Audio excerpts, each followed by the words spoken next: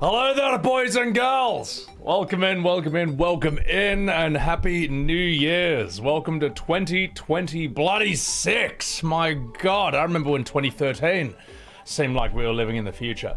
How the hell is everyone going? Yeah, and as for today's stream, just a chill New Year's Day stream.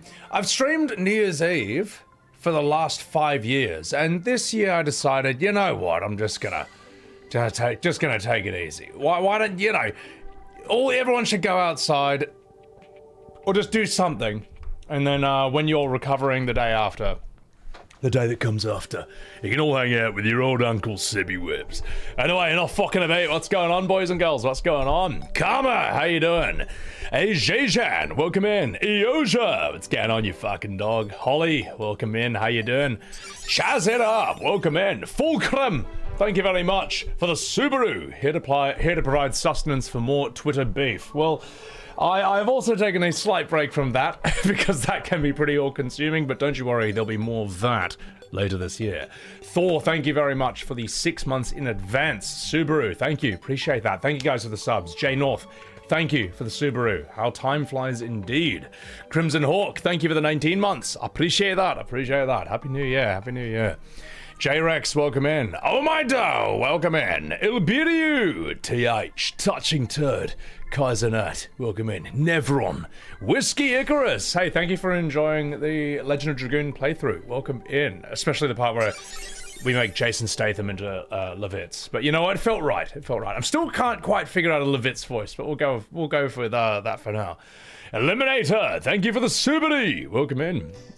Elixir, have I played Tactics Ogre Reborn? No, but I only know FF Tactics, really, and I think that's more than enough, to be perfectly honest. Polo Webb, welcome in. Let's get on. Happy New Year. Chief Raz Grizz, you discovered my stream from the YouTube Shorts of E33. Happy New Year to you too. Thank you. There will be more Expedition 33 DLC content coming soon. The problem is, and I'll show you guys, if I try to open... actually, before I say that, let me say thank you to Zagara P2 for the 10 gifted Subarus on Zabby Goddamn Webs TV. Thank you for the 10 subs. I appreciate that. Welcome in, Real One Pan. Mazurka. There'll be a lot of fighting. Slipping Sloth, welcome in. Spider-Man Kush, Happy New Year. Ray Fella, Happy New Year. My God, there's a lot of people. I'm gonna miss some chats. I'm gonna try and catch up back to where I was before. Apologies if I missed your chat. K here for you. Thank you for the Subaru. And Zagara Peter, thank you again for the 10-pack, man. Absolutely huge. Mystic Inferno. Fun fact about 7 Rebirth. Chadley will chastise you if you skip doing side content while you're doing side content. That actually happens in the game. That's the worst thing I've ever heard. Z Wonder. Thank you for that Prime. I'm just going to bump my chair up a wee bit. There we go. And the 510, thank you for the Happy New Year's. Welcome in. Smoking Snake, thank you for the Prime. Whiskey Icarus City, thank you for the Prime as well. Festasag, what's going on? My God, there's so many people here. Fucking hell. Digital Fluid, we are this much closer to FF7 Remake Part 3. Look, I assume we're not going to see anything... I mean, maybe we'll get a trailer at the end of next year, but I can't see it releasing before 2027. I think 2027... Late 2027, early 2028 is probably the time we're going to get it.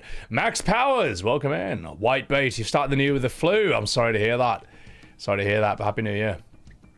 I haven't seen that great achievement, but thank you for the recommendation. Welcome in. When do I think FF17 will come out, Anthony? I mean, will there ever be an FF17? I could imagine Square... Well, no, they want to rebirth. They want to reborn FF14 again, even though it's already happened, apparently. So if I was Square, I'd make FF17 an MMO. And anyone who says that's not going to work, it's like, well, they got everyone who played FF11 to come to 14 when they did that in the past. They've already done it once. Just fuck it, do it again. You know, as for a single player, I think they need to overhaul too many things, man. They need to hire good writers. They got to hire better writers. And they got to hire someone who can rein in like Nomura, Katase and stuff. Otherwise it will never be good again. Sorry, just that's the truth. It'll never have focus again. So, you found me through my YouTube vids. K here. Hey, appreciate it. Voodloo, welcome in. Been considering getting a webcam, Smackfrost. What do I use for my streams? Oh, I use a proper DSLR. camera. I think that's the term. I use like a Sony A7S2 mirrorless. Sorry, I'm not good with those names. But before that, I used to use a Logitech Brio, which is probably the best webcam you can possibly get on the market. And if you want a good USB microphone, I used to use a HyperX Quadcast, which was just a good plug and play. But right now I use a Shure SM7B, which is what Michael Jackson recorded the Thriller album on, which is a hell of a flex. Venray, Happy New Year, you too, Mystic Inferno. Oh my god, there's so many people, fuck! I'm just gonna scroll down a wee bit. And I'm Chai, you found me on the FF33 vids, loving the playthrough. I appreciate that. Zero Fabio, welcome in. Space Butler, Sakaguchi's not doing anything right now. I feel like Sakaguchi's just still in a self-imposed exile from FF Spirits Within. And you know what's crazy? It's actually crazy how that movie kind of just ruined everything. Like, I looked it up, right? So I looked up why wasn't Sakaguchi involved on FF8? You know, that game has a phenomenal aesthetic and music, and yet the storytelling and the writing is just all over the place. It's immature and dog shit, you could even say. And it's because during FF8, he was working on the Spirits Within. It's like that movie is cursed. Zetsa, thank you for that gifted Subaru. Appreciate that. And because FF8 suffered serious writing problems because of that I think is why FF9 looks the way it does. Because then Sakaguchi comes back and he's like, all right guys, you don't know how to tell a story without me. Fuck it, I have full creative control for the next FF. Which means everything's gonna look like an FF1 to 6 aesthetic. And then you get the chibi aesthetic of FF9. But the problem with that is then now you have this massive aesthetic inconsistency with FF. You know, you have FFs, when you go to FF7, if you started on 7, which is what a lot of people do, 8 looks like the natural evolution of its aesthetic. And then when you look at 9, you're expecting 8. You're expecting an evolution on 8, and then you get 9, you're like, what the fuck is this?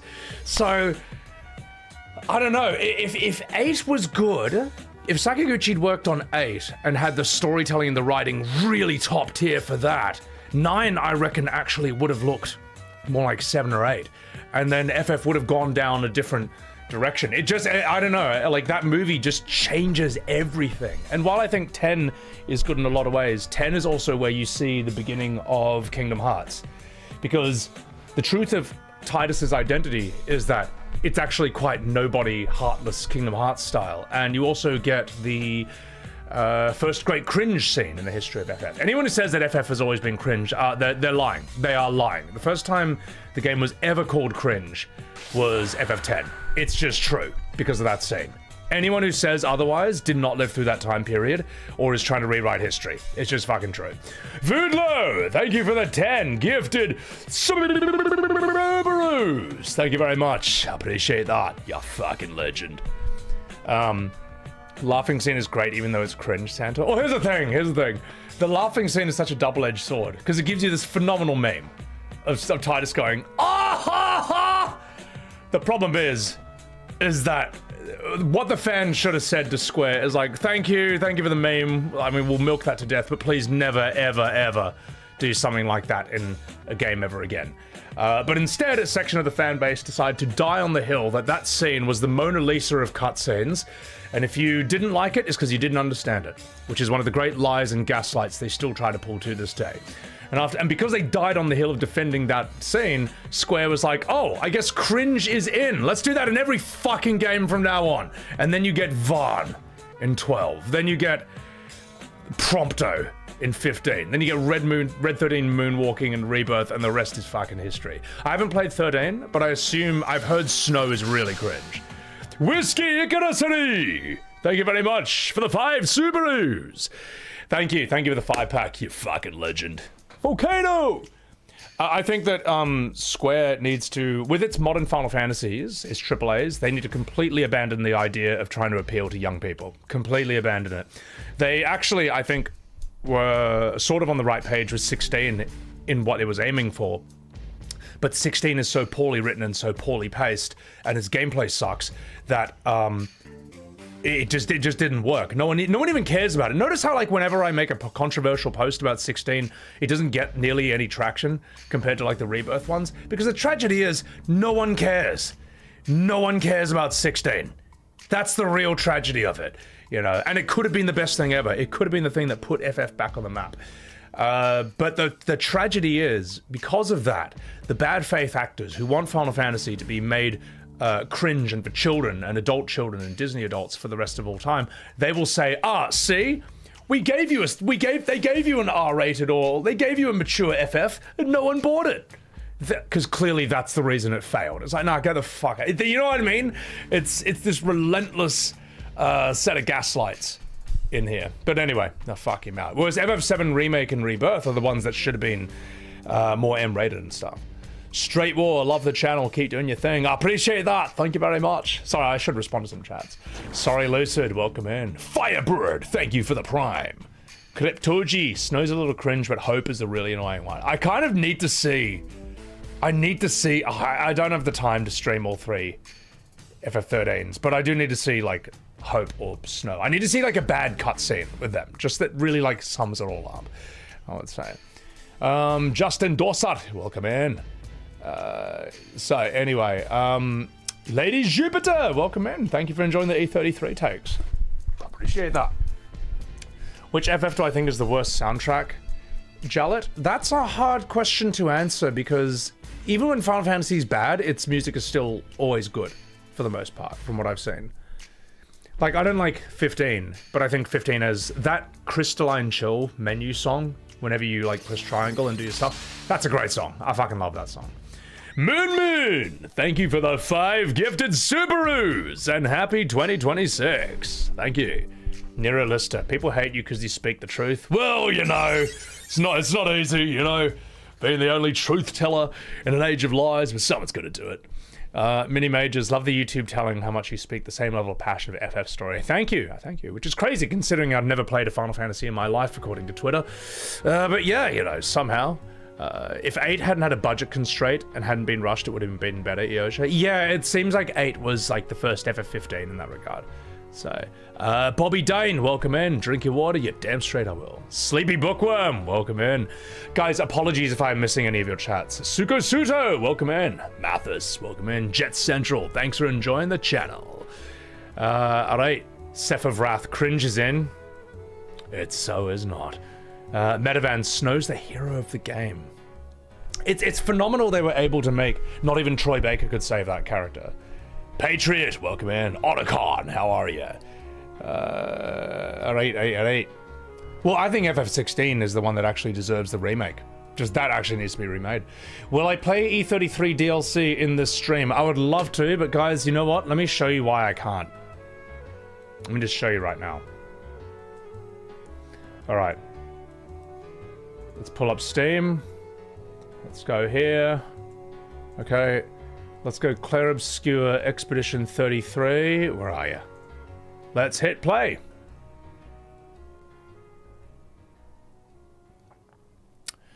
And there you go. Failed to start process for the game. An application control policy has blocked the file potentially unwanted applications. So that is smart app control for Windows 11. Thinks that this is a foreign thing. I've looked it up. Now, apparently Sandfall is working on a hotfix for this, but it's been like this for 2 weeks. Yeah, and I have verified the files. I have done the thing where you go directly into like Windows Defender and you make exceptions for it and you choose the E33 file. Yeah, I don't know what to do. So I might, like, the worst case scenario is I would have to I would have to disable Windows Smart App Control, which I really don't want to do, because if you do that, you can't re-enable it unless you reinstall the OS, which can be done, you know, but like, yeah, and you haven't had this issue? Not a few people have, but here's the problem. I can't play E33 until either this gets fixed by Sandfall. Please fix it, guys. Please. I'm your biggest fan! And I would love to stream the DLC. Otherwise, worst case scenario, if it doesn't get fixed, well, like, there's a few things I can do in the meantime until then. But if it doesn't get fixed in another couple weeks, I'm just gonna have to, I don't know, disable smart app security, and then, I don't know, invest in some new antivirus like Norton or something, just to make sure that the PC's like doubled up and tripled up in all kinds of security and all that. So yeah, so that's to answer your question, because people keep asking me, are you going to do the DLC? And I actually can't right now. I actually can't, sadly. But in a way, it's a blessing in disguise, because these DLC bosses are no joke, all right? They are really, really strong, okay? They are fucking strong. They will kick the shit out of you, and I need to be like just fully rested up before I even do that. Skittles, the final fangirl, welcome in. Cider, I apologize if I forgot to thank you for that Prime. I was in a bit of a talking tornado, but thank you for that Prime. Again, possibly. Drunken Lullabies, you finally beat one of the super bosses? Nice, nice. Which one? Anadownia. No, I know. Fuck. Yeah, so this is why you don't deploy before Christmas, Eosia. Well, here's the thing. Look, it's the day. It's like what, the day after New Year's for them. I think Sandfall. I think they've earned themselves a bloody break. All right, they didn't expect that they would make the best Final Fantasy we've seen in the last 25 years. I mean, they didn't know that was going to happen, and yeah, they didn't expect to sweep the video game awards as hard as Lord of the Rings: Return of the King did for the Oscars, 20 years ago. So there's a workaround that requires a hex editor. Oh god. Yeah, I mean, look, I know some people who are technically savvy, and maybe I could talk to them about that. Don't use Norton or McAfee. Use Avast, something instead. Norton is borderline malware. Fucking hell. Well, I mean, yeah, I'll talk to some people. So, but thank you for that. I know you don't install McAfee, because, like, even back in 2014, John McAfee himself, I think he's dead now, but John McAfee himself did a video how to uninstall McAfee antivirus, and it was Swage, you fucking dog. Thank you for the 44 months. I'll bet you're gay. Also, if you're gay, go check out Swage. He's a fucking legend and a true blue Australian and a top tier DJ, mate. So, yeah, that's what I think, Eoj. I think they'll do it. There's no way that this error, that I know I'm not the only one who's gotten them, I'm in the minority, but there's no way they'll just let that sit there. There's no way.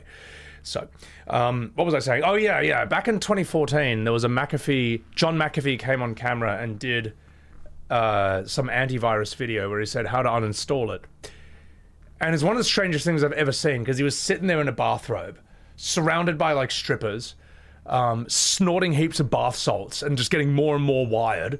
And by the end, he said, here's how you uninstall it. And he pulled out, like, a CGI gun and shot his laptop with, like, a heaps crap explosion.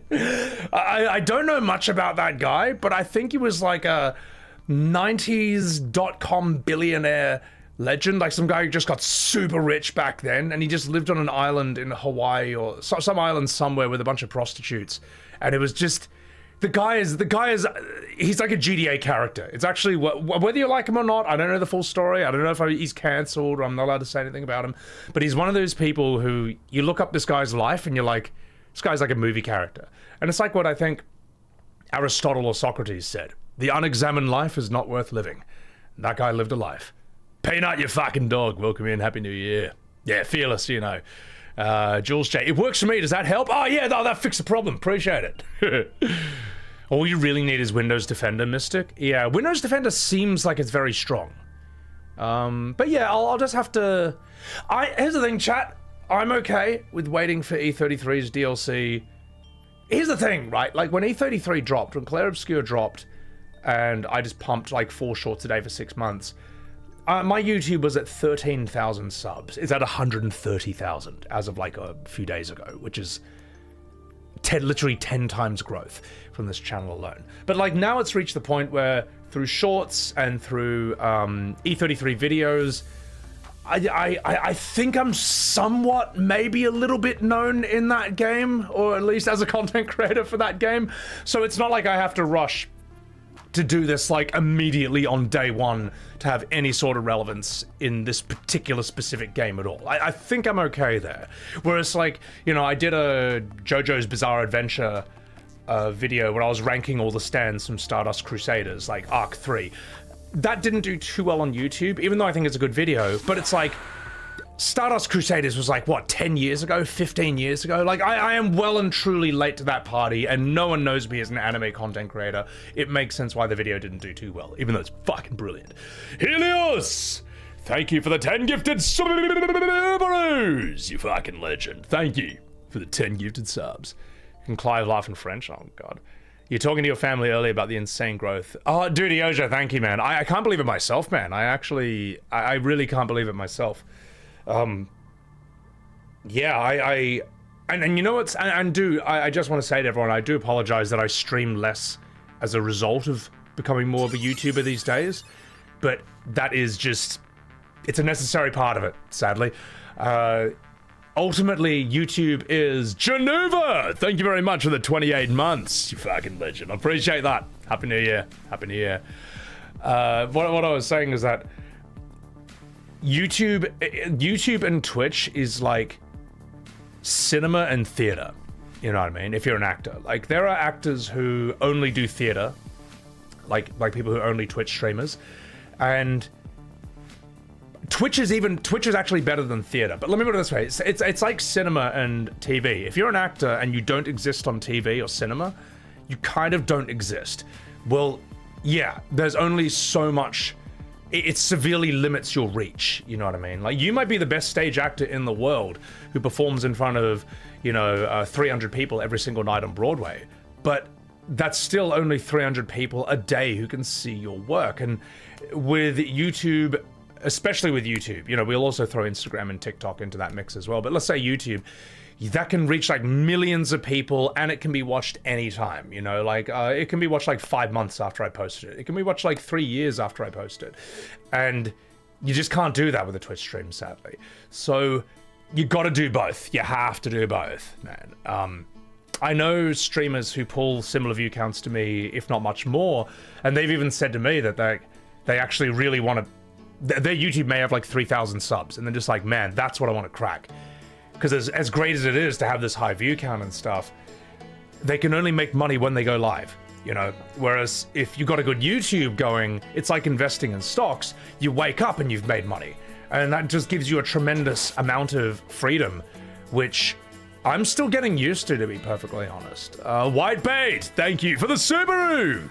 Fucking legend. Happy 2026. I'm getting used to this.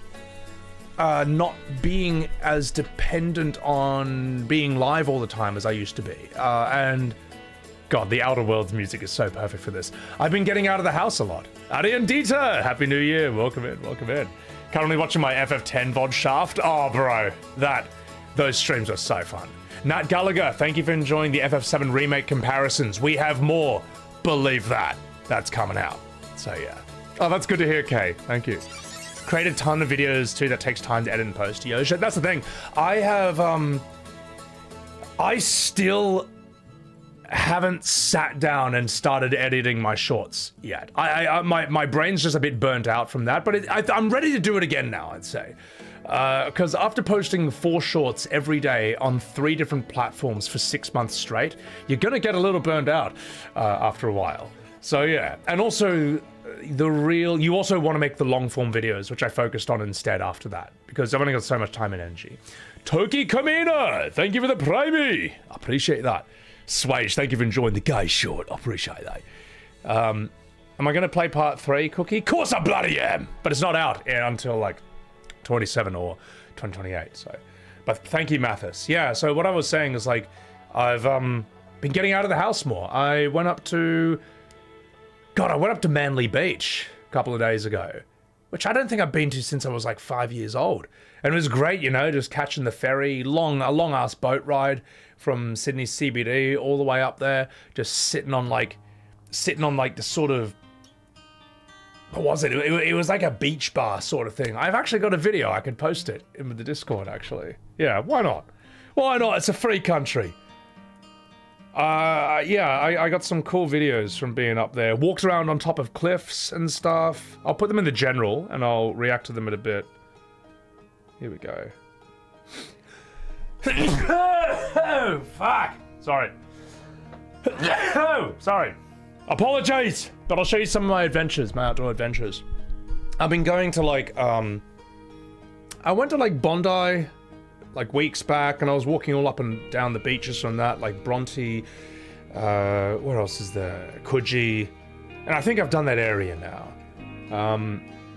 I went to the Maritime Museum. I actually went to the Submarine and Battleship World War II Museum, and it was great. D Ranker, welcome in. Could feel that sneeze in America. Sorry, I got big ones.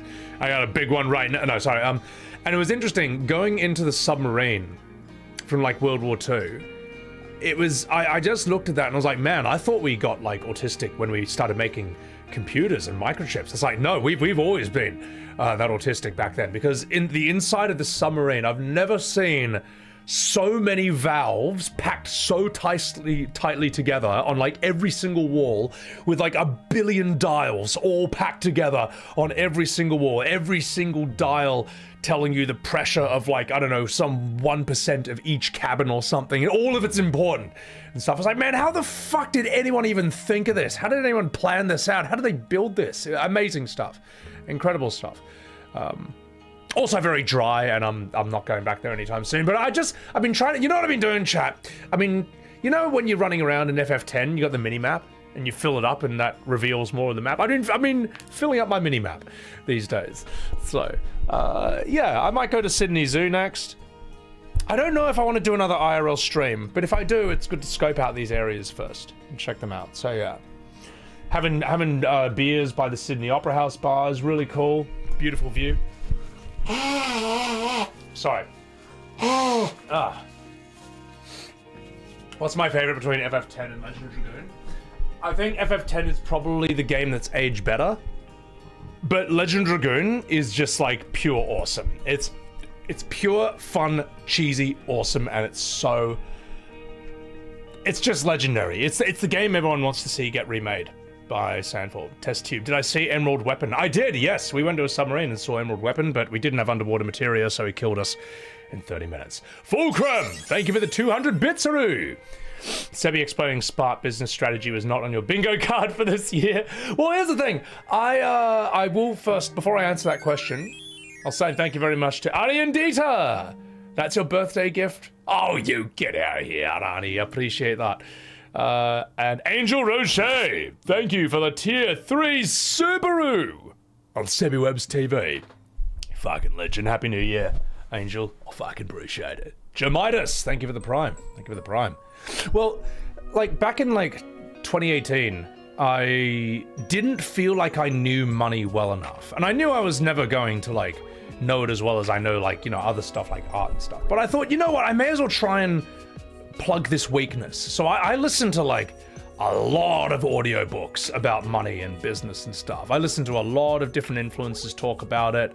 And yeah, you know, there's going to be a lot of snake oil salesmen. There'll be a lot of con men, but you notice certain patterns. Like if they're all kind of saying certain things, it's like there must be some truth to that one. And one of the ones I thought was really good was it's fine to go to, obviously it's fine to do 9 to 5s and go to work.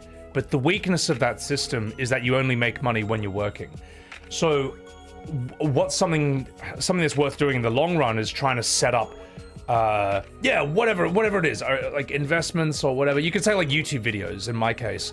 Things that just make money in your sleep. Things that make money while you're on holiday. Now that's really hard to do. That can take years to set up, and it's not just hard work. You have to try multiple new things until something sticks, and something may never stick, you know. And it's not just hard work, it's smart work, and that's really, fuck me. As a content creator, none of us do this, all right? Because the only reason we become content creators is to avoid doing any actual real hard work. That's the whole reason. We would just sort of wake up in our pajamas, hit go live, play Darkest Dungeon for 8 hours, and make $1 billion, all right? That's what we all want to do. But almost no one actually can do that, because if it was that simple, everyone would do that. There's a reason only very 0.0001% of all streamers can actually do this. And it's a combination of luck and hard work. And the long game as well. Notice all the ones who do that have been around for fucking ever. Very rarely do you get people explode out of nowhere in the new. And they're probably just all view-botted anyway. They're probably all industry plans. So yeah. Joseph Dark, Happy New Year. Welcome in.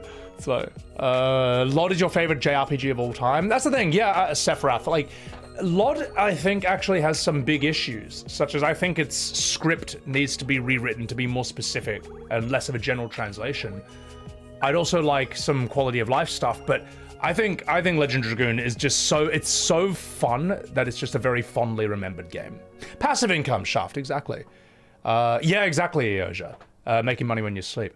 McPablo Joel, thank you for the $5 super chatteroo. Whatever. Thank you very much. Appreciate that. So, wish you had someone to help you show how to make passive income. That'd be great. A-Team. Well, here's the thing, right?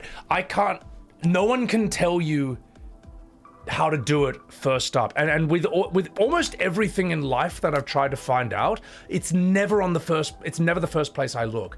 It's usually, if I find it at all, it's usually in the 5th place I look. For anything, any answer to a really important question. And the best way I can kind of phrase it is that it's weird. If you are determined to find the answer and not be put off by setbacks or delays and stuff, and you're really genuinely trying to find the answer, you kind of will find it eventually. It may take you years, but if you're looking, you will eventually find it. And it may not be the answer you expected or even wanted, but you'll get somewhere. You know, I think most people just give up before they even try. Many other people give up after the first failed attempt. But you gotta just keep pursuing it, and you'll find something. So yeah. Jemitis, thank you for the rebirth videos on YouTube. Now I don't have to experience the abomination myself. Truly can't believe they butchered FF7 in Remake, especially Afterbirth. Oh, bro. You have no idea, mate. I have 2 entire new long-form shot-by-shots that are ready to go. I have to go through the Red 13 Cosmo Canyon one and trim that and just like send all the notes back to my editor. And then that same editor is about to do Cloud's flashback in Rebirth. And not only that, I've thought of 3 entire new segments we can do a shot-by-shots on. But we probably won't do that today because that's going to take a long time. But there's so much. And that's not even... I also think we need to do a full Rebirth side mission. We need to do a side quest set of streams at one point, because those are truly shit. If you think the main story's bad, the main story is still carried by the fact that a lot of these are just like beloved characters we know from 25 years ago. Even if they are butchered, it's still the same characters we know. The side missions have all the new characters. They're primarily new characters, and they are so boring. They are so bad. Like, they're just so poorly written because they're not even butcheries of classic scenes, which are still have a good structure in a sense. You know, you ruin it, but it's still the scene. These are just like new scenes that's just complete dog shit. There's so much. Do you realize how set for 2026 we are? You know. So anyway, enough fucking about. Let's catch up. I've played Legend of Legaia, Purple Tea. Yeah, Legend of Legaia is fucking sick. It's dope. That game needs to be on Steam and PS5, in my opinion. Spank the Monkey, Happy New Year. Eggbard, Happy New Year. Welcome in. All right, let's catch up. You love the Gamer Girl song, Ichiban? Thank you. I actually need to re-release the music videos on my main channel that I made, because no one is subbed to SebiWeb's music. If you want my content, you just come to the main channel. It just is. You know what I mean? I don't think YouTube actually, for the most part, gives too much of a shit about consistency on channels anymore. I really think it comes down to the quality of the video. I just think it does. YouTube doesn't seem to care if you've done well on multiple videos in the past on a certain subject. If the latest video you do isn't that good, it just won't even push it. So I think it's fine. I know you are, Evan. Happy New Year. Happy New Year.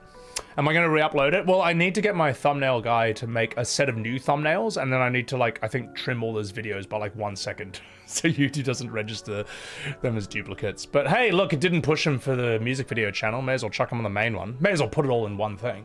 And then the VODs channel is the other one. So yeah. Bear P, welcome in. Venus, welcome in. Celadis. I might have to save S-Fan. He was talking about playing Rebirth on a previous stream. Celadis.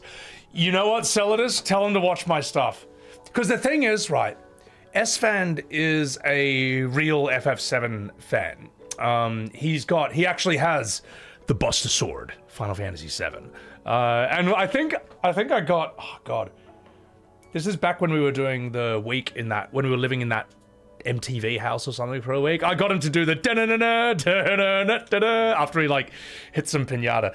S-Fan is a real FF7 fan. He's actually voice acted it himself. And you know what? You know what's quite sad? There's a conversation with S-Fan that we never got to finish that I feel quite sad about, which was me asking him about when he voice acted OG FF7 himself on stream and like what voices he came up for these different characters and like why. We only got through like half of them, and I don't know. I regret not finishing that convo with him, but I think he'll be heartbroken by Remake Rebirth. I think that like, because the thing is like he's a normal person, all right. He's not living in the gaslight of modern FF fandom. Like he'll just see it with a normal person's eyes, and it's gonna break his heart. Some of the things they've done. So maybe he'll like it. I don't know.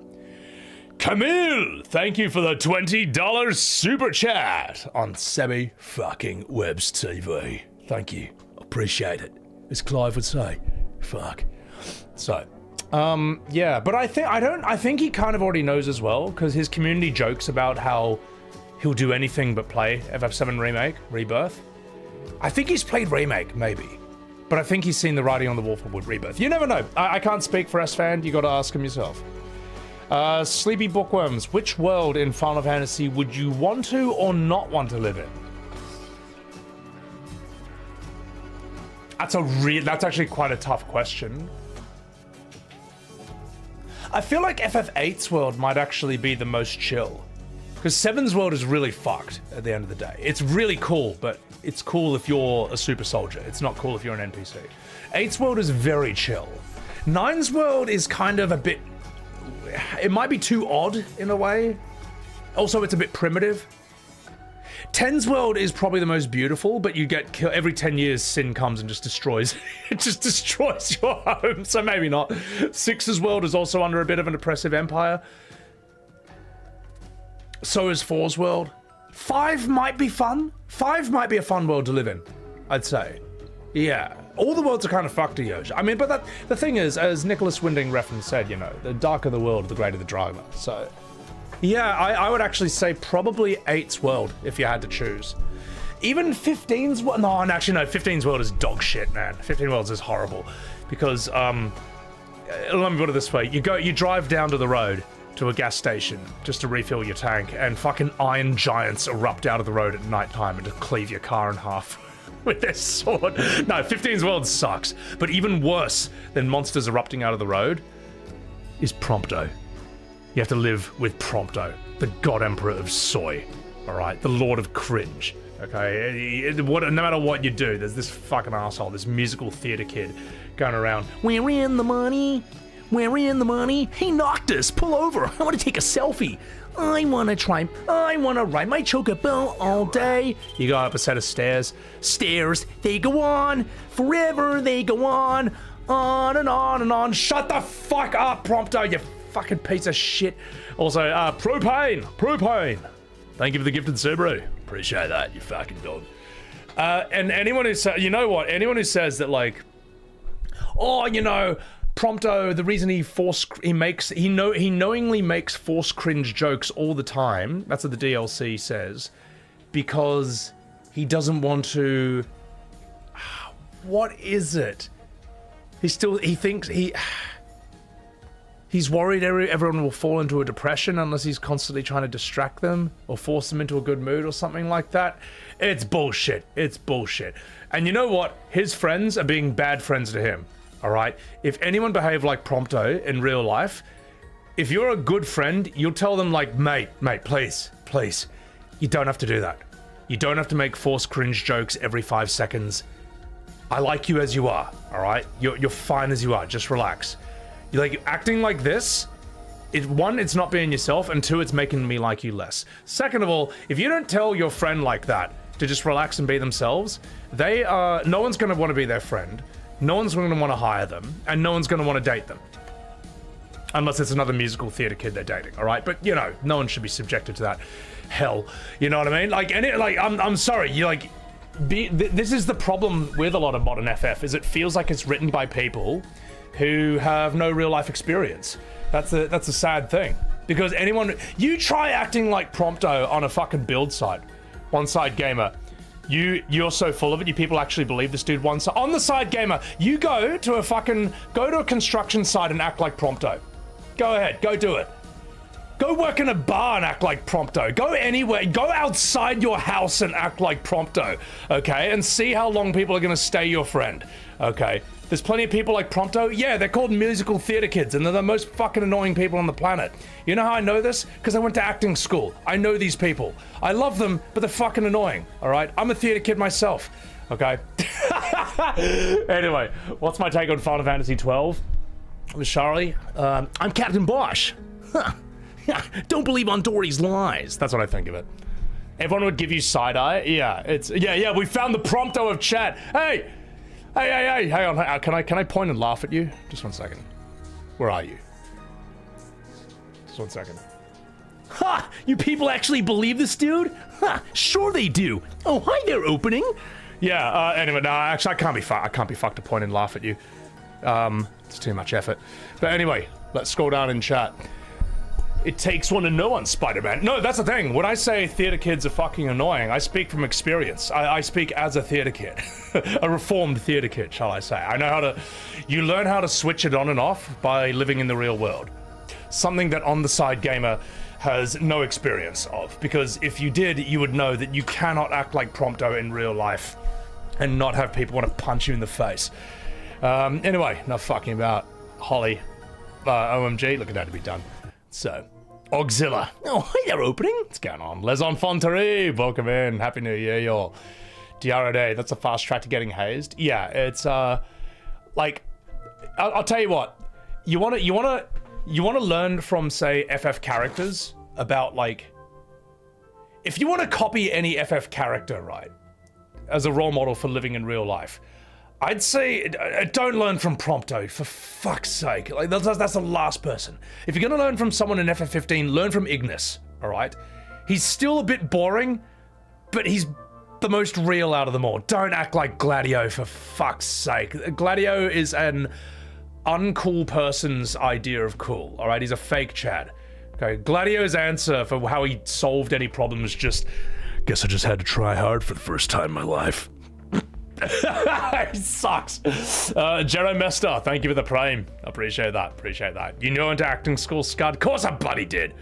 Gladio was never trying to be cool, you dork. See, on the side, you don't get it, mate. You don't get it. He's an uncool writer's idea of cool. I'd say learn from Auron in FF10. That's someone you can sort of learn from about stoicism and just about being heaps cool. If you're a lady, would you learn from Lulu? I'd say you have to be absurdly hot to get away with acting like Lulu, because she is a miserable. Lulu's like the Daria of FF10, but way hotter.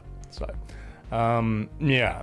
Sid Highwind. Well, the thing is, I wouldn't say mimic Sid Highwind because you'll probably get in trouble talking and acting that way. But Sid Highwind is the kind of guy you'll meet on build sites, on road construction, on forklift driving, on demolition and stuff.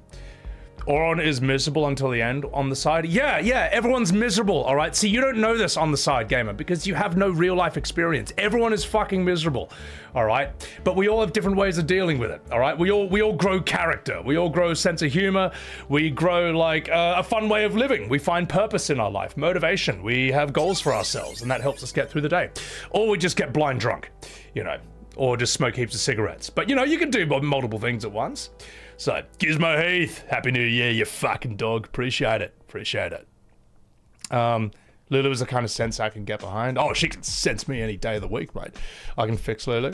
Sid Highwind grows in his character development. Yeah, he does. He becomes a more pleasant person to be around. In terms of, otherwise, I'm trying to think who else.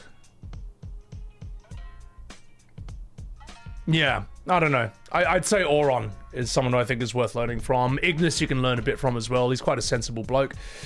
You know, and he's a bloody good chef as well. So, as a Xenoblade lover, 12 was up your alley. Bummer that Matsuno couldn't complete his vision. Yeah, no, Xenoblade I know is very respected, but as I say, the anime aesthetic in games doesn't grab me most of the time. You, sir, welcome in. So, Elric Dreams, Happy New Year, Happy New Year. Sleepy Bookworms, you'd rather deal with drama kids over a drama teacher who only picks the pretty and popular roles instead of the other students that have talent or understand the roles better during audition. The thing is, Sleepy, the tragedy is, and it's a thing no one wants to talk about in acting because it's true, is that like being good looking is part of the job, sadly, for a lot of the roles. Like sadly, a lot of audiences can be shallow. And it's quite sad, like in this day and age, there's a never-ending supply of beautiful people. So now you get movies now, which are basically this American parallel universe where everyone is beautiful and the bad guys are just unconventionally attractive.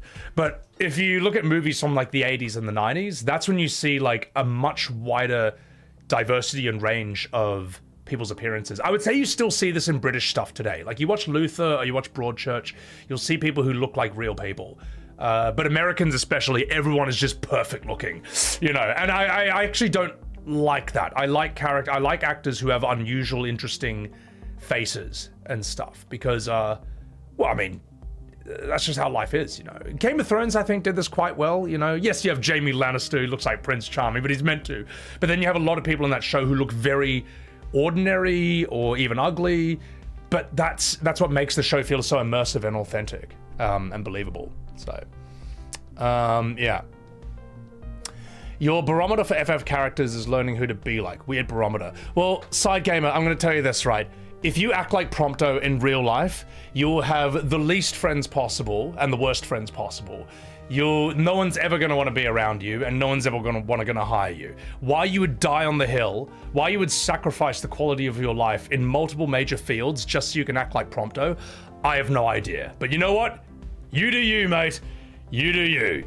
You want to go around like on a construction build site and just be like, oh, hi there, opening, as you're like working and have everyone hate you? By all means, be my guest, man.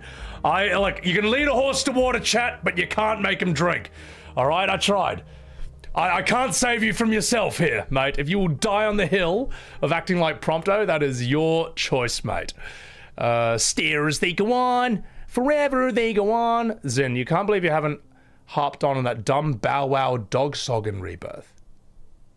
Nani? Is that from a side quest? I might need to say that. P-Mel Bacon, welcome in. Happy New Year. Happy New Year. Zidane is the best role model. I don't quite like Zidane. I find him a bit... He's like the beginning of toxic positivity to an extent. But then again, he does break when he finds himself in the same boat as Vivi, psychologically, philosophically. He does kind of break there. So... you gotta respect the balls of someone who acts like Prompto in public. Oh my god. You know, I tell you what, I actually did see an interview with, I did see Robbie Damon showing off his, his home recording studio, and he actually just talks and acts like Prompto all the time. And you know what? I was like, I can't be mad at this guy. I thought it was acting the whole time, but it's just him being himself. That's actually just what he's like all the time. And you know what? He looks so happy. I was like, who am I to rain on his parade, mate? Who am I to rain on his parade? Don't like Prompto the character, but I can't hate the actor. He's just too happy. So, Game of Thrones when it was still good. The fact that that's how old Game of Thrones was when it was good. Pedro Pascal was new and everyone wanted to see more of him. My God, do we live in a different time period today?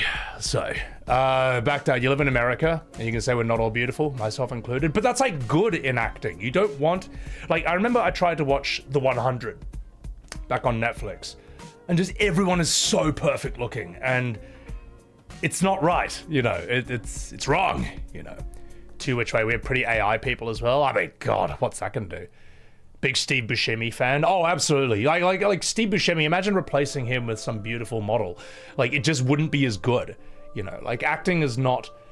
Being good looking can be a part of acting. And I read Sarah Bernhardt's book. Sarah Bernhardt, for those of you who don't know, was a famous French actress, probably the most famous stage actor of the last 100 years, because she was, like, exclusively stage. And she said you kind of have to be beautiful to be an actor. sadly. Surely as a leading lady, yeah. But in this day and age, I want more of a diversity of things. I want things to be believable. Isabel Cajun, welcome in. Prompto always pissed you off even as a fan of FF15. Fuck that guy, Milk. Yeah, I know, he sucks. Isn't Prompto just modern day FF7R users? Probably. He's like a Kingdom Hearts character who invaded Final Fantasy with cringe. So, Zephyrus, welcome in. Happy New Year. Prompto's ideal job would be a children's TV host. He actually would. Prompto, if you chucked him on and made him like the host of Play School or something, he's perfect, you know? Or Sesame Street. But imagine putting Prompto in God of War.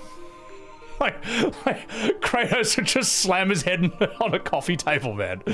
So, yeah. Need to get back into FF9, Mario Kong. It's worth finishing. 9's really good. 9's really good. Clacy, Happy New Year. You too, Existential Bread, Happy New Year. So, you heard they fumbled the last season of Stranger Things? For like last week, when season 5, that episode came out, my entire Twitter feed was just nothing but Millie Bobby Brown's face, just doing this. I just like that was the whole thing. It was just an endless stream of pictures, like with Giga Chad filters, like just everything, just montages, compilations. I'm like, what? I don't even know the context of this. I didn't even recognize her because I only saw season 1. Like, what the? Why is this my whole feed? Oh god, that was so dumb. Dark Red Rose, thank you for the souvenir. I appreciate that. Thank you very much. Like, I'm just seeing like, oh god. I'm just seeing like things of Fellowship of the Ring, where it's like, we must take the ring to Mordor and cast it into the fires of Mount Doom. And then Frodo's like, I'm gay. And everyone just looks at him. I was like, what is going on here? It was so dumb, man. So I assume that like someone came out of the closet in that show. Is that the big news? I've only seen season 1. I'm out of the loop on this. Rust, thank you for that Prime. Thank you very much. Appreciate it. I need to read the script. Someone had a script of like Fellowship of the Ring if it was written by the Stranger Things cast. It was so funny. Alright. Let's keep going. Currently trying to finish FF16 Final Fantasy mode. How are you enjoying that, Baghdad? It's a hard one to get through, isn't it? The further it goes on. Prompto could have stayed chubby. Prompto would be kind of mad if he was just fat and tough instead of like skinny and cringe. So, what is Stranger Things about? The commercial show, just people being awkward? Yeah, I mean, I saw a great thing where it was a scene from Stranger Things 5, and the caption was, people will rip on you for watching anime, but then they'll watch shit like this. And the scene was like, Will or something going like, and then this like weird monster turns its head, and when he talks, the monster talks. It's like, go, no. And I was like, this sucks. I was like, oh, brother, this guy stinks. I was just like, man, fucking hell. Give me anime any day of the week over this. And I like anime. I mean, fuck.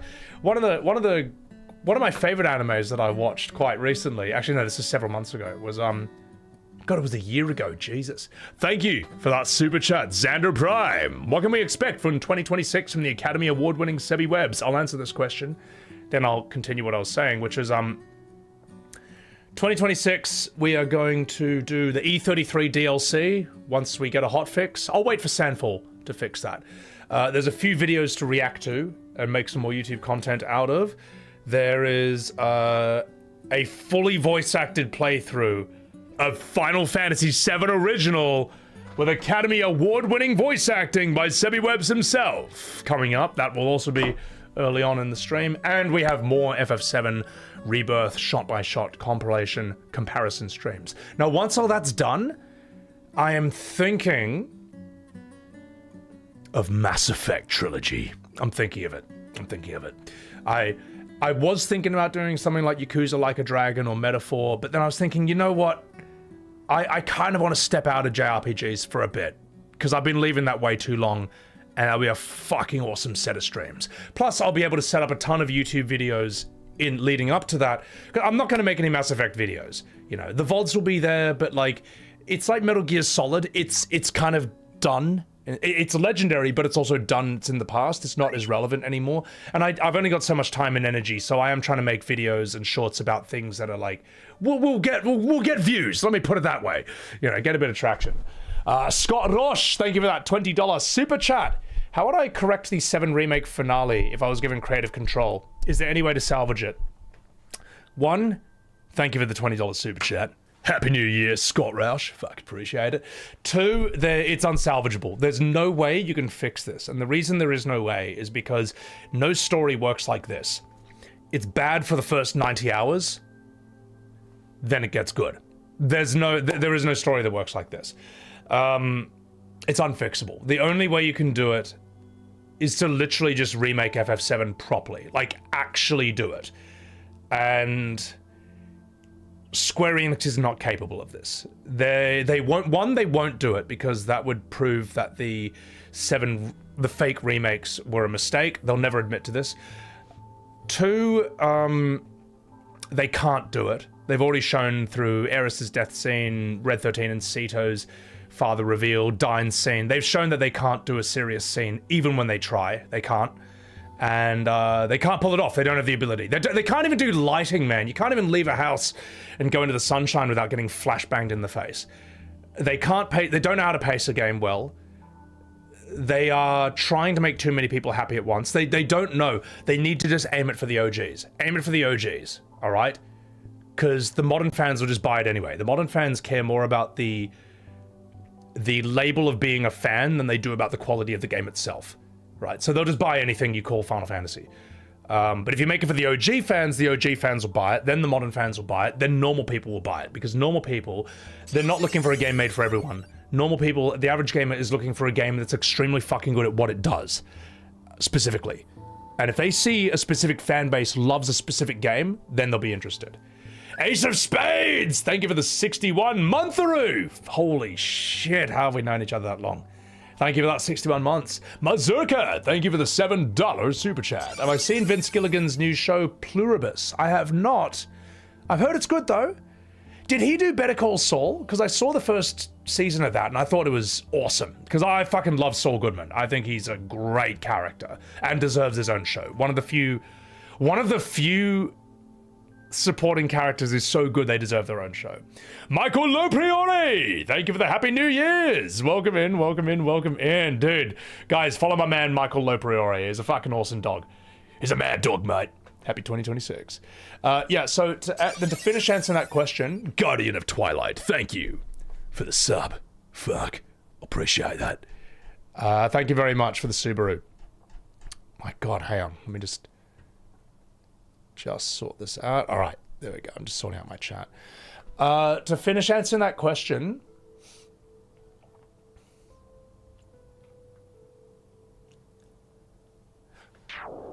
okay, here's how you get Scott Roush. Thank you for the membership, dude. Oh, by the way, guys, I forgot to say, I finally activated YouTube memberships. What they do, I don't know, but we have a tier 1. that's a thing. I don't know. I'm new when we activated it, and I will go into more detail once I finish stream. I'll go into it and just see what I can add to that, badges, benefits, or whatever, and so on and so forth. I'm just gonna say right now, one thing I'm not gonna do with memberships is these members only videos or like early access to videos. I just can't do. It's too hard. It's too much extra work. I don't want to do it. All right, I don't want to gate anything behind money. It just feels wrong to me. All right, like I will put all my best videos out first to everyone, and if you guys ever want to support on top of that, it's totally optional. All right, I'm not going to sit here with like a little donation goal that says my rent or Tifa doing the splits on the Buster Sword figurine, or my favorite one, which is a real one. I've actually seen this on a channel way back in 2020. Jessica Rabbit fuck doll, which was about $5,000, and someone had only donated $4.20. $4.20 to it. All right, we're not going to be doing that on my channel. And my personal opinion to other streamers, I would say, is maybe don't ever do that. I would say, like, if you want to be a streamer, get your money sorted first, all right? Then do it. Because I've been in streams where streamers just beg for subs all day, or like not so subtly hinted it all day. And it's like, one, it's very obvious what you're doing. I can see right through it. Two, it makes me feel uncomfortable to be in your chat, and it makes me not want to be there. So there's a reason I never ever ask for subs or donors ever on stream. It's fine. And then you know what, you guys are good enough to me anyway. It's fine, you know. I'd rather try and make the best YouTube content possible. Yeah, I don't know. Anyway, I'm not fucking about it. I don't want to do that. So, a one-armed wolf, thank you for the $2 super chat. Following for the FF7 remake series. Thank you very much. Appreciate that. Appreciate that. Happy New Year, Verso Dream Core. Also, Charlie, welcome in. You've been watching a streamer for years and they start doing it. They put up donation goals every week. I mean, look, as you say, as Eben says, like, people got to pay rent. But, like, I don't know. It just never sits right with me. It never sits right with me. I think I did it once as an experiment back in my first FF10 stream back in 2020 or something. And I jokingly said something like, whoever subs next gets squats for subs as a joke. And then just no one subbed. And I felt really embarrassed. I was like, well, I never want to feel like this again. So, yeah, I'm not going to do that. And Ace of Spades, I think you were there. I think you might have seen that. Oh, God. Oh, it's dreadful. Anyway, so I don't like it. Look, Harris Heller put it really well. He said, and I learned a lot about streaming from him before I ever became a streamer. He said he reckons it's better to put out your best content for free. You know, get people to watch you, man. Don't be like some tiny streamer with no viewers and then put stuff that people have to pay for. No one knows who you are, no one cares, and your content's probably not that good because you have no experience. So it's probably not even worth paying for. So that's what I'm saying. I don't want to gate my content behind money. That's all I want to say. So, Eurosef, welcome in. Segatron Dreamcaster.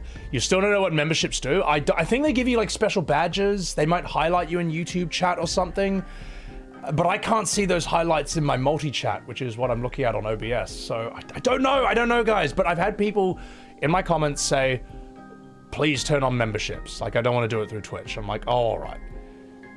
Sometimes you sometimes mistake some scenes with that and Breaking Bad, Painter. Yeah, I've only seen season 1. Is season 2 of Better Call Saul good?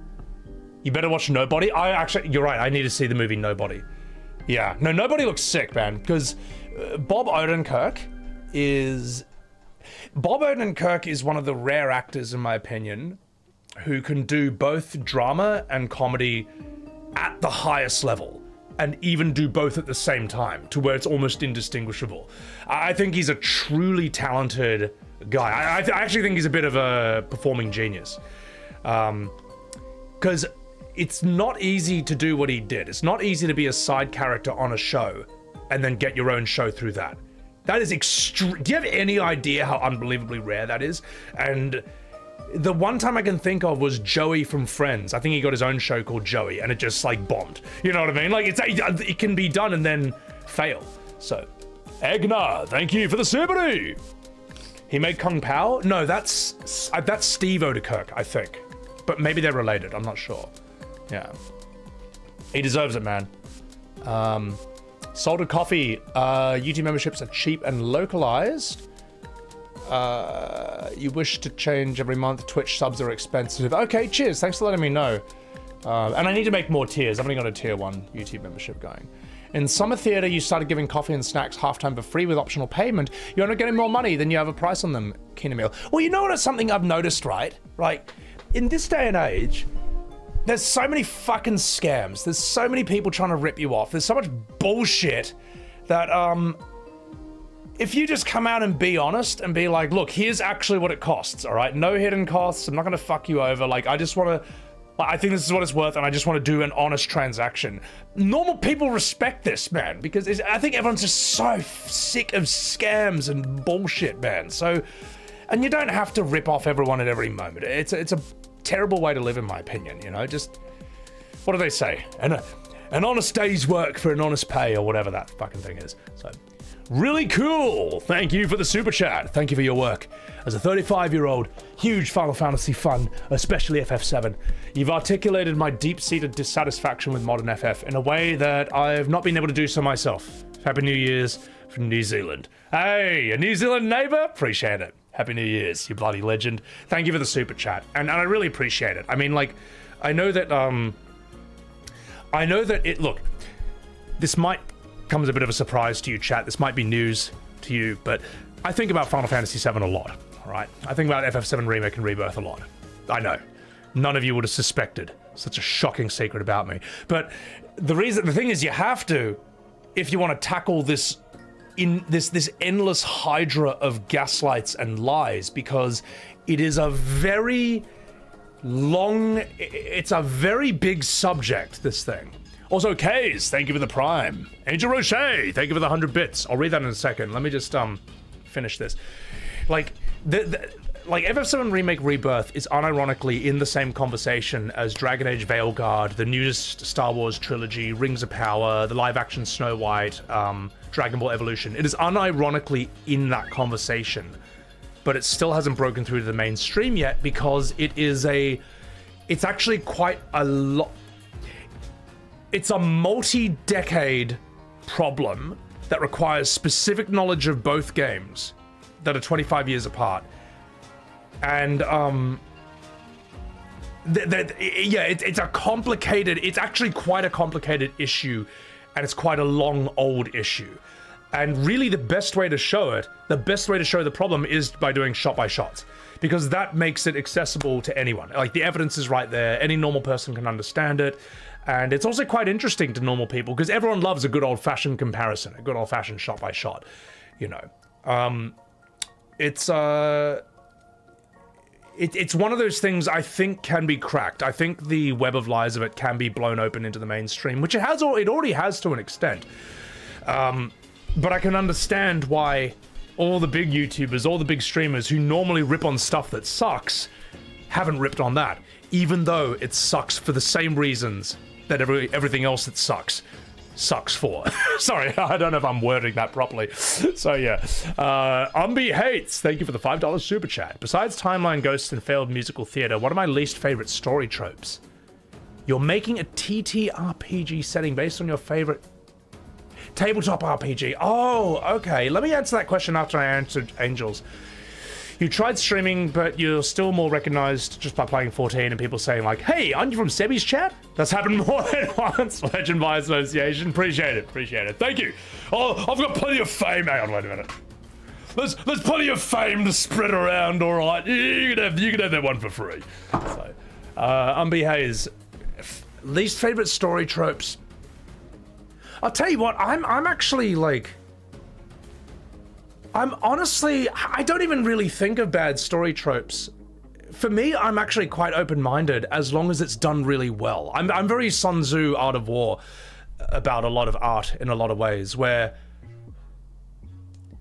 like, let me put it this way. When I see people arguing or just like trying to make a point and and even if like they're against me or I disagree with them, I'll get almost more annoyed at how ineffectively they might argue a point. like I'm interested in people's strategies, and I feel the same way about storytelling a lot of the time. Like, there's a lot of things that I've watched and seen and read that were not my cup of tea. They weren't my specific taste, but they were extremely well done for what they were, and I respect that. Like, I remember I saw the movie Best in Show back in 2000, and that is a movie about dog owners who are from across America who are traveling to do a dog show. That's the movie. It's by Christopher Guest, the same guy who did Waiting for Guffman and This is Spinal Tap. It's sort of like a mockumentary. I have no interest in dog shows at all, and I loved every second of it because it was so well done for what it was. It was super well written, perfectly cast, extremely well directed and punchy. The characters were very likable, but also very amusing. The comedy acting was just great. I just really enjoyed it, even though I would never watch a movie like this normally. So I don't think about storytelling tropes too much, as long as you did it really well. You know what I mean? So, And likewise, you can do something that's like brand new and unexpected and do it appallingly, you know. Super Saiyajin, thank you for the $4 super chat. Some are annoyed at you for using the term normal people. They're most likely born in 2000s. You know the funny thing is, Super Saiyajin, I know for a fact that they get annoyed when I say normal people. But something that a lot of them miss is that I actually don't include myself among those normal people. When I say that these games don't have appeal, a lot of modern JRPGs don't have appeal to normal people, I'm not including myself in that. I have lived amongst normal people, all right? I can speak normal person language, but I'm not normal. You know why? Because I play Final Fantasy, all right? Because I fucking play JRPGs, all right? That excludes you from being a normal person for the rest of your life, okay? Now, I can walk between worlds, all right? I'm like Soul Reaver, okay? I can live in the realm of normal people, but when I want, I can like shapeshift the world and live in the absolute hellscape of modern JRPGs, all right? I can shapeshift, I can plane shift. Okay, so when I say normal people, I'm actually not including myself. But let me give you an example, right? Let me do a numbers game to show you the difference between the appeal of, say, E33 and modern JRPGs. And I'll tell you what, let's play this on hard mode. Let's take their biggest, best modern one, okay? Let's take Persona 5. That's the trump card they play.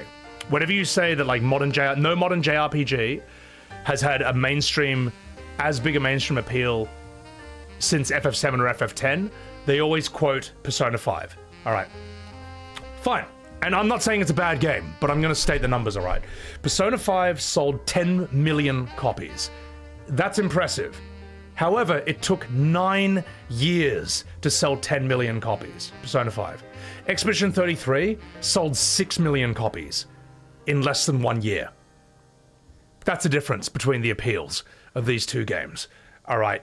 Do you see what I mean? In less than 1 year, it sold more than half of P5, what it sold in 10. That is fucking huge, man. That is gigantic, man. And I'm not saying that Persona 5 is a bad game. I'm not saying you can't prefer it.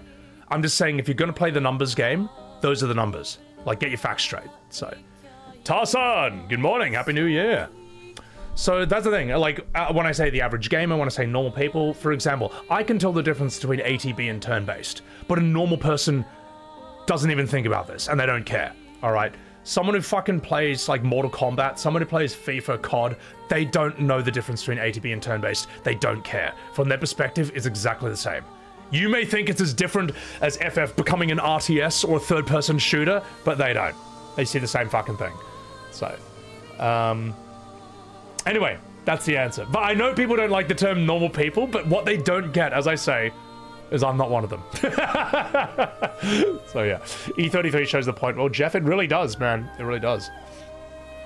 Delirious Clock, welcome in. I'm always losing it. Hooah!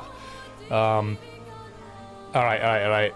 Let me read some charts. Milk God. The fact people disagreed on Twitter was crazy. You played OGFF7 6 years in anticipation for playing Remake.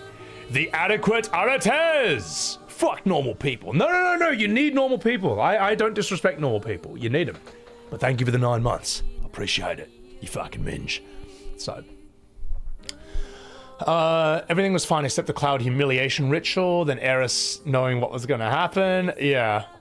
You think it's a big difference, Milk God? And that's the thing, like, as I say, I don't say you can't like Remake or Rebirth, but we got to be honest about it. It's not a real remake, and it's not the same as the OG. It's not 95% the same. It doesn't capture the vibe. It is a fanfiction sequel. That's what it is. And as long as people keep lying about it, I will keep making videos to disprove it. So, anyway, you're willing to let live more like Veilguard? Eben, you like 15, but you get why people don't like it. Don't denigrate them for disliking them. Yeah, Eben. And as I say, that's why I even had that follow-up tweet where I felt a bit bad about what I said about Bravely Default. Even though, I reckon you're pretty tough, mate. I said, look, you can like the game. Like, who the fuck am I, man? I'm some rando on the internet. You know, like, who cares what I think? But it's interesting that It's interesting that the modern JRPG community did exactly that to E33 for like 6 months straight. And then the second I turned that one move back on them for Bravely Default 2, a game no one even cares about, they had the meltdown of the century. So, but anyway, let me catch up on chat. Stormfall mocked it best. It's not a real game without guns and balls, Mike. I actually, you know what? I liked Stormfall's tweet in response to Shrouds about E33, and she had a great little thing in the replies, which was like, you know, another set of counter arguments, which is like, you're actually wrong. Modern JRPGs are stronger than ever because I played Persona. I was reading that and I was like, you know what? You all right. So yeah, she knows very well what it's like to have the full weight of the modern JRPG community hate you on Twitter. So, but at the end of the day, who cares? Mushy Goat, thank you for the Subaru. Happy New Year, Illistos. Appreciate that. Also, guys, chuck her a follow. Chuck Stormfall a follow. She's a bloody brilliant content creator, in my opinion. So, keep fighting the good fight, Sean. I fucking will. Appreciate it. Fanfiction sequel, Flavio. You're damn straight it is. Criminal, better make more videos because we love you and your content. Fuck, don't you worry. We got more in the future. Vampy's Laboratory, thank you for the Subaru. Thank you very much. Appreciate it. E33 did what The Last of Us 2013 did. We picked up a game and it felt like something new to a genre filled with games. Yeah, exactly, Azula. Like, as I say, the opening of Last of Us 1 is unbelievably powerful. It is like, its gomage levels are powerful. And it's one of those scenes where each time you watch it, it's gonna hurt. I would say the ending of Metal Gear Solid 3 is one of those scenes as well.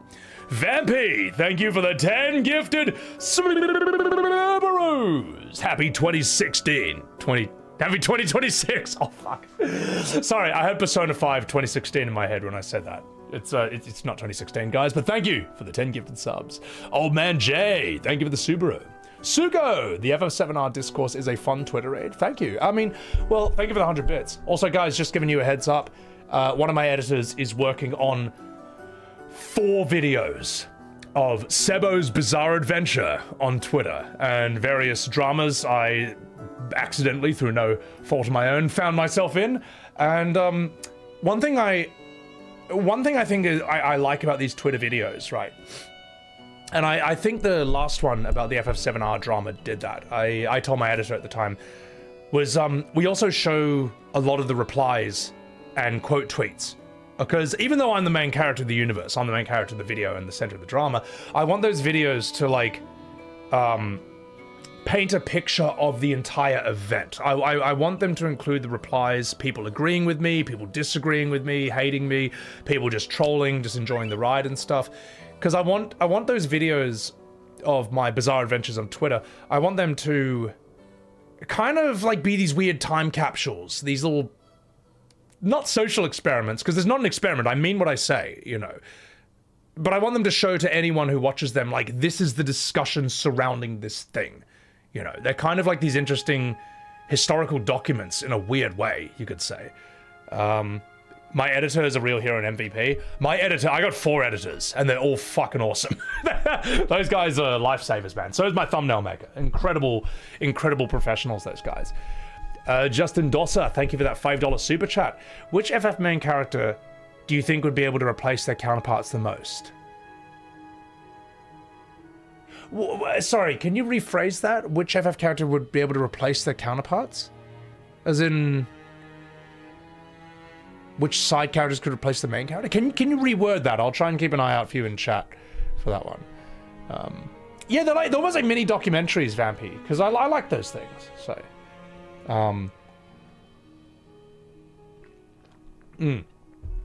thank you, Eben, for reminding them. Eris, welcome in, welcome in. Shadow, you're curious about this. You said you're not a big fan of anime JRPGs, but doesn't the FF games have that feeling? Not necessarily Shadow. FF 1 to 6, especially like say FF 6 and 4. No, I think 1 to 3 have that as well. They are Amano artwork. If you look at Amano's artwork, it doesn't look like anime. It looks like something out of the Renaissance era. And the pixel art is an attempt to express that. When you get to FF7, yes, Cloud and Tifa have anime eyes and stuff, but look at the other characters. Guys like Barrett and Sid are much more realistic, and FF7 onwards is not anime. It's not like Xenoblade, it's not like Persona, Honkai. It aims at a realistic anime look, if that makes any sense. And it kind of fluctuates between having a realistic 3D anime look or like a pure realism look, like what FF8 has or FF10 has. you know. Here's how I'd put it. Final Fantasy is weeb, but it's not anime, you know. And things in 3D move at a different pace and with a different weight and gravity than things in anime, for example. Like in anime, right, you can do a JoJo pose. You can just be like, oh, Jotaro. Now, in cartoon form, this looks completely normal. This looks amazing. But if you do this in real life, you just look really weird.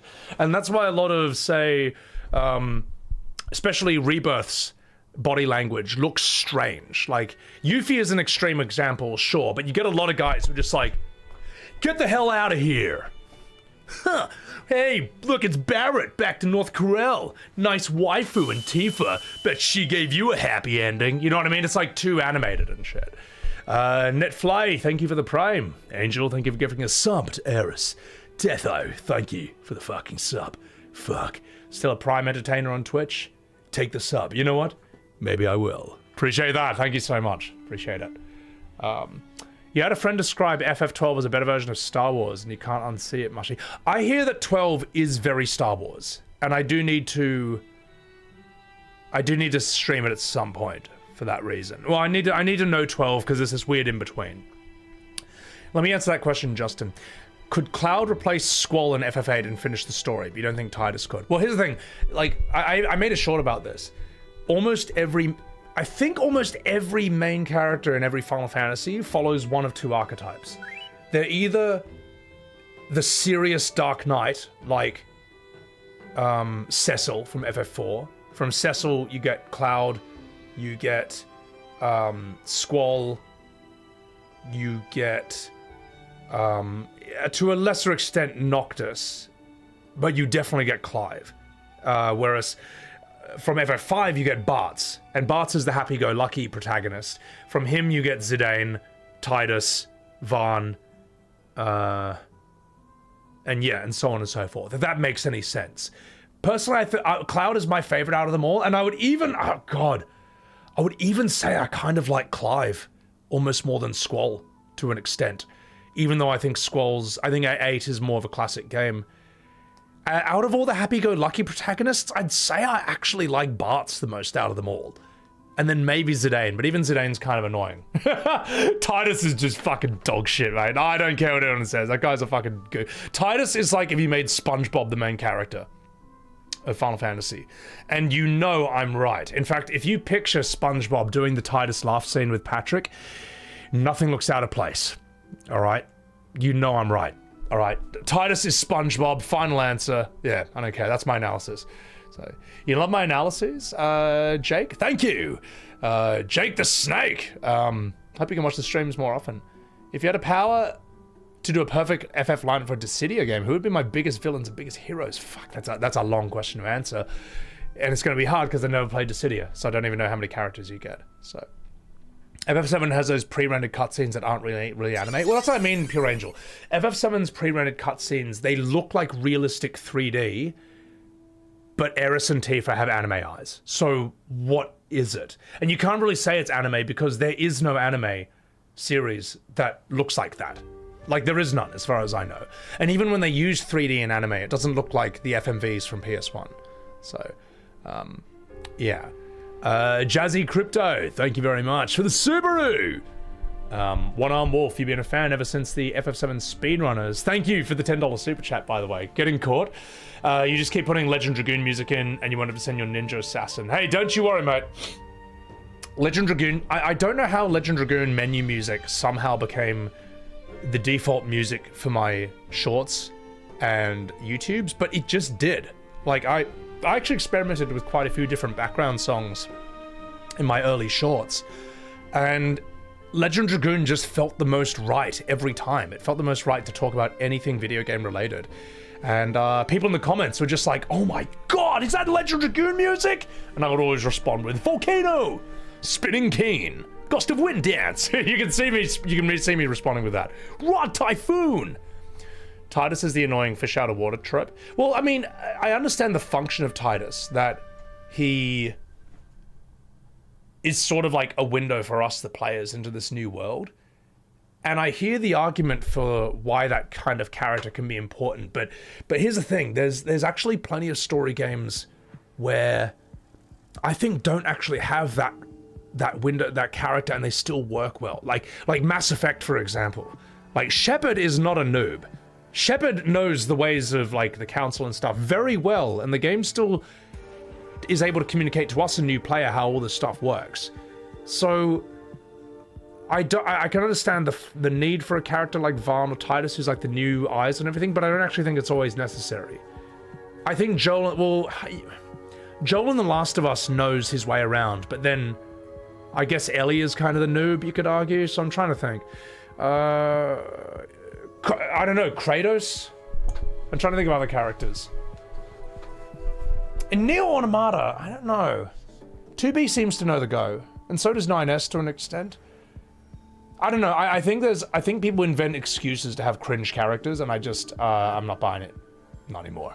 So, Final Fantasy 15 episode Arden, I don't know that one. So, you and your Magic the Gathering friends were getting drunk, and every time you play the Titus card, you have to laugh. Oh god, that's torture. That's horrible. So, Squall over Clive is insane. Milk God. Well, here's what I mean. Squall looks fucking dope. Squall is one of the coolest looking main characters in any video game ever, across all time periods. But Squall looks cooler than he really is.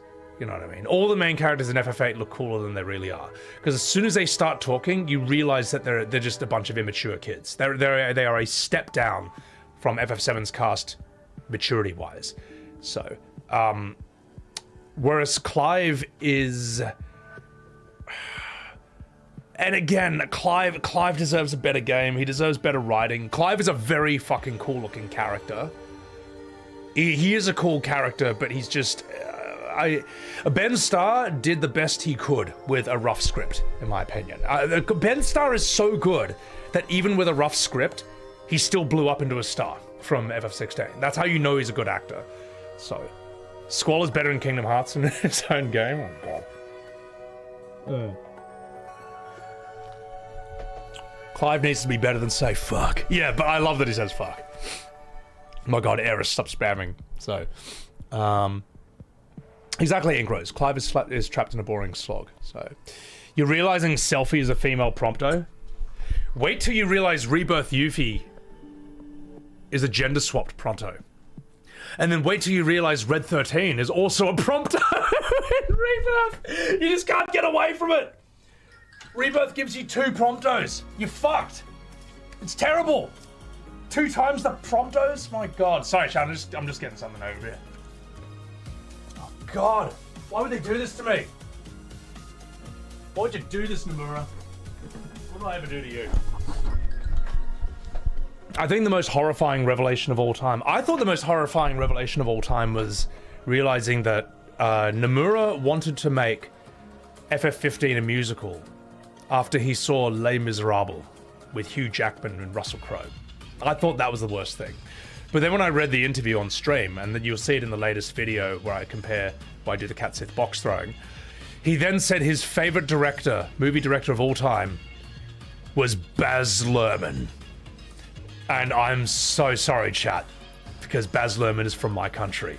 For those of you who don't know, Baz Luhrmann directed Romeo and Juliet with Leonardo DiCaprio. Leo's alright, but my god, the opening scene. If you watch the opening scene of Romeo and Juliet, you're like, this is Rebirth acting. They actually move like Rebirth characters. It's astounding. In fact, we should even watch a bit of it on stream. He also directed Moulin Rouge, and now I'm like, oh god, who would have thought? Who would have thought that Australia was responsible for this? Like, somehow, the FF7 Remake Rebirth is like an Alex Jones level of conspiracy that uncovers more shocking layers the more you look into it. And I never would have expected that one of the root causes of Rebirth's tomfoolery was Australia. We did it! It was like some sort of like detective work, and I'm looking through the tomes, the pages, and I was like, it was me. I was the murderer. I was the serial killer all along. It was like some horrifying movie twist. Man, it's fucked, bro. So, yeah. You watch Romeo plus Juliet in theater class, it's brutal, man. It's all my fault. Chat, it's my fault, guys. Australia gave us Mad Max. Well, that's the thing. That's the thing, man. So, like, what is it? Rebirth gets Baz Luhrmann. but then Fist of the North Star gets Mad Max. All right, so we do some things right, okay? We do some things right. Aussies gave us Spartacus. That's true, DJ Gundam. Welcome in, you fucking dog. Pie Diddley, Happy New Year as well. You feel guilty you haven't been able to get absorbed in FF8, Eben? Yeah, because it's just not very well written, really. It's not very well paced. Even though it looks and sounds beautiful. So, I responded to your comment about it, Salted. It's tragedy. Tragedy. Also, guys, thank you for enjoying... before we continue on, thank you for enjoying the newest YouTube videos that I posted. I posted big, chungus YouTube videos every day. To make up for the fact that I wasn't going to be on stream for a while. We have JoJo's Bizarre Adventure, all stands ranked, according to how much I like them or don't like them, from Stardust Crusaders. That's one video. No, I'm Not a Human. The entire playthrough of that is a video. That was already, like, split into 2 videos before, but I didn't quite... I wanted to redo the thumbnail. I wanted it to be one video. I decided to repost it. And also, we thought we nuked it in the algorithm because it had tons of gunshots in it. So we removed those. So that's also a big one. The Stanley Parable, the entire adventure of that, the entire 4-hour adventure of that, that's on YouTube. And also 2, not 1, but 2 FF7 Remake shot-by-shot videos. Eris's death scene, how they absolutely nailed it. And also... the Cat Sith box throwing segment, which I actually thought no one was going to watch. I almost got a new thumbnail made for that to be a more general thing about the Destruction of Rebirth's tone. But then I was like, you know what? No, we need to be really specific here. It's about the Shinra Mansion. It's about Cat Sith box throwing. It's about Nibelheim. The thumbnail should communicate that specifically. And that's actually getting more views than the Eris one, which was quite surprising. Because I think people hated Cat Sith box throwing that much. They hated it so much that, like, yeah, they clicked right in. So someone in my comments even said that in mid-video, they forgot to pause it.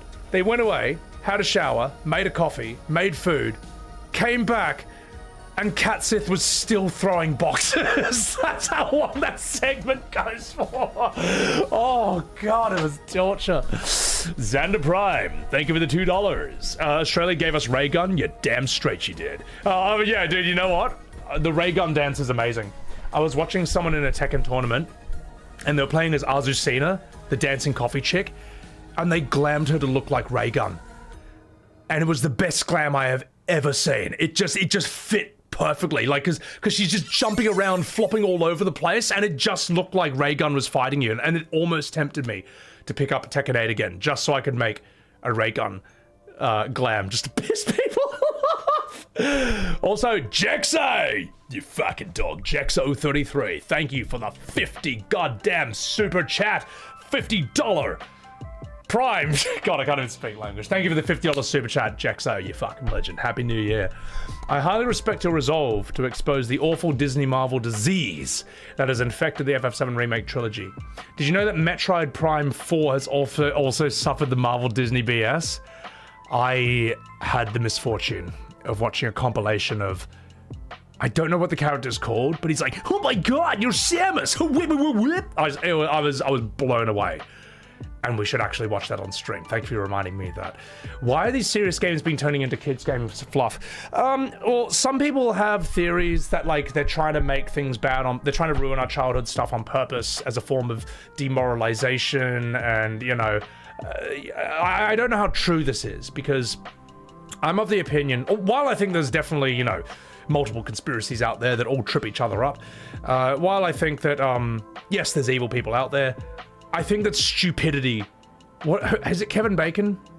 No, it's Francis Bacon. Kevin Bacon, Francis Bacon, what's the difference? But some old 18th century philosopher, I think he said that, like, before you attribute something to evil, never attribute something to evil when stupidity would explain it better. I actually think it's stupidity. Because a lot of people think that, like, Final Fantasy is going to be better now that they've, like, axed their Western branch. It's like, it's fine, we're saved. It's like, no. That's how I know you're young.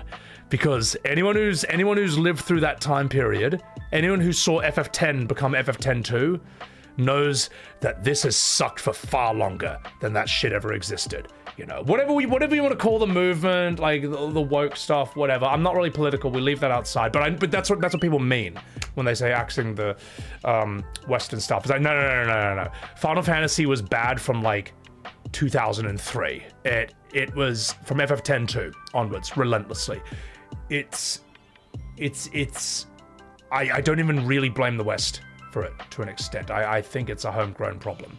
So why are they turning into, so your answer, why are they turning these serious games into kids games fluff? I think they think they're going to make more money that way. I think because I've seen streamers do this. I've seen streamers try to be for everyone, and they just censor themselves swearing all the time, and they just live in hell.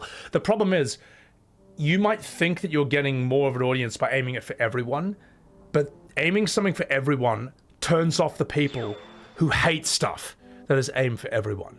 You know what I mean? Think about the RoboCop movie. The only RoboCop movie anyone knows about or watches is the first one, which is R-rated.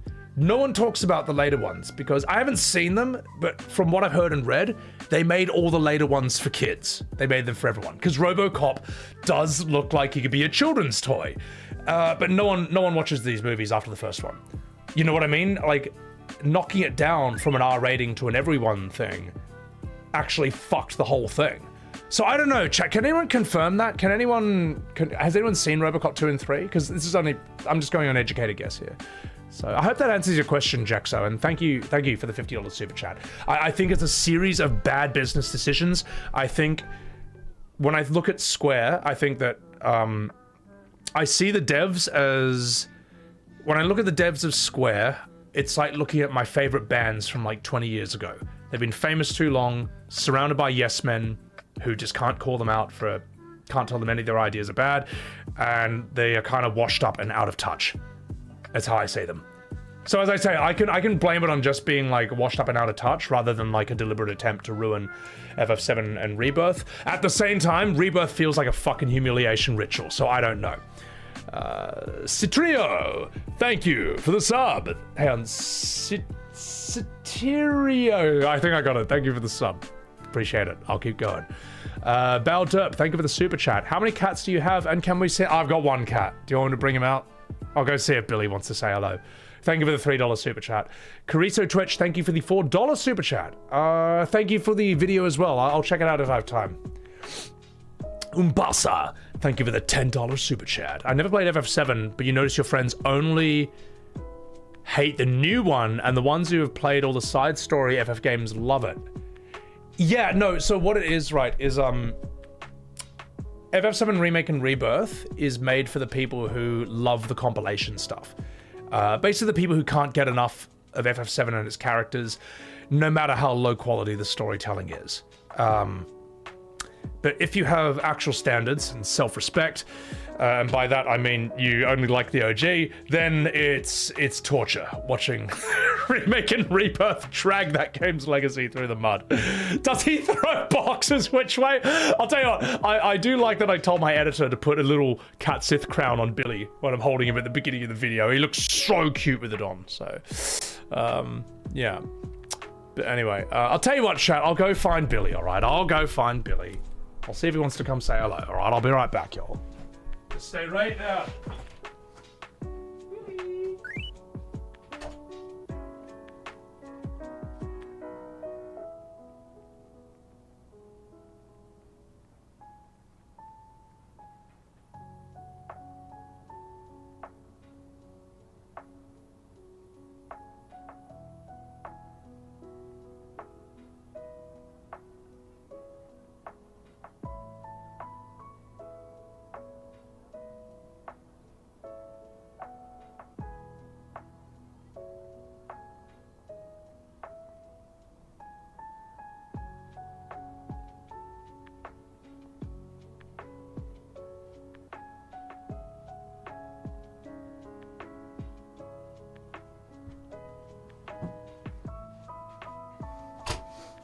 Alright, chat. I got him.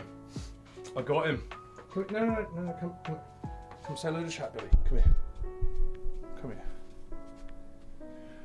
here. Oh, look at the wee little fat boy. Hello there. My name's Billy Seth. I'm like a wee fortune teller For a gold saucer. Meow, meow, meow. Meow, meow, meow. I'm gonna right betray you and give the keystone to Rude. Or sing. Meow, meow, meow. Oh, little fat boy. Come on, Billy, give him a smile. Here comes a smile, chat. Here it comes.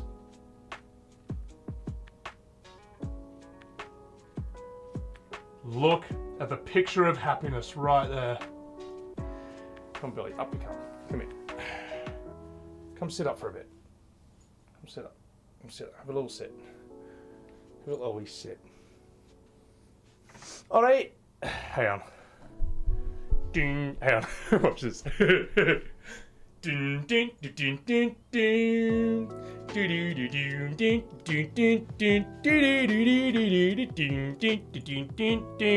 Oh, hello there. Is that Claire and Eris? I come to read your fortune. Let's do this.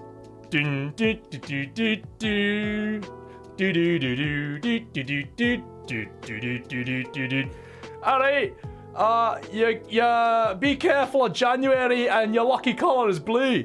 Oh, fuck's sake. Let me try that again. Oh, such a little... Billy, you're so good, you know that. Alright, I'm gonna let him go, guys.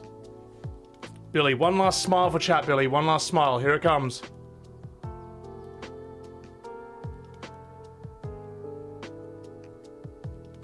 Alright, off we go, mate. Off we go. You're such a good boy. Such a good boy. Thank you. Take care of yourself, Billy. Take care of yourself. Off you go, buddy boy.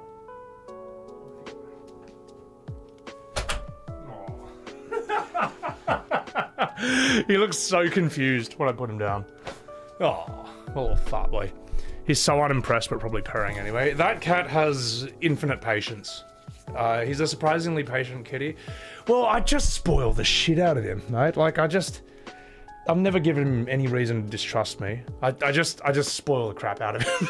I can't help myself. In the morning, he just shoots onto my bed and just nuzzles up and just like immediately is like super purring, just so happy with a grumpy face.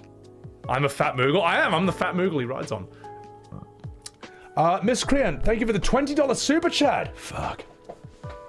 Believe it or not, Xbox and PlayStation has it in their mission statement. PlayStation says they want to push the technological limits.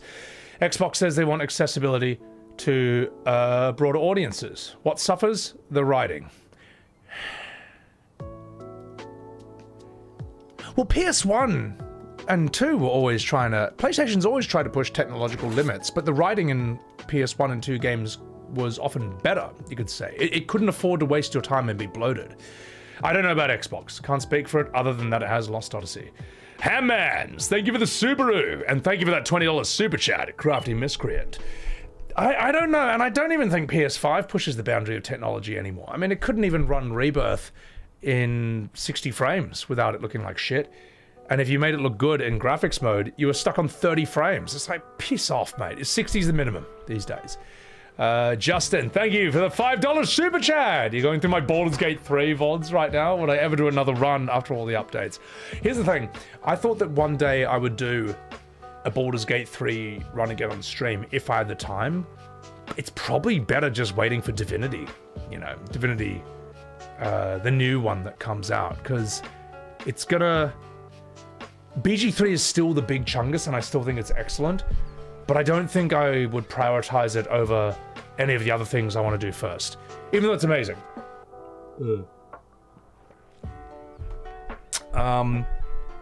Yeah, I would love to do a Dark Urge though, but I just haven't... I don't know if I got time. Probably because of the E33 VODs, Soterio. Thank you. Thank you for enjoying the VODs. They're classic. The amount of bloat in Rebirth is unreal. It's designed to waste as much time as possible. It is, W4. It's crazy. And it blows my mind that I think Hamaguchi, its director, made a tweet saying he thought Rebirth was actually very well paced. And I don't know if he said this, but someone said this. It was just our attention spans, gamers' attention spans that aren't good. I'm like, no, you're wrong. You're wrong. Baldur's Gate 3, I would argue, is longer than Rebirth, but no one gets bored of this. Well, I mean, like, it doesn't feel like it's wasting your time. Like, Baldur's Gate 3's side quests are so good that sometimes it's almost indistinguishable which are the side quests and which are the main ones. It's like, this must be a side quest. Surely this doesn't tie into the big picture, but it's so good. It's so well written. They put so much effort into it. It feels like a main quest. It feels wrong to skip this, to be perfectly honest. And I've heard Witcher 3 does this with its side quests as well. They are so high quality that you actually shouldn't skip them. Where it's an FF7 Rebirth, I mean, my God, why would you play any of those, for God's sake? So, thank you, chat, for enjoying Billy's presence. I appreciate that. Thank you, guys. Yeah. The Robo-Mog? I guess I am. Yeah. Poor Billy. Look, that cat. Billy has a very good life. Sorry, I'm just reading some chats over there. So, when your kitty loves you so much, it's hard not to spoil them, Pie Diddley. Well, that's the thing. I mean, Billy's a Burmese cat. They act like dogs. They just naturally... Anytime I sit down with my morning coffee and put my legs up on the couch, he immediately zeroes in, jumps up, and just like nuzzles up like a furry little slug. Just like... on there. And he just every time. He just wants to be on you. He just wants to snuggle up to you, so... Yakuza Like a Dragon. I heard that's really good, Azula. Yeah, no, I want to do that sometime, but I'm thinking I might do Mass Effect 1, 2, 3 first, so... What? Hang on. Hey, what happened to my playlist? Just in second chat, let me sort that out. Let's do this one. Yeah. Nier Automata. So, you're afraid of the new Mass Effect they're working on with Butcher? Oh, no. No one, look, I think Andromeda showed us that it's over, all right? And really the best thing they could do is probably... Well, people say that, like, is the ending of Mass Effect 3 fixed? I heard it sort of got elaborated upon later on, but it seems like it's kind of unfixed. It remains unfixed to this day. Whatever, maybe that's just the canon ending no matter what. I don't know. Andromeda was the best, Swage. My face is tired. I'm afraid not. You gotta see Kroby Cat's video of Andromeda. It is amazing. It looks so bad. So, play through all the side quests in Rebirth. Oh, I'm so sorry to hear that, Lazy Watcher. It started to go down after 10. Yeah. Raging Coconuts, welcome in. Thank you for enjoying the shorts. Yeah, I need it, guys, after today's stream, I'm gonna sit down and I'm going to... I guess I gotta choose between editing the Red 13 video or going through all 26 shorts and scheduling all of them. I'll figure something out. But for now, chat, today's plan... Actually, I'll tell you what's on the menu for today, guys. It's not really too important because we're just gonna hang out on stream on New Year's Day. That's the plan. There's a couple of videos I thought could be fun to show you and react to along the way, and maybe if we have time, maybe we can finish Look Outside, because I still haven't done that. And as I say, I can't play E33 right now because of that error, which could be a blessing in disguise. Lets me do some other things. I don't know, maybe we could just play some games, watch some videos, and just chill out. So, Mass Effect Legendary is like 7. Yeah, Mass Effect is really cheap on Steam right now. Outside? No, we're not gonna go outside. My God, who the fuck? No, we're on Twitch. We don't do that. The game Look Outside. Is that Looking Outside? Which is almost as scary as going outside. Grave Calamity, thank you for the Subaru. I appreciate that. Thank you, dude. Thank you for subbing 6 months in advance. Fuck. Thank you so much. Thank you so much. Fate of Nines, thank you for the Subaru. I do apologize, chat. Sometimes you guys will sub 6 months in advance, and I might not catch it because it won't show that in the multi-chat, but if I flip over to Twitch chat, I might see it. So if that ever happens and I miss it, feel free, someone in chat, to say like, oh, they actually subbed 6 months in advance, just so I can, you know, help them out. Happy New Year, field leader. Let's get on, you fucking dog. Finished Look Outside an hour ago. Such a great game, Heath. Yeah, I need to see the ending. I can't just leave it there. So, yeah. All right. I'm gonna drink some more water, and I might even have another coffee. Step manager, I'll fight the bosses in E33, the DLC ones, when Sandfall does a hotfix so that my Windows security stops flagging it as a foreign malware and refuses to open the game. A few people have this error. Look, let Sandfall enjoy their Christmas and New Year's Eve, alright? It's fine. I can do other things while they're working on that. And there's no way they're gonna leave that forever. Like, that's... If they leave it like that, then they truly are pulling an Ubisoft. But I think they'll fix it, so... Yeah. Alright. Enough fucking about. Fallout fans are probably the happiest fan base at the moment. I thought Fallout fans are pissed. Isn't Fallout 2? You know how there's the TV show. People don't like Season 2, from what I've seen. Is there a reason for that? Why is that? Is it possible to tell Windows to ignore something like that? Yeah, I did. I went to make exceptions. I copy-pasted the exact Clear Obscure folder in. Didn't work. So, I don't know. I'm just kind of fucked. Yeah. The Ubisoft DNA is still there. That's funny. So, Era 33, Era 37. You're amazed that 2025 gave us two amazing indie narratives in E33 and Dispatch. Yeah, Dispatch is good. I think it's good. I don't know if it will quite stand the test of time as much, but I think it's still I think it's very well written, and it's got like great characters, great designs. It could almost be fun to... They've created a good universe you could kind of explore with maybe like a second game, maybe. So, anyway, enough fucking about. As I say, I thought Aaron Paul's voice acting was extremely good in that. Ashnakoi, welcome in. How you doing, Ashnakoi? Season 2 is great so far. Stranger Things. Oh, I'm not going to talk about that. I'll tell you what, guys. I'll show you some videos in my Discord of where I went when I actually left the house, believe it or not. And I'll do a little Dragon Ball recap. Why not? We haven't done this in forever. It's a free country. And then we'll keep talking. Today, we're just gonna fuck about. I think that's fair. Oh, fuck. And I have one last thing to talk about once we've done this. In the last episode of SebiWebs TV, Sebi was playing the Expedition 33 DLC, getting his ass handed to him by those filthy Oskio and that guy who does fake out moves, because he's an asshole in Verso's drafts.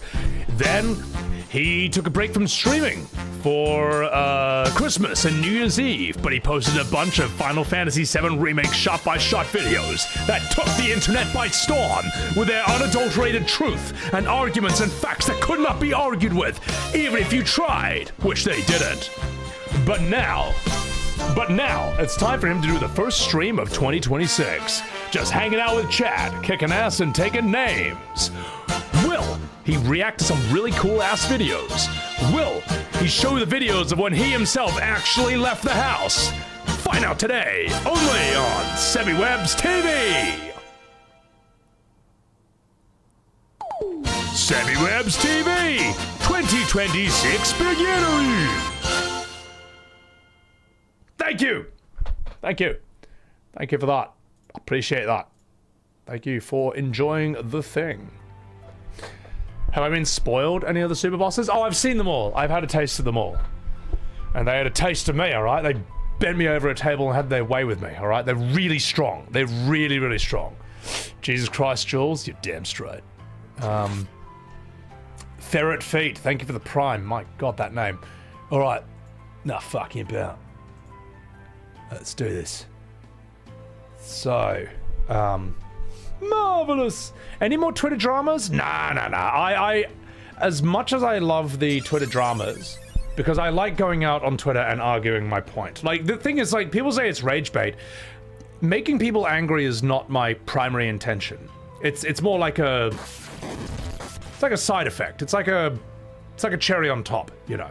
But the actual aim is to address the gaslights and the lies and debunk them, basically. And if there's one thing that liars hate, it's having their lies debunked. So that's where a lot of the anger comes from. If I could do it without making people angry, I actually would. I would actually prefer that. But what do they say? In a world of lies, telling the truth is seen as a revolutionary act. So I'm like a hero, like George Orwell in that regard. So also, guys, thank you very much. Arcanimus, thank you for the Subaru. Can't wait to see me play more games, give us more story and acting analysis. Oh, I got a good one today for y'all. I got some good stuff today. We're just gonna fuck around and do whatever. Toki Komina, thank you for the 100 Bitaru. Darnell, thank you for the 1,000 bits. on Sebi TV. Thank you, Darnell. Deku, thank you for the super new. Happy New Year. And really fat cat, thank you for that sub. Appreciate that. Eris, I saw what you said. Does anyone ever prove you wrong on Twitter and you accept it humbly, Gooby Town?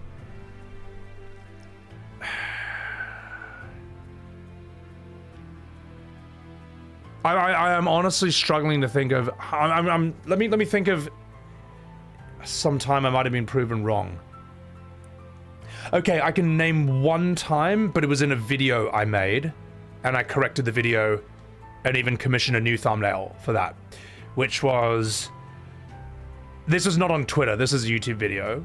A month before Rebirth released, they changed Eris's final line at the end of Remake. From I miss it, the steel sky, to I don't like this sky, which I took as them rewriting the ending to better fit the events of Rebirth in reference to like the sky splitting in Rebirth.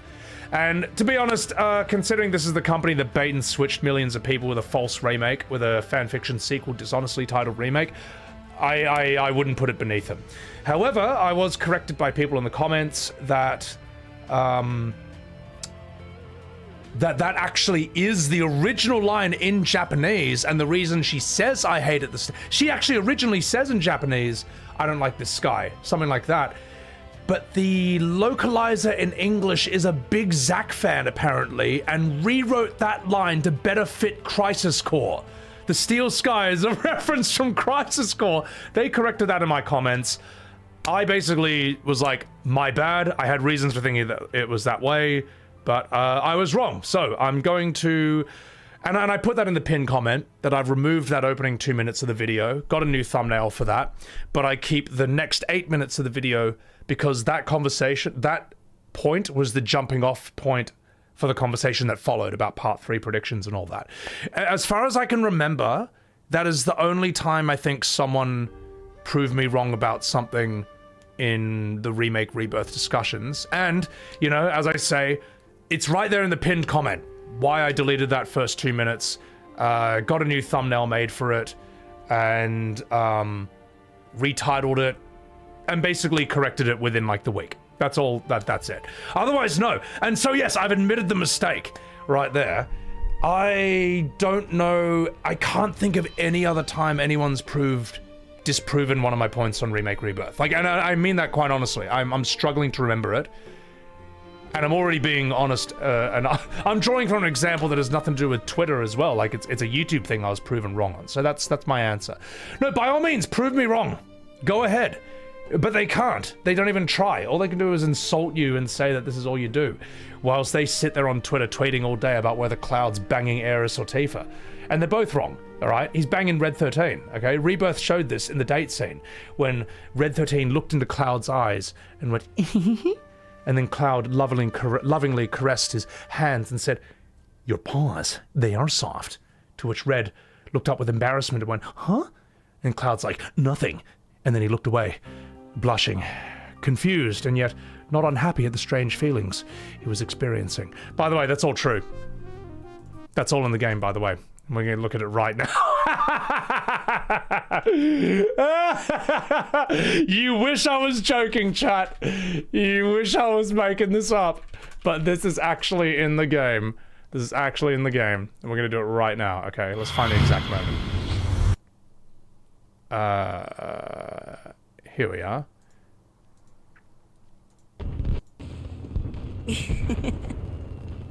Hang on, here it comes.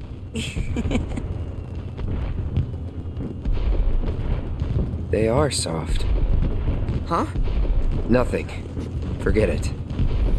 And then Cloud looked away, blushing and confused at the strange feelings that were overcoming him. He'd heard about this furdom or furriness, and yet he wasn't closed-minded to the idea. So yeah, this is my ultimate trump card. I'm telling you now, chat, I know there's Cloddies, I know there's Clariths, but I am a proud Clanicky, alright? I ship Cloud and Red 13 for the rest of all time now. So yes, that happened, and we all let it happen. But yeah, Red was your favorite in the original. You can't believe they did that to him. Yeah, Yeah. Well, that's my language now. As a Clannicky, and I can't help myself. I've been as soon as I thought of that, there were quite a few FF7 remake news posts, and I kept hopping into the comments, and I was like, as a Clannicky, will we be able to romance Red 13 more in part 3? and I would link that 12 seconds. It's my favorite thing to do, Dad. It's my favorite thing. Clannickies for life. So yeah, Cloud is banging the dog. Yeah. What are we gonna do here? Oh, yes, no, I wanted to tell you guys something. Also, really cool alias. Can I sing? Sing something for you. Maybe after a few whiskeys, we'll get a bit of New Year's Eve, New Year's Day karaoke. How's that sound? Ferret Feet, you had to swing by and sub after discovering me on YouTube and my takes on E33 and Classic FF. Couldn't agree more. Thank you so much. E33 took you places you haven't been since FF7 on release. That's what I felt. Like, when I was playing it, it felt like... E33 felt like the first time I'd played a game that riveted me as much as the original FF7, like even more so than 10.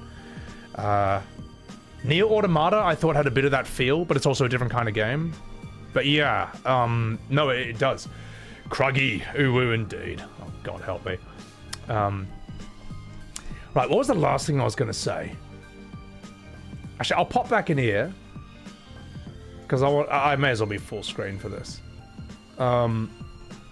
I never underestimate Crybaby Ned. He's so good, isn't he? I'm gonna drink this water, then I'll tell you. So, in preparation for, oh no, that's what I wanted to do. Hang on, sorry, chat. I just remembered the thing I wanted to show you. So, where is it? I'll show you some cool, videos I took from when I actually left the house. Get ready for this, chat. This is a place called Outside. Alright, you might have heard of it. The graphics are amazing. Frame rate's incredible.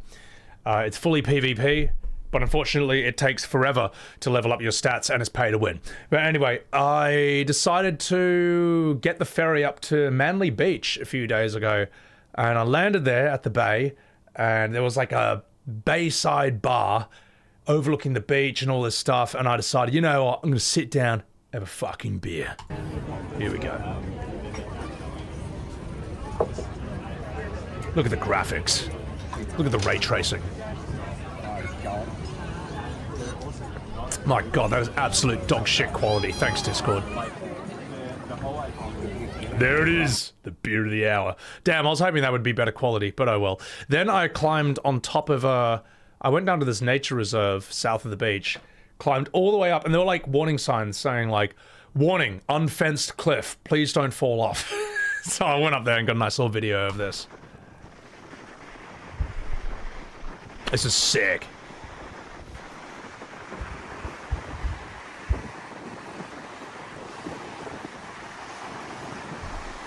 See down there, you can see Renoir's drafts under the water.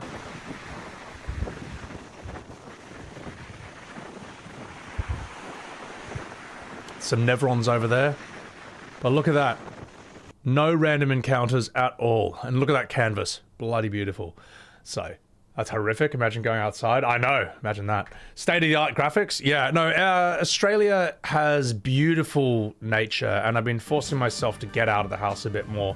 Like, I would love to travel the world a bit more, but before I do that, you may as well just see what's here. You know what I mean? Like, people go their whole lives living in... People go their whole lives just living in, like, one little part of the world. And, never going more than, like, 20 miles outside of that. So, I'm kind of like that to an extent. I'm kind of like my grandmother, my Chinese grandmother, in that she would never just go and explore.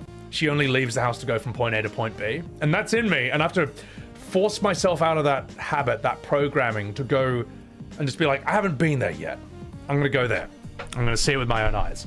Because at the end of the day, you remember things that you see with your own eyes better than what you see on a screen. Certainly what you see on your phone, you know. And I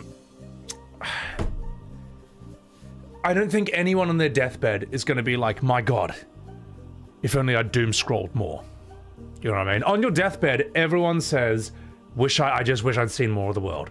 Wish I'd traveled more. Wish I'd gotten out of my own neighborhood more. You know, I might have lived my whole life in this city and I've never gone down some of these roads or like even know what's there. So I'm just doing that. I'm filling out my mini-map. So, if that makes any sense. Send me with a Billy backpack. Oh God, I can't bring Billy. It's so sad. The very idea makes me sad. So, isn't Australia full of venomous stuff? Oh, no, it's not. Like, what, are you scared to go to New York because you think a polar bear is going to jump out from behind the Empire State Building and rip your face off? Like, come on, mate. You scared to go to Los Angeles in case a grizzly bear jumps out from Hollywood Boulevard and rips your penis off? No, none of this shit is in any of the main cities at all. You know? Are you scared to go to Chicago in case a coyote jumps out from behind a statue and rips your foreskin off? It's stupid. No, there's all the dangerous shit in Australia is shit that you actually have to go and look for, all right? You're not going to find it in Sydney or Melbourne or Perth or anything. You guys have guns. That's much scarier. So yeah, you're scared of the people in LA? You should be. So yeah. They just hide it from the mainstream. No, we have drop bears. I mean, drop bears in Australia are probably the most dangerous animal. For those of you who don't know, drop bears are a subspecies of koala. They grow to be sort of like, I'd say about like 1,000 pounds. The larger ones can grow up to be 2,000 pounds. And what they'll do is they'll hide at the tops of trees where they camouflage in perfectly. And when you walk underneath them, they just like, they kind of like drop with great precision. And you kind of want to hope that they kill you in one hit. Because if they don't, they're going to rip you in half and eat you alive. We lose about 1,000 tourists to them every year, but there's sort of like stringent government regulations that cover up the distribution of photos and imagery and videos of them, which is why it's kind of hard to find that online. But that's probably the most dangerous animal, the drop bear, I'd say. But apart from that, you're probably fine. So, haven't been out in a few years now, Lemon Sneaker. You gotta get out. Manly is awesome. Oh, Manly's really nice. It's really nice. I preferred it to Bondi, to be awesome. Yeah. You're scared of you more than you're scared of them? You should be. Chicago is the dark side of the division? Yeah. That's the craziest shit you've ever heard. Is it real, RGR? Yeah, no, they're really nuts. Here, I'll show you what a drop bear looks like, actually. They're very... Like, people are scared of the crocodiles, the spiders, the sharks, but let's see... Drop bear... Human scale... There you go. There you go. So, as you can see right here... Yeah, let's just sort this out a bit. As you can see right here, a normal koala is really nothing to worry about. Like, all koalas are drop bears to an extent. You get the common ones. But the mammoth drop bear can grow up to be 5 meters tall. As I say, between 1,000 to 2,000 pounds or 500 to 1,000 kilos. And they are absolutely lethal. They are no joke. They will absolutely fuck you up. Yeah, they're Nevrons, basically. They're Nevrons. They are probably the most dangerous animal in all of Australia, and they're the least talked about one because it's, I don't know, crocodiles and great white sharks, spiders, they get all the publicity for the most part. So, it's scared of you more than they're scared of them. That thing is not scared of you at all. All right, that is not scared of you at all. WTF meter, Peanut? I know. How is that real? I wish it wasn't real, but it is. Let me see. We also have... Let's see, drop bear. There's like images of these things as well. You don't really get a full sense of the scale here. You don't really get a full sense of the scale here, but that kind of is a rare photo. Sorry, I just remembered a funny joke someone told me about a Lalafell, but yeah, no, sometimes these koalas can also get into vast quantities of cocaine. So it was a really funny joke about FF14. Is there video footage? Sadly, no. And this is not AI either. You wish this was AI. Looks like a rabid koala. It's Billy when he sees you coming. How long am I gonna milk this Homer? Oh, you know. All right, chat. All right. I committed enough to the bit. Anyway, you can probably tell this is a joke by now, but for a lot of Australians, this is kind of like something we do to foreigners because it's just fun. We just make this up to frighten tourists. But the thing is, there's something very Australian about this, right? Because obviously this isn't real. I mean, look at this. Look at it. You think that's real? Look at this. You silly sausage. Of course it's not real. Looks fucking dog shit. Look at that. You think that's real? You should be fucking ashamed of yourself. But yeah, I do like whoever made this is a fucking comedian. My favorite one is this though. So the thing is, I used to wonder why Australians do this, why we troll people about drop bears. Because I thought, I just feels a bit mean to foreigners. And then I realized there's actually something deeply Australian about this. And I'll tell you what it is. The lesson of this is to not trust authority. Don't trust authority blindly. Because why are you listening to me, guys? Why are you Americans, why are you foreigners taking my words seriously on this at all? Why are you believing me at blind face value? Because I'm Australian. Because I'm supposed to be an authority on this, in your minds. Well, Australians will teach you the hard way why you don't blindly trust authority. Because if you do, you're going to think this is real. Oh my God, who would lie about this? No, it's a very Australian thing to do because Australia has a convict history. Australians are like Terrans from StarCraft. You know, like humans in StarCraft are like 4 prison ships that got lost in space and ended up in Protoss Zerg territory, and then they founded a new colony. That's Australians basically. We are a bunch of convict ships. From the UK in the late 1700s, we ended up in Australia, and all Australians are basically descended from prisoners and guards. And that's why you'll find that Aussies are either the most intense people in the world, they're usually descended from the convicts, or they have the biggest stick up their ass ever. So you can't do that, it's against the rules. All right, those are descended from the guards. So yeah, so it took me a while to understand why Australians do this. But it makes sense. Don't blindly trust authority because, and I think Americans know this as well through their own history. In fact, all Europeans know this. Everyone knows this from their own history. The government doesn't always have your best interests in mind, all right? Think for yourself.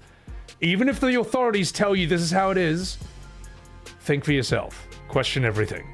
So, there you go. Anyway, enough fucking about. Is that where the term bushranger came from? Yeah, bushranger is an Australian term. But I forget the specific... I forget specifically what it describes, though. New Year, Lux! Welcome in. No, Australians are very... Terrans from StarCraft, I would say, might actually be inspired by Australia's history. It's actually very similar. Except they're Americans, which is just even cooler. Scariest Australian animals are jellyfish. Yeah, the box jellyfish is horrible. That will kill you in like 1 minute, from what I know. So... Friendly Geordies. Oh yeah, no, he's a bloody legend, mate. He's a true blue Australian YouTuber. As an American, you'll give me credit. Your opossums are nothing compared to our possums. Well, American opossums look worse, but they're not dangerous. Whereas Australian possums look cute, but they're fucking assholes. They just fight each other all the time. So, am I still lying, George? No. Like, here's the thing. I don't like lying. And I'll tell you why. I don't like lying because it's too hard to keep track of them all. As David Mamet, the great American playwright, said, always tell the truth. It's the easiest thing to remember. However, there's one thing I'll make an exception for, and that's this. Why? Because it's funny. Well, that's one reason. But the second reason is because of the lesson it teaches you, which is think for yourself, you fucking dickhead. Don't believe anyone on face value. Think for yourself. Don't trust authority. Look, of course, look, always tell the truth, but that doesn't mean you have to tell, that doesn't mean that you have to tell all of it, all right? Especially in a job interview, for fuck's sake. My God, you gotta lie to get one of those. So, yeah. Anyway, enough fucking about. Let's, what else do I want to talk about?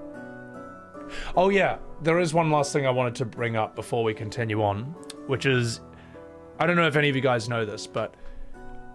Well, actually, no, you do know this. I was saying this.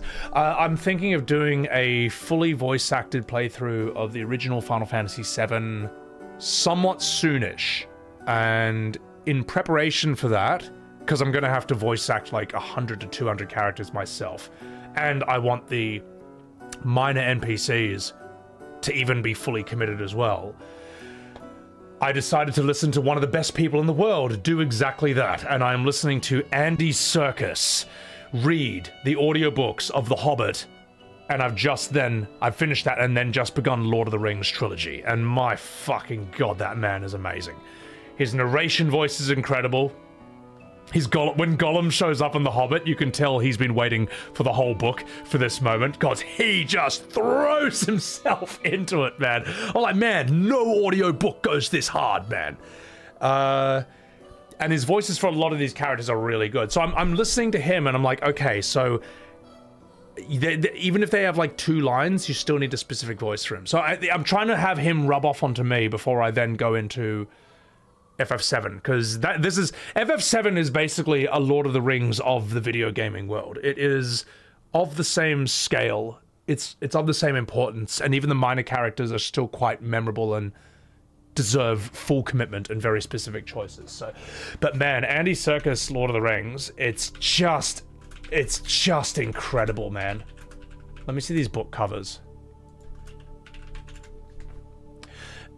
And it's also really fascinating, this world. This world that Tolkien has created is just incredible. I'd say it's on par with like Shakespeare, Homer's Iliad, the Odyssey. I guess Beowulf, you can throw that in as well. It's just one of the great works. Almost as, and it's crazy how in Lord of the Rings, right? Everything is like majestic on this grand scale that's like huge and mind-blowing to us, you know, us ordinary city dwelling folk. But a crazy thing is that Lord of the Rings happens in the Third Age, and in the Third Age, magic has just been slowly dwindling and fading from the world, and everything is less grand and large and majestic as it used to be. So like in The Hobbit, you have Smaug, who I think is the last dragon, and he's the biggest dragon.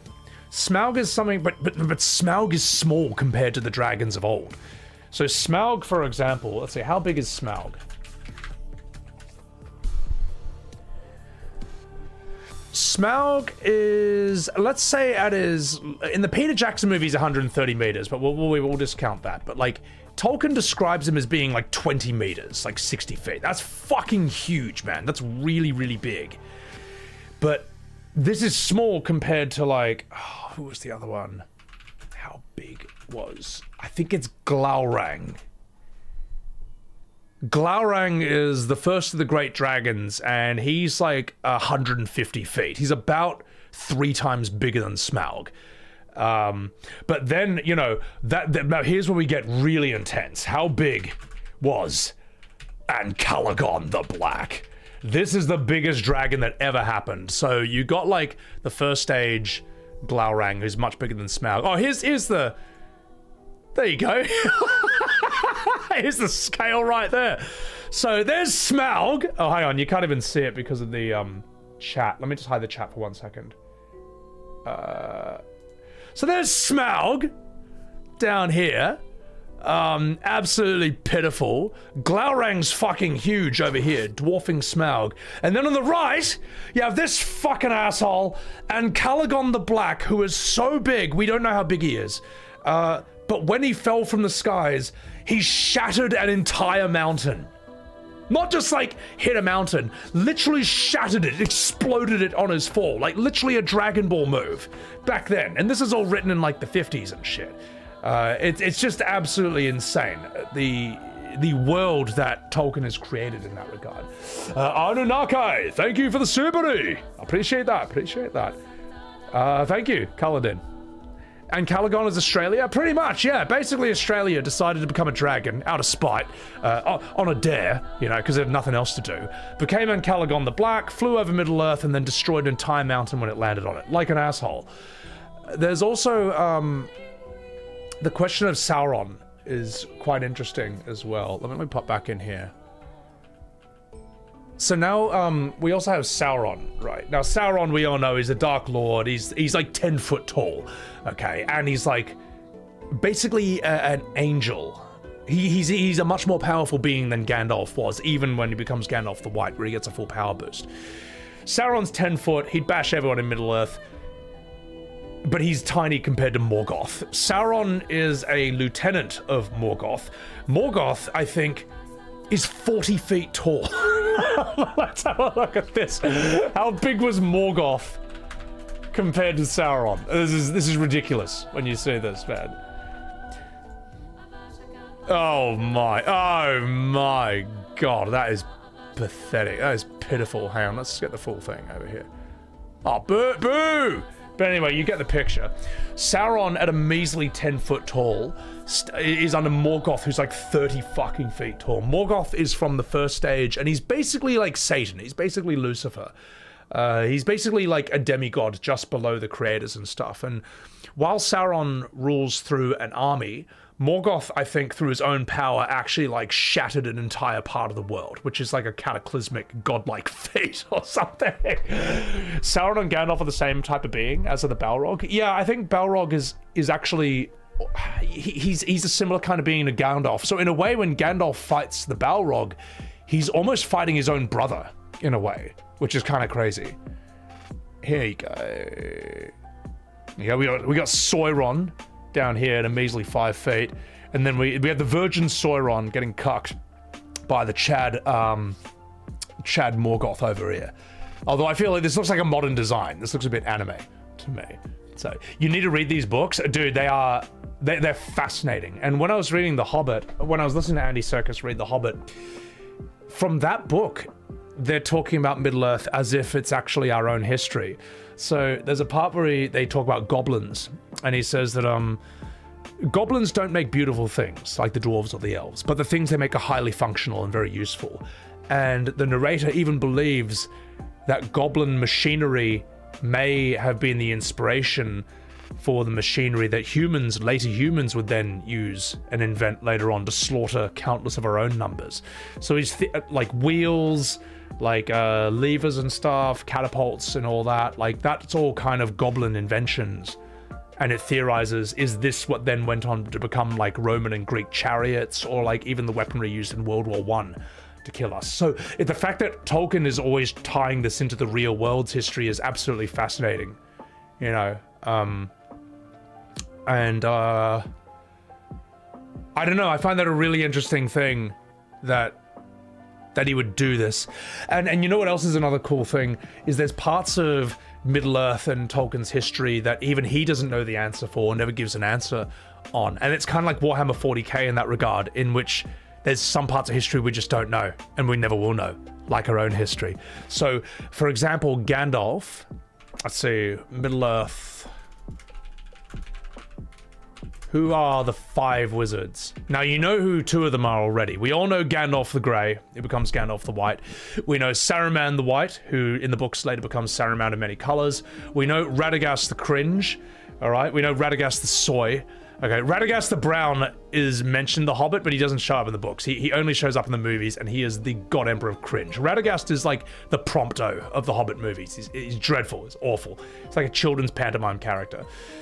He sits around, I think, ruining the film, and then you also get these 2 other blue wizards who we never hear about in The Hobbit or in Lord of the Rings. You get the 2 blue wizards, Alatar and Palando, and these guys get sent, I think, to the far east, like east of Mordor, to the homes of where like the Easterlings and the Eastern Kingdoms are, as in the guys who ride the giant elephants and stuff like that in the movie.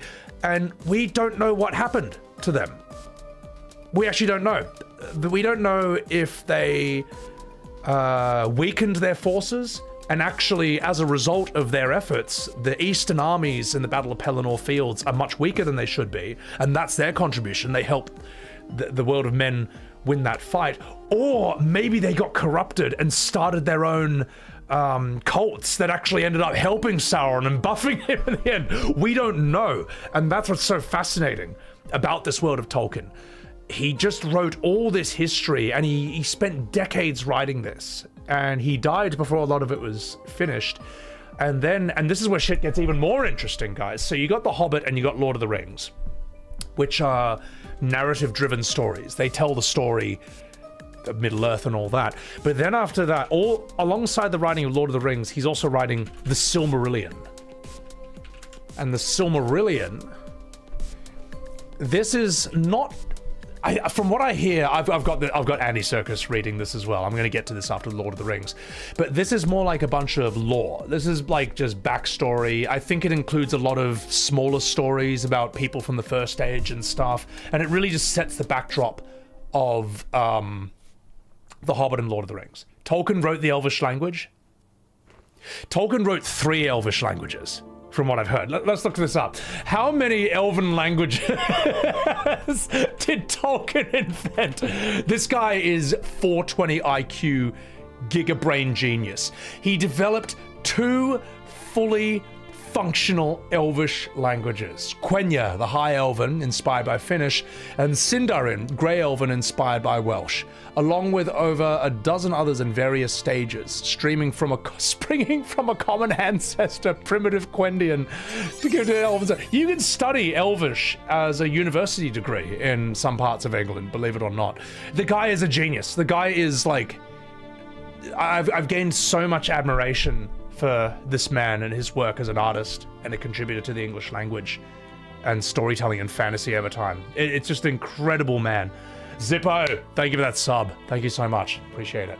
And as a child, I'd heard about his son, Christopher Tolkien, who I thought, oh, you know, did he just like find it impossible to follow in his father's footsteps? I don't know, but his son, Christopher Tolkien, did something amazing as well, legendary, which is he compiled the Silmarillion out of Tolkien's notes over something like 20 years into like one single readable volume that was released, I think, in 1977. So Christopher Tolkien, his son, over like 2 decades, had to look through all these unfinished notes, multiple versions of the same story, and just make tough editorial decisions. Which version of the story do we keep?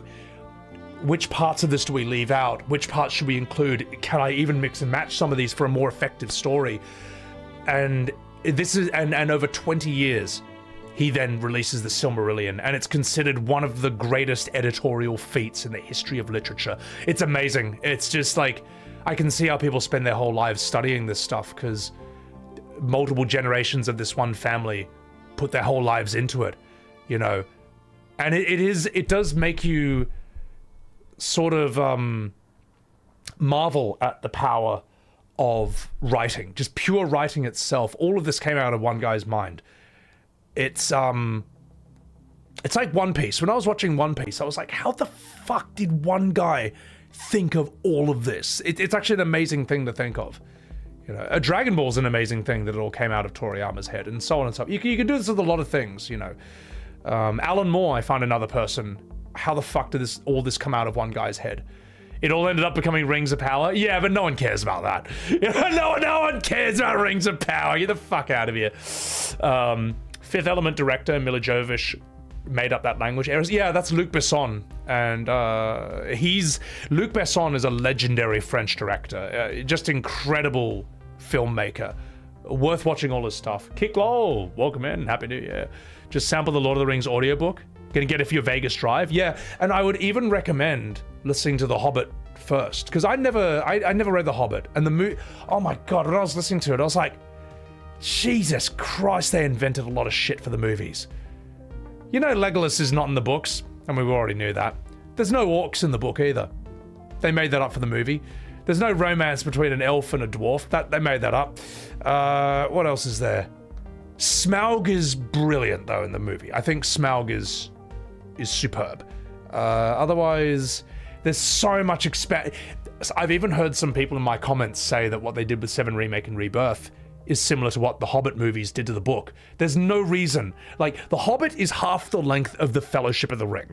There is no reason that one book should be expanded into 3 movies the length of Lord of the Rings. There's no excuse for this. It's bullshit. It should have been like either 1 movie or 4 episodes, each 1 hour long as a miniseries. But Benedict Cumberbatch was great as Smaug. Just a wonderful performance. One of my favorite performances, actually, when it comes to like huge creatures and monsters and stuff. I heard Wheel of Time is a good book, and that got destroyed. Yeah, that's sad. Yeah. Did I read the new issue of Berserk? No, I haven't, but I need to get that at some point. Arnold Betts, greetings from Germany. Thank you for enjoying the E33 shorts, and thank you for enjoying the Kingdom Hearts and Metal Gear Solid VODs. Those are so fun. So, but yeah, as I say, the reason I branched onto this is because Lord of the Rings and Tolkien, it's just so immensely foundational to everything in fantasy. I would say like everything in fantasy kind of comes from this, And I'd say Dungeons and Dragons, man. When I was playing Baldur's Gate 3, I was like, oh my god, this is where this is where Warcraft comes from. This is where Warhammer comes from. This is where Final Fantasy comes from. But Dungeons and Dragons is also immensely imprinted on by Middle-earth. Although Dungeons and Dragons expands upon what Tolkien laid out in Middle-earth drastically, massively. That's also got like H.P. Lovecraft, that's got a lot of biblical stuff, like how you have devils and demons. It still blows my mind in Baldur's Gate 3 that devils and demons are not the same race. They are two completely separate races, completely separate cultures, and they occupy completely different realms and stuff. That's amazing to me, because in anything else, they're the same thing, you know. GoldenEye, thank you for gifting us Subaru. So yeah, Wheel of Time is the American Lord of the Rings. Change your mind? I don't know that. Taking a paragraph and making a 2-hour movie about it. The Hunt for Gollum. Oh yeah, is that the game? Fuck. Robert E. Howard. I don't know that name, but I need to know. I know there's other guys as well. Like Tolkien invented Ents, the tree people, but I think they're inspired by animated trees from a fantasy author who was late 1800s to early 1900s. I forget his name, but yeah, it's incredible, man. It's so yeah, look, in a nutshell, Andy Serkis's reading of The Hobbit, Lord of the Rings, Silmarillion, they can be a little bit pricey, but in my opinion at least, I thought it was worth it, because I believe in like supporting good art, and Lord of the Rings is absolutely well deserved, and Andy Serkis of all people reading this thing from start to finish is like, I'm amazed it even happened. We're lucky that even happened. And as I say, I'm listening to it as inspiration for when I voice act everyone in FF7. Because I need his standard. I need his level of quality. I need that bar set so I can aim for it. And I'm gonna fall short of it, obviously. I'm not nearly on Andy Serkis's level, but I need to, like, you gotta aim for it at the very least. Like, aiming for the impossible is, well, that's the only way you really do anything good, isn't it? So, yeah. Everyone sounds like Gollum. Barrett's just like, oh, I can't even do Gollum's voice. Barrett's just Gollum, telling Cloud they have to destroy the ring factory. Yeah, so. Get a playthrough Sebi takes seriously and not ruins. Here's the thing. FF7 I take so seriously that I don't ever even think about ruining the serious scenes. Like, ever. That's how seriously I take it, so. Shadow of War? I hear that's quite well written. Yeah. Is it a good idea to read the Silmarillion to learn Elvish language? Or is that another book? You can probably just look it up online. Bruva Grim, welcome in. Thank you for hopping in from New Zealand, and thank you for enjoying E33 and your third playthrough. Dude, that's hectic, man. The love triangle in the Hobbit movies are all reshirts. The sad thing is, right, Potsuzu, Evangeline Lilly, I actually love that actress because I used to love Lost, and she was Kate in Lost, who was just, you know, she was badass, mate. She was dangerous. And I just think she deserved better than that, because she looks like an elf. She's brilliant. But this whole elf-dwarf love triangle, that's just stupid. So, yeah. Yeah. Alright. You want an FF7 turn-based remake? I do need to get onto the combat of that at some point, because at the end of the day, like, I was having a chat with a friend of mine in Discord, and he fucking hates the combat of Remake Rebirth so much. He is adamant that Final Fantasy should remain turn-based, which I do believe as well. And he is a game developer, an aspiring game developer himself, so he was able to explain it and articulate it in language and terminology that I don't really think about. Like, my primary focus is like story and character and tone, writing, and just the effectiveness of the scene and all that. And I would say the reason I don't go hard or often bring up the combat of Remake Rebirth is because I don't have enough hate energy left in myself. I'm all used up on Red 13 moonwalking and talking like a furry. I don't have any hatred left to spare for that. So I've only got so much anger, and I'd rather direct it towards a thing that I know better. Whereas my mate, who he understands gameplay much better than me, or thinks more about it much more than me, he was able to explain why he finds its combat so offensive. So I could probably quote some of that later on, but we don't need to go into any Rebirth stuff right now. So, thoughts on Claymore anime manga writing? I don't know Claymore. Fantastic for lore, but not if you don't love lore mimic. Yeah, I mean, if you want to... The Silmarillion, for example, it's, as I say, it's not, from what I've heard, it's not narrative driven. It's like if you're just reading a history of Middle-earth rather than some grand narrative or story. And you know what? That's why I'm saying I want to do The Hobbit and Lord of the Rings first, so that then I care enough about all this stuff again and know the book versions of them enough to then have a greater appreciation of this. Because the Silmarillion is full of fascinating shit. That's when you find like Morgoth and Calagon the Black and Glaurung and all that stuff. So, you know, and Galadriel doing matrix moves to beat the troll, as we saw in Rings of Power. That's also really important. Will I use mods? No.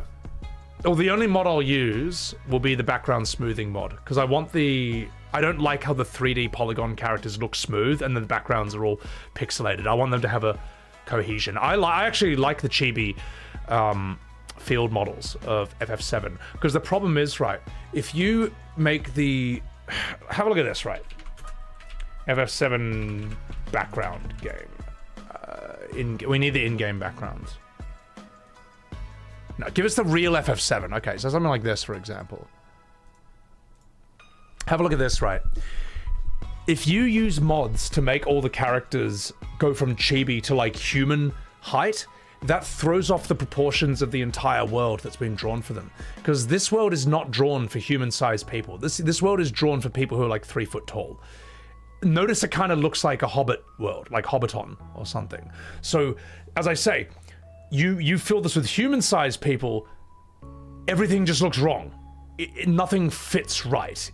And in a way, this is why we probably needed a real FF7 remake, because all you'd have to do is kind of redraw all these backgrounds, but for human proportion things. Because you can't mod this, in my opinion. The other mod we need is the one that removes the mouth from everyone. Because for some reason, Square thought it'd be a great idea to have characters look like this. And when Sephiroth kills Eris, he's just like... I don't know why they did it, but we need to be able to remove it, alright? Yes. Everyone's just soy-facing all the time. I mean, it is like, you know, it is reminiscent of what Square Enix has become, isn't it? So, yeah. But, yeah, I don't... I'm sorry, Luna. I'm sorry about that. So, Claymore plot twist is the end about the world fuck up, Nani. Pre-rendered backgrounds are goated. They're beautiful. These are beautiful. These are magnificent, what they made. Tivalnor, you're about to go to bed. Thank you for that, Subaru. I appreciate it. Your sisters love these so much. They have a library of books in their room. They cost a fortune. Oh, they got the anniversary edition Shatter. Fuck. But they're great, man. Like, anyone who loves good literature should check out Tolkien. So, Alright. Totally off topic. Have I heard about the independent port project Legend Dragoon Severed Chains? I have, yeah. No, I've heard it's really good. But I would like to see Sandfall remake it. I don't know if Sandfall is interesting, because on one hand I could see them making another game in E33's world, or another game with that type of combat. I could also see them wanting to do something different. I don't know. Whatever it is, I'm interested in what they're doing. But if all we ever get is Clair Obscur and the DLC, and that's all we ever get from that, I can still live with that, because I thought that kind of game was never going to get made again. And it's going to inspire other companies to do the same. Heady Vintage, thank you for the gifted Subaru. But what I worry about, and I think we've all seen the Chinese Expedition 33 ripoff game that's come out, is I want to see other companies do it with the same spirit, rather than think, this parry mechanic is the new meta, let's just tack that onto everything. So, and I may as well react to it, because, like, look, you know, I'm a bit of a, you know, I've made a bit of E33 content back in my day, and I feel like I should talk about this. We'll hop over here. Oh my god, the drop here. We'll find, what is it? What's it called? Fairy Blade 4 Remake? This is the one. Yeah. And I'll tell you why this doesn't excite me. And I honestly think it's not exciting a lot of people. And we all know why as well. And I'll tell you why. But before I do that, I gotta take a wheeze. And then I'll be right back. So let's check on some Wii music. I'll be right back, ladies and gentlemen. I might even make myself another coffee. And let's go. Fuck.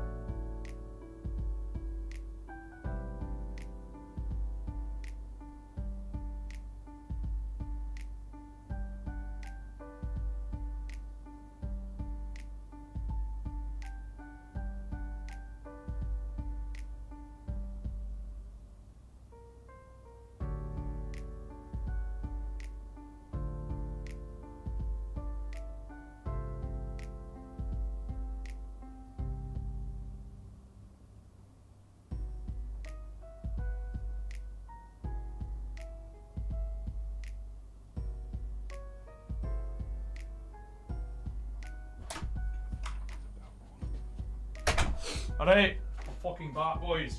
Meow, meow, meow. Chair Chan. Thank you for enjoying Chair Chan while I was gone. Exciting chair stream. If you hold your breath when you go through a black hole, you die. I do find black holes really interesting. That can definitely be taken out of context, but you know what I mean in space, because they're just these weird portals into other dimensions, or we don't know where we don't know where they go, and we're not going to visit one anytime soon, all right? Because I don't quite like the idea of being stretched thin into 1 billion miles over infinity, never being able to die, but always suffering. I don't know if I quite want to do that, but yeah, they are really interesting scientific phenomena. But we're not going to talk about that. GoldenEye, thanks for giving the Subaru to Ultimate Cluster. All right, I'm just going to drink this coffee. We'll continue. Oh god, that's good. Fuck. There's a credible theory that our universe exists within the event horizon of a black hole. I mean, like,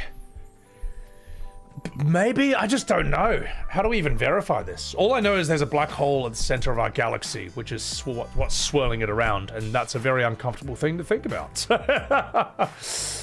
That's wormholes? Oh, no, I know wormholes and stuff. Well, the thing is, I'm not saying a black hole teleports you, I'm just saying, like, a black hole will suck you in, but where does it go? It may not go anywhere. It may just collapse you down into something so dense that, like, it's your entire body crushed into, like, the size of an atom. It could just be that, so. Alright, enough fucking about, chat. Where were we? Oh yeah, god, I have to look at this. Now, for those of you who don't know, chat, There was a game, once upon a time, let's actually look it up. Sword and Fairy 4 game.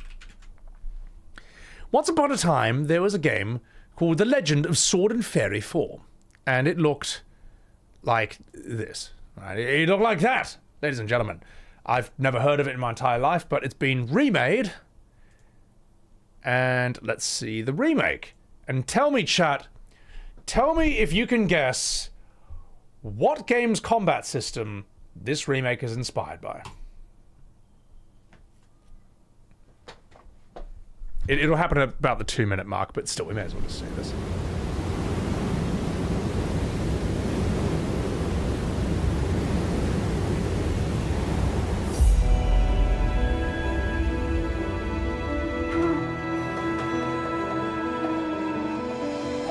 In an ancient time, 天河 China. 天玄星河，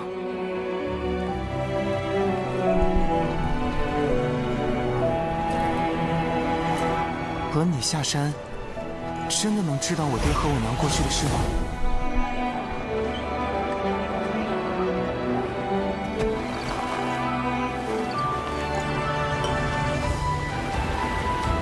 太好了，我就知道剑仙的传说果然是真的。我觉得，渺渺世间不独有人，人要活下去，妖也是一样。 妖本身即是恶，难道还会存有善念？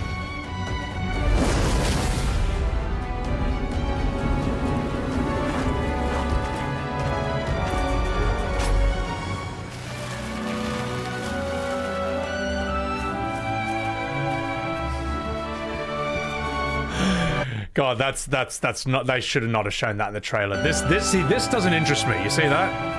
That seems rather lifeless. I'll tell you another thing I don't like. I'll tell you why these characters don't grab me. Because it's kind of this is a very mainland Asian thing. Hoyoverse does this a lot. Or no, look, if this is your thing, sure. But I'm not really interested in games where the entire cast is like really hot 20-year-olds who all have the same face. And no interesting features at all. It's just all the safest, most classical beauty. I'm not interested in it. There's a reason why when I saw Monoko, I was like, finally, I have been represented on screen. A hideous wooden monkey man covered in fur who transforms into literal monsters and giant fat stone beasts. That's literally me, you know.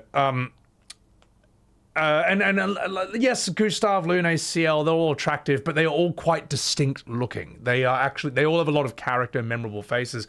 When I look at, say, Genshin Impact, I just see the same anime face with different hair and clothes.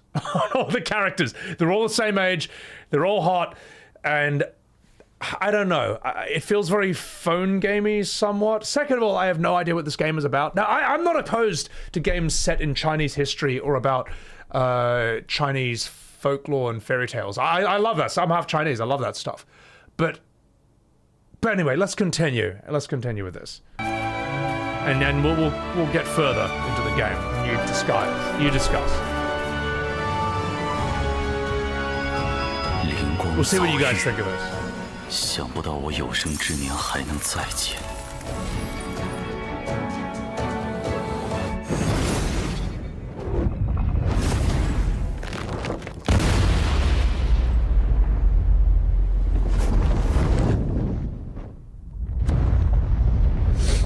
That's me splooging to Lune.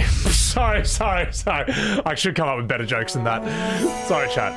Alright, let's see the next one. That's me after 5 seconds with Lune. Alright. Now, tell me, chat.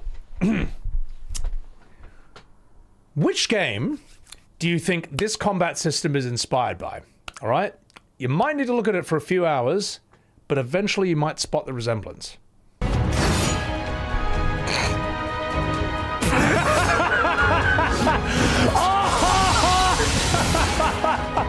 It's exactly the same. Oh god, it's like identical. It's like exact same camera angles, exact same UI, exact same everything. Oh god. I almost feel like Sandfall has more grounds for a lawsuit than Square does on Palworld than Nintendo does on Palworld to an extent. But you know what? I'm not going to open that can of words. Please don't sue me, Nintendo or Sandfall. Or Billy. I'm just having a joke, just having a laugh. But yeah. And I'll assess this fairly. All right.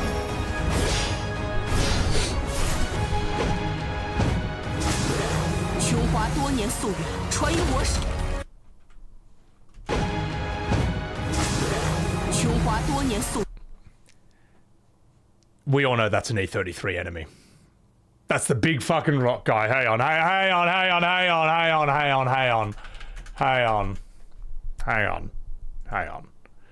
Now, the combat style, sure, you know, you can take inspiration from that. Fuck, where is he? You know the big fucking rock enemy who, like, slams you and stuff? You know what I'm talking about, right? That's straight out of E33. Hexgut, thank you. Hang on.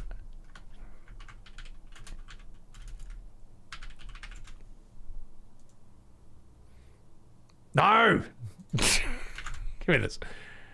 This fucking thing. Oh my god, give me a closer one.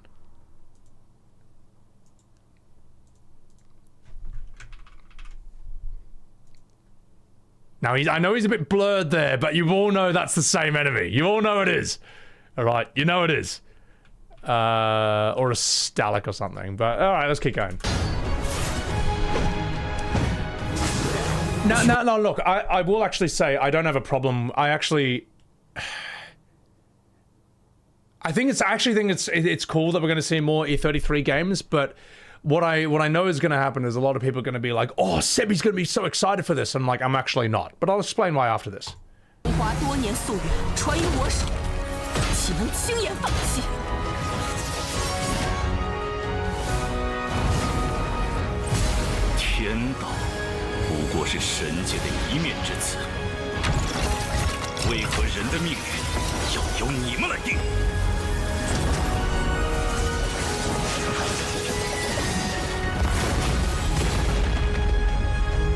Okay.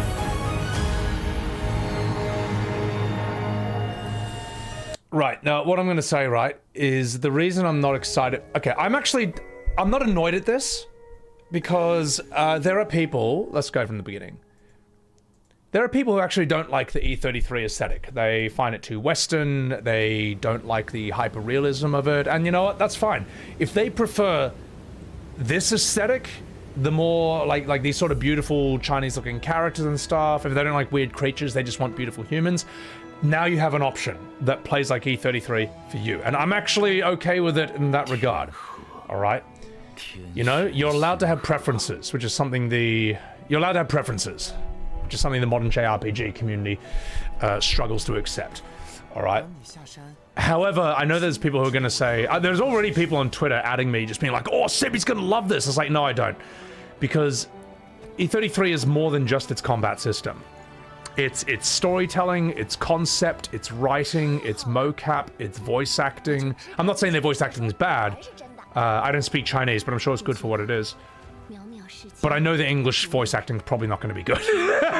We all know it's not going to be good. It's like, oh no, Zhuge Liang has taken over from Zhang Feng. I wonder if, I wonder what Qin Shi Huang thinks about this. We all know it's going to be like that. Second of all, I don't know. This is a type of game I wouldn't normally play, and then it's just had E33's combat tacked onto it.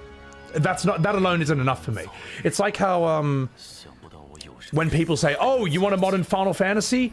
Well, just play Bravely Default or Octopath Traveler. It's like, no. I know, yes, I know it's a turn-based JRPG, but I want, like, the full package. Final Fantasy is the blockbuster of JRPGs. I want the AAA graphics, the realistic graphics, I want the full production value, I want all the trimmings, alright?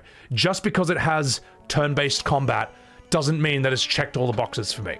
That's what a lot of Square Enix fans refuse to accept when people are like,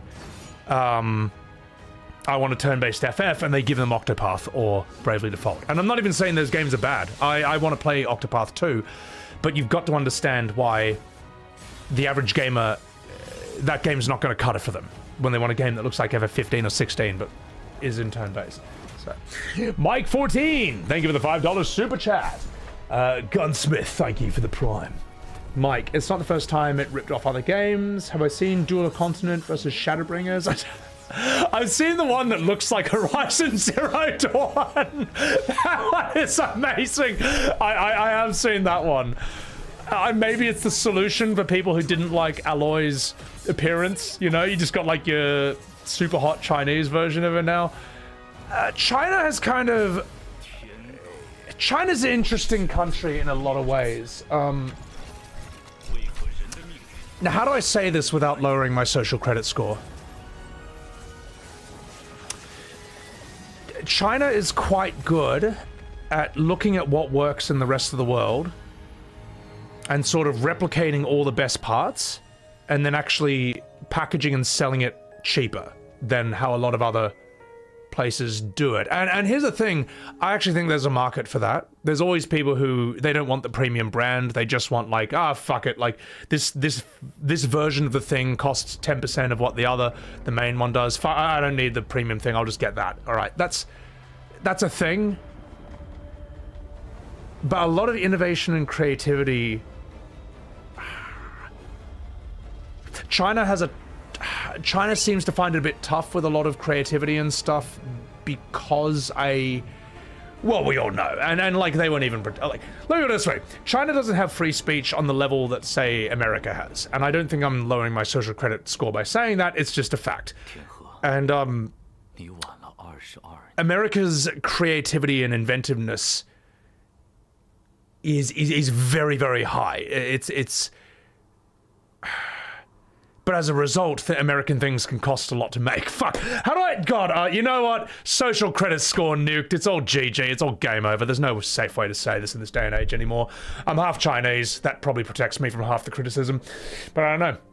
Gaming with Spoons, thank you for the $5 super chat. Sadly, we're going to hit the era where every game copies E33 and oversaturates the market, just like Soulslights. Well, here's the thing. That is going to happen. Here's what's probably going to happen. You're going to get a mix of... You'll get games that blatantly rip off E33, and then you'll get companies that are truly creative and they follow the actual model, the blueprint that was set out. Top tier original writing, extremely good voice acting, very good mocap, some variation of that turn-based combat, great music, overworld design, beautiful artistic design. That's all you really need. Like, basically follow Swenvink's blueprint, follow Sandfall's blueprint, and you'll get some great original games. But if you just try to copy it, it's not going to be as good.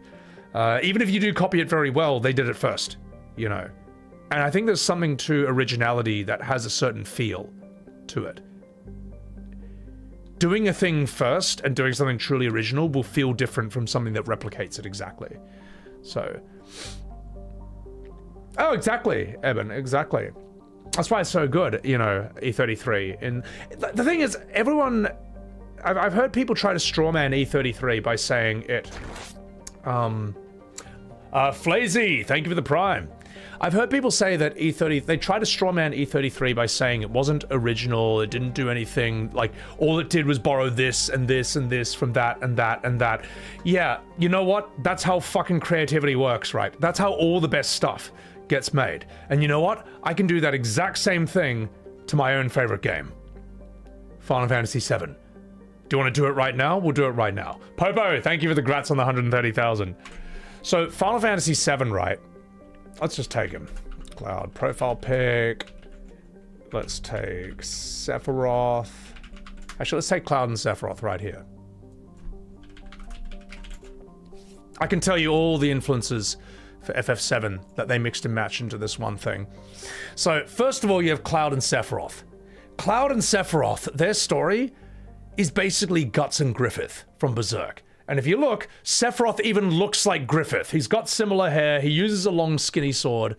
Cloud uses Guts' sword, and Sephiroth fucks up Cloud's waifu, Aerith, in the way that Griffith fucks up Casca, who's Guts' waifu. There. Now let's go further with this. Okay, so there's already a similar foundation there. Cloud's hair. Does this look familiar to you? Have a look at that hair. Does that look familiar? Because only a few years earlier, something else was really big.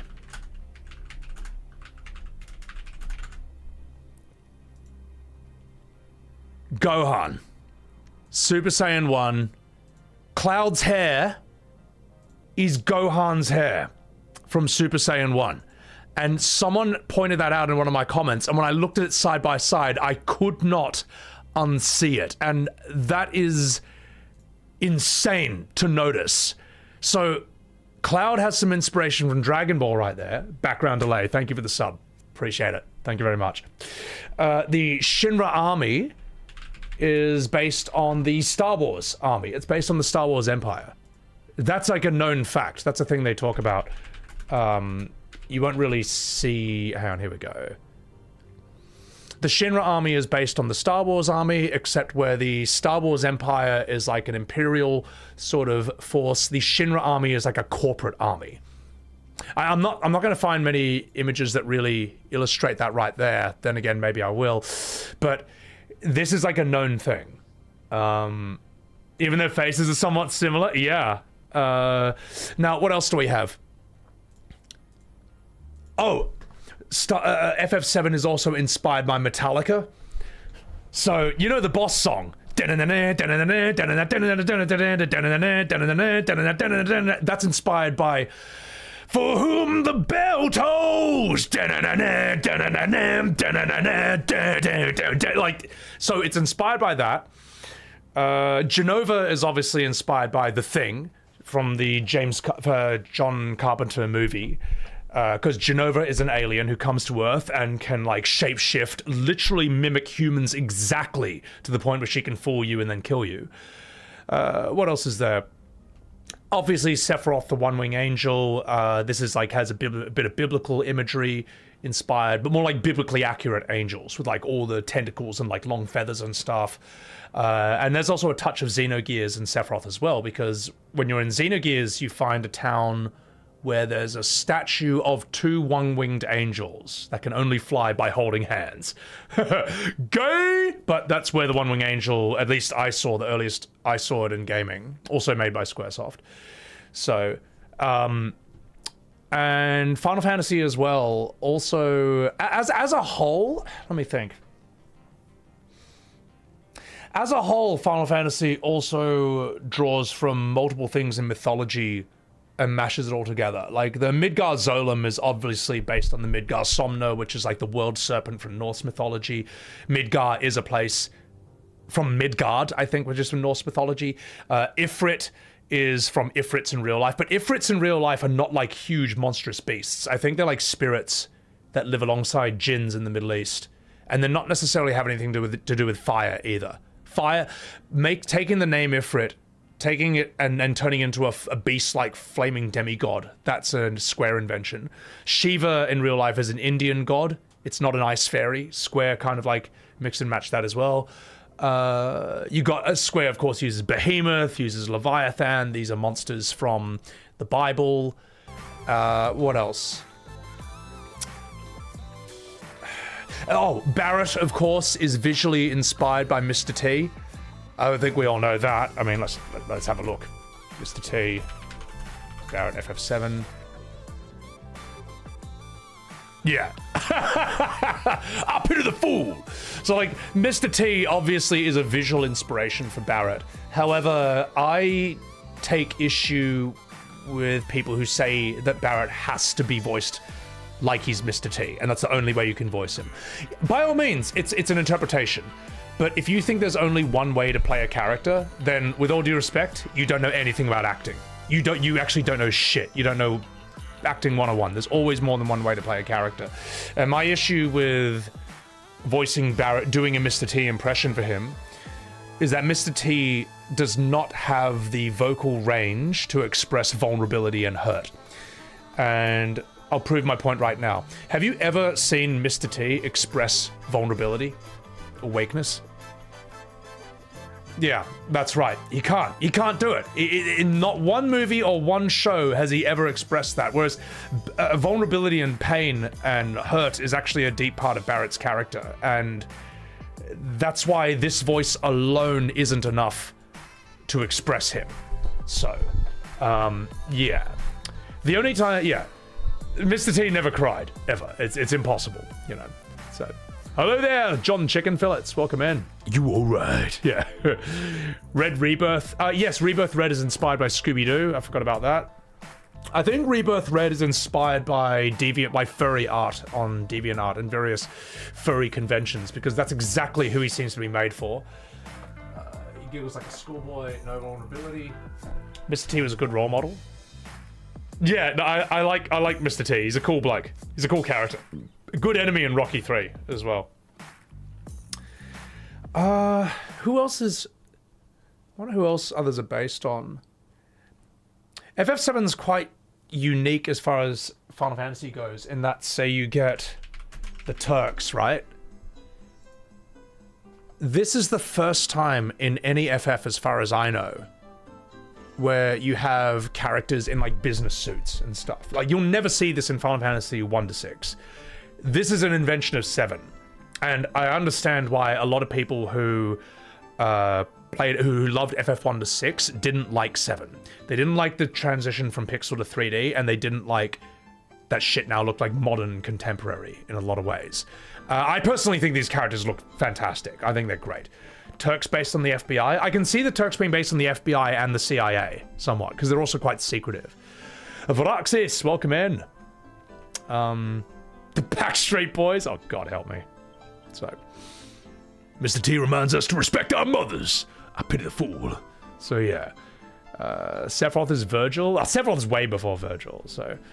I'm trying to think who else... Oh, Knights of the Round. I think we all know where that came from. But the point I'm trying to make, right, is that anyone who says that everyone who says that E33 just mixed and matched a bunch of things, took from this and that,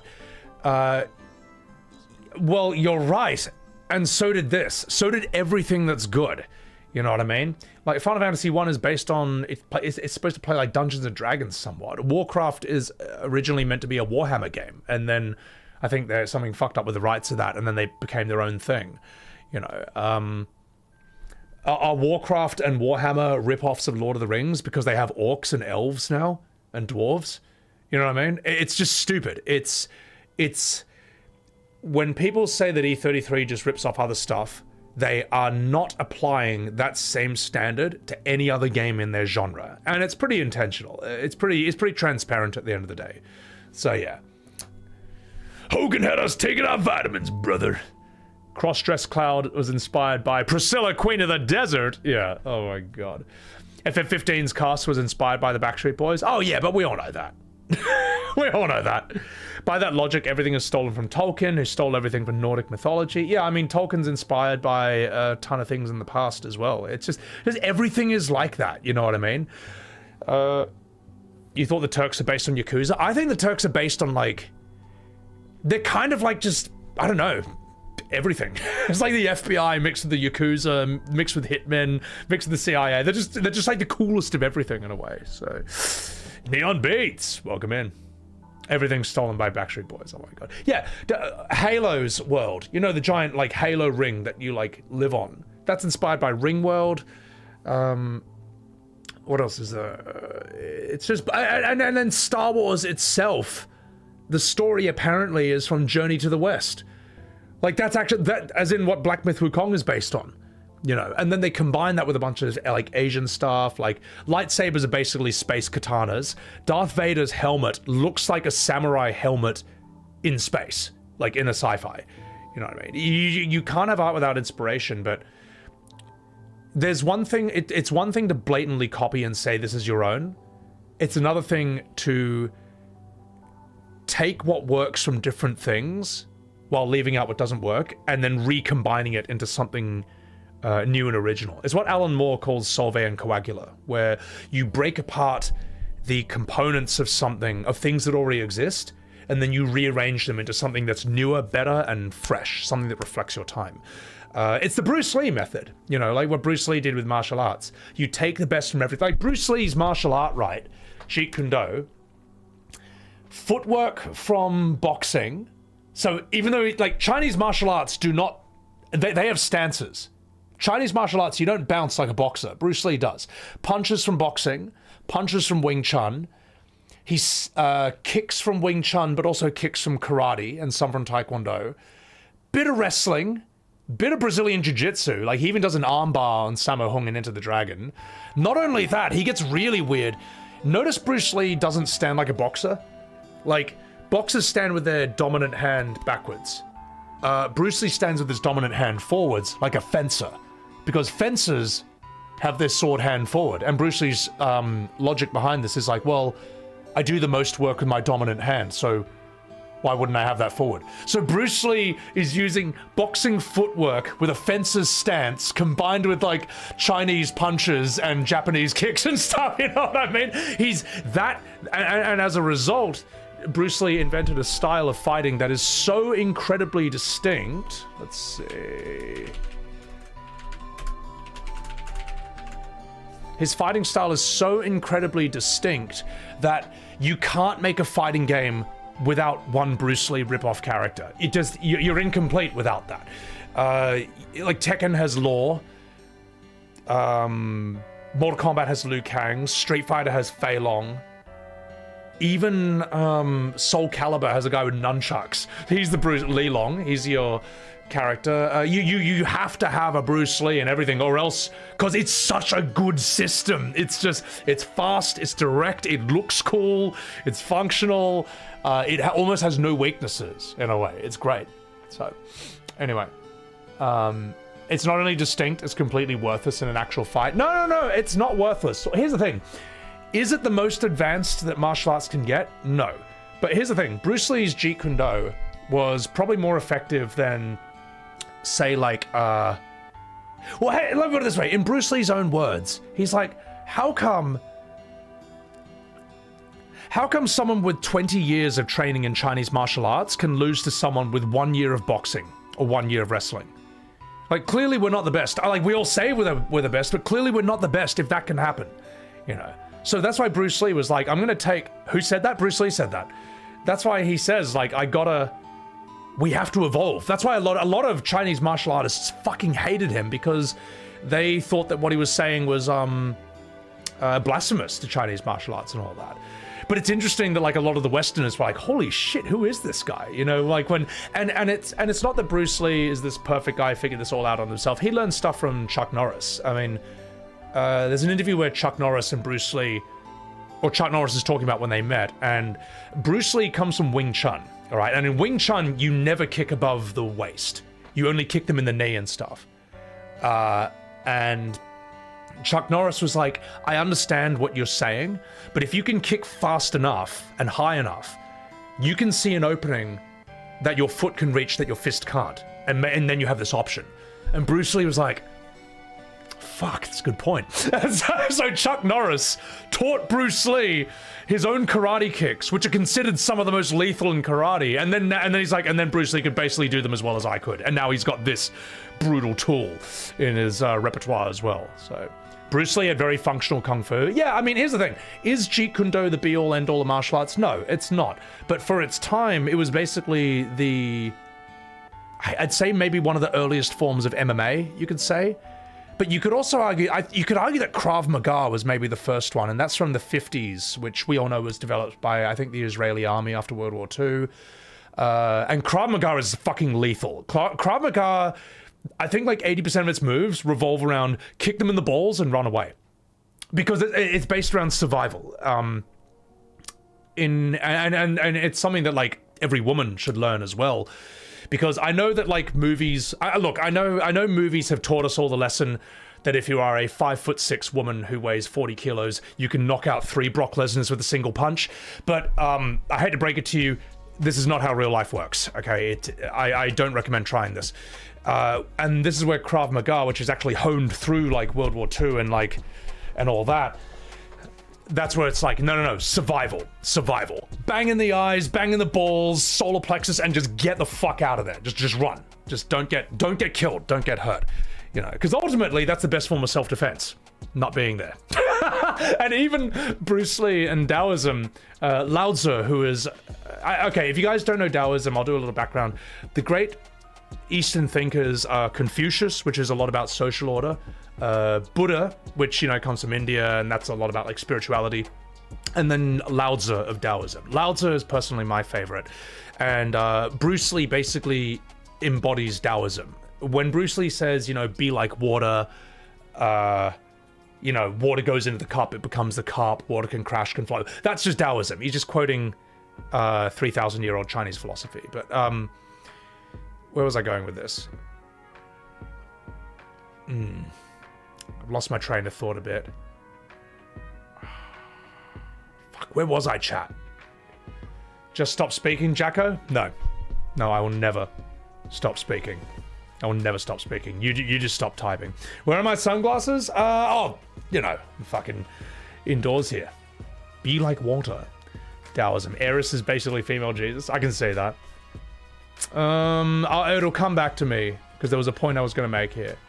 Krav Maga is the most useless crap, Shami. Well, maybe in an MMA ring, because, like, you know, 80% of its moves are going to be illegal. But in real life, it's better than having nothing. Like let me ask you this. In real life, if you need a self-defense system, what's better? Like, that's okay. I mean, it's okay. I'm not trying to gotcha here. But from what I've looked up at least, it seems like that martial arts, a 9mm, okay, let's say you don't have a gun. Let's say you don't live in America. What else? Kick him in the balls? Well, then you need Krav Maga. That's the science of kicking people in the balls. Pepper spray, again, like, what if you don't have that? What if you don't have that? Oh, that's what I was saying. Yes, the best defense is to just not be there. In ancient Taoism, Lao Tzu says, you know, there's an old story. It's like, tigers have claws and they can't hurt this guy. And so, like, how is that? Because the guy never goes into the jungle. It's just like, that's it. Yeah, you know, if you wanna avoid fights, just don't get into fights. Like, avoid them for the most part. But that's where, you know, what if a fight comes to you? That's where you want a bit of self-defense and all that. So yeah, Dragon Lee, Bruce story. I loved that movie as a kid with Jason Scott Lee. We all loved that at school. That was the best movie. The funny thing is, when you watch it now, it's just like, I don't know. It's very cheesy. But I like real Bruce Lee now after that. So, ground and pound. Muay Thai is the best. Here's the problem, right? Like, you're thinking in terms of like the ring fighting. You know what I mean? If someone kicks you in the balls, if someone bites you or headbutts you in real life, there's no referee who's going to jump out from behind a rubbish bin and be like, no, you can't do that. You can't do that. So you've lost the fight. That's not how it works. All right. Like, that MMA is probably definitely the best style for like ring fighting, but ring fighting has so many rules that no one gives a fuck about in real life. That's the problem. That's why I say, yes, you may say Krav Maga is useless in the MMA octagon. It's not, yeah, but it's not going to be used there. Like, you'll never accidentally find yourself in an MMA fight against John Jones, all right? You're never going to accidentally find yourself in the octagon. You are only there because you want to be there. Whereas someone trying to mug you or kill you in the street, that can come to you, whether you don't want to, like, whether you want it or not. You know what I mean? And if you're fighting someone in the street, you're not going to be like, oh, wait, hang on, before we fight, okay, better not hit him in the eyes, better not hit him in the balls, better not bite, better not headbutt. No, you're going to do all of that, man. You're going to do all of that. So, anyway, not fucking a bit.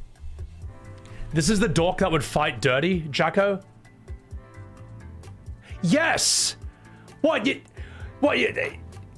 someone's trying to, like, mug me and steal my shit? Kill my friend or my girlfriend with me? Yes! What, you think I'm gonna let them kill me and my friend? Oh, at least, as I'm getting stabbed to death on the ground, at least I fought fair. At least everyone thinks I'm really cool. Stupid fuck. Yes, of course I'm fighting dirty if it's life or death. Mate, what do you mean? What a stupid idea, mate. Like, no, yes, no, in the octagon, in the ring, in a boxing ring, yes, you follow the rules. That's how it works, mate. Yes. Like, no, yeah, like, that's why people in soccer don't pick up the ball and run with it, okay? What do you mean? Oh god, oh my god. Yeah, see, here's the thing. You live in movie land, alright? You live in like La La Land, okay? You live in like this imaginary world where you're the main character of the universe. Life doesn't care about you. You're as big of an NPC as me, alright? We're both unimportant, alright? Life doesn't give a fuck about us. You may think that only happens to other people, but you are the people to other people. So am I, alright? None of us are invincible. You're thinking in anime physics, man. You're thinking in anime physics. That's not how real life works. So, expecting a fair fight is the easiest way to lose? Yeah, exactly, Osto. So, alright, now where were we? When it's against two actual professional fighters, there's some respect. But IRL, no, it's life or death. Yeah, exactly, Peanut Man. Like, yeah, you see in like in a Muay Thai fight or something, one guy actually hurts the other guy or breaks his leg. They're just like, oh fuck, I'm so sorry, you okay? Like, you know, but getting robbed in the street, someone trying to stab you or shoot you for money, get the fuck out of here. So, anyway, enough fucking about. Let's continue. Never take your eyes off your opponent. You know what's kind of funny, chat? Is there's a great Bruce Lee phone call that I don't know if you guys have ever heard. And I don't even know how this was recorded. But it's, between him and his mate, and they're talking about, like, it's crazy, Bruce Lee talking about bullshit martial arts back in the 70s. Like, he's talking about bullshido and stuff. You know, like what Joe Rogan talks about when they're ripping on Steven Seagal and all that. Hang on. I see boobies! Sorry, I shouldn't have done that, but I did. That's why youngsters these days are lame. Tuamo, thank you for the $10 super chat. Happy New Year's! Your content is so good, I can almost forgive you for being Australian. Thanks a lot, you fucking dickhead. Hey, thank you. Thank you for the $10 super chat. Happy 2026. So, you never want to fight a monk? Yeah, well, why would you go to like a, why would you go looking for a fight in a Shaolin monastery? These people just break bricks on their heads like every day for years straight. These are the last people you want to pick a fight with. So, learning to adult, laughs in Eddie Gordo spam. Oh my god, Lamau. Alright, enough fucking about. Let's do... This is worth listening to, actually. Where's the Bruce... I think this is the Bruce Lee phone call. Asmongold cameo? Yes, I occasionally watch an Asmongold clip or a video. Like, oh no! Arrest me, officer! You know, what is it? You know you can understand an idea without adopting it? Or do you just automatically become the person of whoever you watch? So, excuse me, climb a mountain climb a mountain to find a monk? Nah, it's a bad idea. We love Roach King. Well, I got nothing against Asmongold. Asmongold has always been cool to me on the rare occasions we've ever crossed paths. Rich Campbell gave me a shout out today on his stream. Did he, Kicklaw? I remember him way back from bloody FF14. Now, he was always cool to me too. I'm glad that like all that horse shit got sorted out. So yeah, no, there's nothing more powerful than the ancient Russian martial art of Slapoera. Oh my god, Iosha, that's the quote. The sign of a wise man is one who can entertain an idea without adopting it. Yeah, and I'm not saying I'm wise. I'm saying that like you have to be able to, if you just believe every idea you see, if you just become every idea you have, it's crazy talk, man. You can understand a ton of ideas, but also be like, I understand that, and that's why I don't like it. So, anyway, let's continue. Oh, I didn't know that. Thank you very much, Which Way.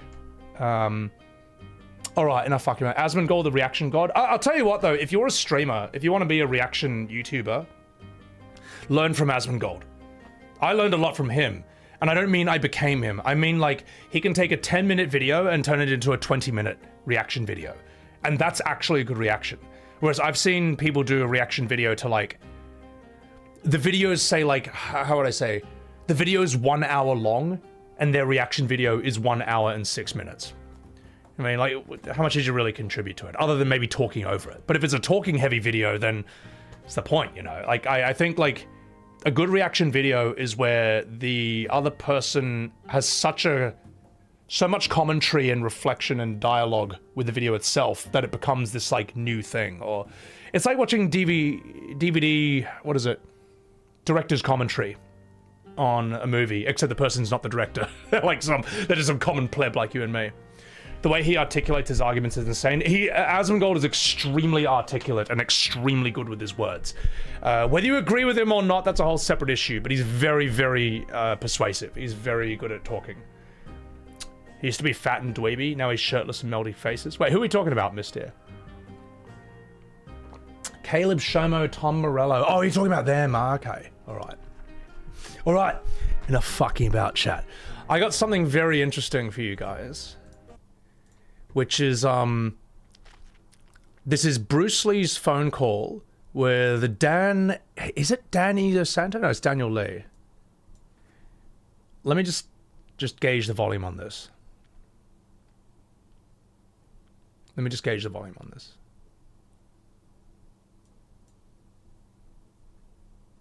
Oh no, this is an interview, I think. You saw the Tai Chi self-defense? No, it's not. All these self-defense in there, I mean... Okay, alright, I'm gonna bump the volume up for myself. This is a really interesting interview. This is a really interesting phone call to listen to from Bruce Lee from 1972. It's basically him in a Discord call with his mate. And then again, maybe it's not gonna be good because the quality is dog shit. And they both have Chinese accents, so it's going to be hard to understand. But I can translate for you. We'll give it a go. This is Bruce Lee in a Discord call with his friend Daniel Lee, making fun of bullshit martial arts. Translated by me, Sebi Webbs, also part Chinese. So.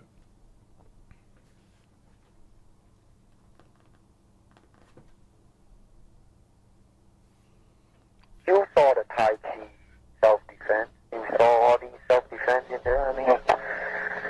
He's like, you saw that Tai Chi self-defense, right? You saw that traditional Chinese fight going on? Well, I mean, I hate to tell you this, and that is, I mean, if you were there with plus a foreign friend sitting next by us watching that box of toys... He's like, man, if you were sitting there watching this, like, this fake boxing here...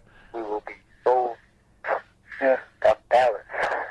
God, we'd be so embarrassed. He's talking about being embarrassed of...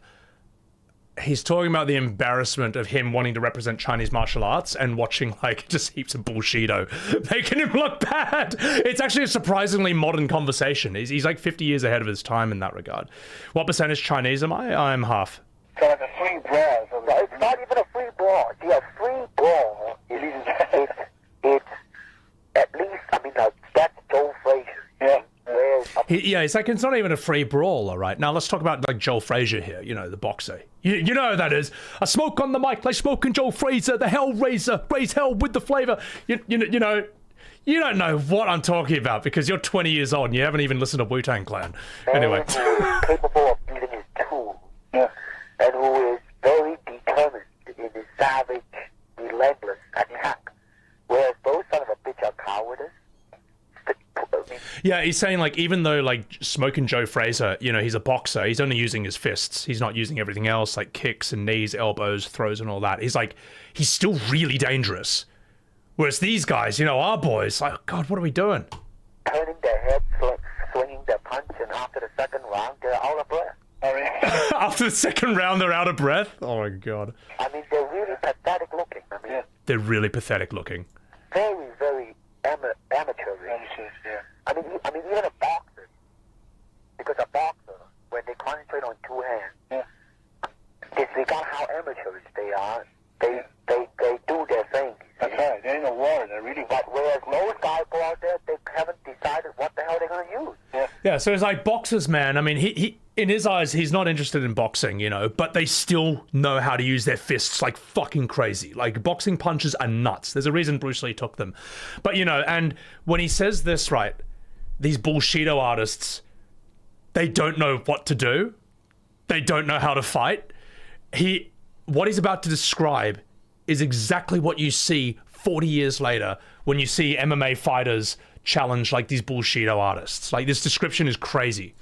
I mean, before they contact each other, they do all the fancy stands and all the fancy movements. But the minute they contact, they just don't know what the hell to do. Yeah. I mean, that's it. That's they fall on their asses. It's funny hearing like Bruce Lee actually kind of swear, because he doesn't do that in his movies, but he's like, man, these guys, they fall on their asses. And we all know, you can all picture like fights that you've seen, you know, where MMA fighter fights the bullshit artist, and like, you know, he hits him once and the guy just falls over, and it's just like, he's never been hit before, and he's like heaps confused and stuff. So how do I decipher that from the audio? Oh, because I've listened to this like a lot of times, and I am good at understanding Asian accents, if that makes sense. Sorry, Chad, I hope this isn't boring, but I find this kind of conversation fascinating, and I don't know, I think it's fun to translate it for you, but if you guys find it boring, we can do something else. I mean, the whole Hong Kong, they call it 他们在打交. That's the interpretation. So I don't know what that means, but he's like, in Hong Kong we call him 他们在打交, which I think is like probably some Cantonese saying for like stupid idiot. Something like that. They're like bullshit artist or something. Please continue. Interested? Okay, appreciate it, chat. And look, it's New Year's Day on 2026. I got nowhere else to be, so let's just do this. In Hong Kong, yeah. Can you imagine that? I mean, even those guys see it that way. I mean, what do you think of the appreciation of people here? Yeah, right. He's like, if Hong Kong guys are making fun of these bullshit artists, what do you think the Westerners over here think about this? Right. Well, period. That's right. The level is still so. What I'm hoping to do in film is to be just that, man, to raise the level. It's a real mission there. Really. Yeah, it really. This is why one of the things I respect. This is one of the most inspiring things about Bruce Lee for me that I try to take on. He's like, you know what? He's like, what I'm trying to do in martial arts cinema here is raise the level, man. You know, Bruce Lee said one of his life goals was to contribute something original to his art, and he wanted to raise the standard of his field as well, which seems like a simple goal, but you could dedicate your whole life to doing that. Background delay. Thank you for the 10 gifted Subarus. Thank you very much. Thank you for the 10 fucking subs. Appreciate it. You don't know what's going on. Look at what you want to look at. It's your stream after all, probably. Maybe I will. Thank you for the 10 subs. Actually, not only raise the level, actually upgrade that respect from the Western world. That's what I hope to do, man. Yeah. Because, like here, I mean, you know, the reason I'm coming back is Warner Brothers wants me to do a television series, but I don't think I'll do it now. Yeah, I'm going to concentrate, you know, in Hong Kong and. That's crazy. He's turning down Warner Brothers offering him a television series because he wants to focus on Hong Kong and improve the art over there before bringing it back to the West and doing something like Enter the Dragon or Way of the Dragon. It's nuts, man. No, Bruce Lee is like, if you think of him only as a martial artist or an actor, you are having a surface reading of him. You're missing the point. Or you're missing all that heavenly glory, as he would say. The real meat and bones of Bruce Lee is the philosophy, his motivation, his system of thinking. If you learn just from Bruce Lee's example alone and his like his quotes, his life teachings, you'll just be better at literally everything. Just from this one guy. Super Saiyajin! Thank you for the super chat. That lovely Cantonese accent. If this was from 72, he's either shooting Game of Death or Enter the Dragon. No, you're right. 72, Game of yeah. You're right. No, this is before Enter the Dragon. Yeah. But it's after Way of the Dragon. You know, with Chuck Norris and all that. Yeah. Alright. Fuck him out. Let's continue. And do it. Yeah. Yeah, start from there. Actually, there's more. And actually, you might be able to expand it to here. That's like right. The Italian picture, a fistful of dollars and things like that, if the quality can be uplifted. Yeah. If the quality can be uplifted. I like how it's all about that, you know. And that's what you know. Well, that's actually more and more, Dan. I mean, it's becoming more and more simple to me as a human being. And more I search myself, and more, I mean, I think I mean, the questions are more and more lifted, and more I see clearly, you know. It's really the simplicity. It is, it really is, man. I mean, what it is that what man has to get over is the consciousness. Yeah. The consciousness of himself. And I always remember you say you have to sharpen the tools, you know. The basic tools, you got tools working properly, well, then you can use them. Yeah. You see, I mean, here it is. If you can move with your tools from any angle, then you can adapt to whatever the object is in front of you. That's right. And the clumsier, the more limited the object, the easier for you to pot shot it. Mm-hmm. That's what it amounts. That's right. I think sometimes. Lover's just destroying the office in the background while they're talking about this. I think this is Way of the Dragon. I think that's where he jumps up and smashes this light. Musashi Proggers. Yeah, so Miyamoto Musashi, for example, is like that legendary samurai from the 1500s. He's just referenced a billion times in everything.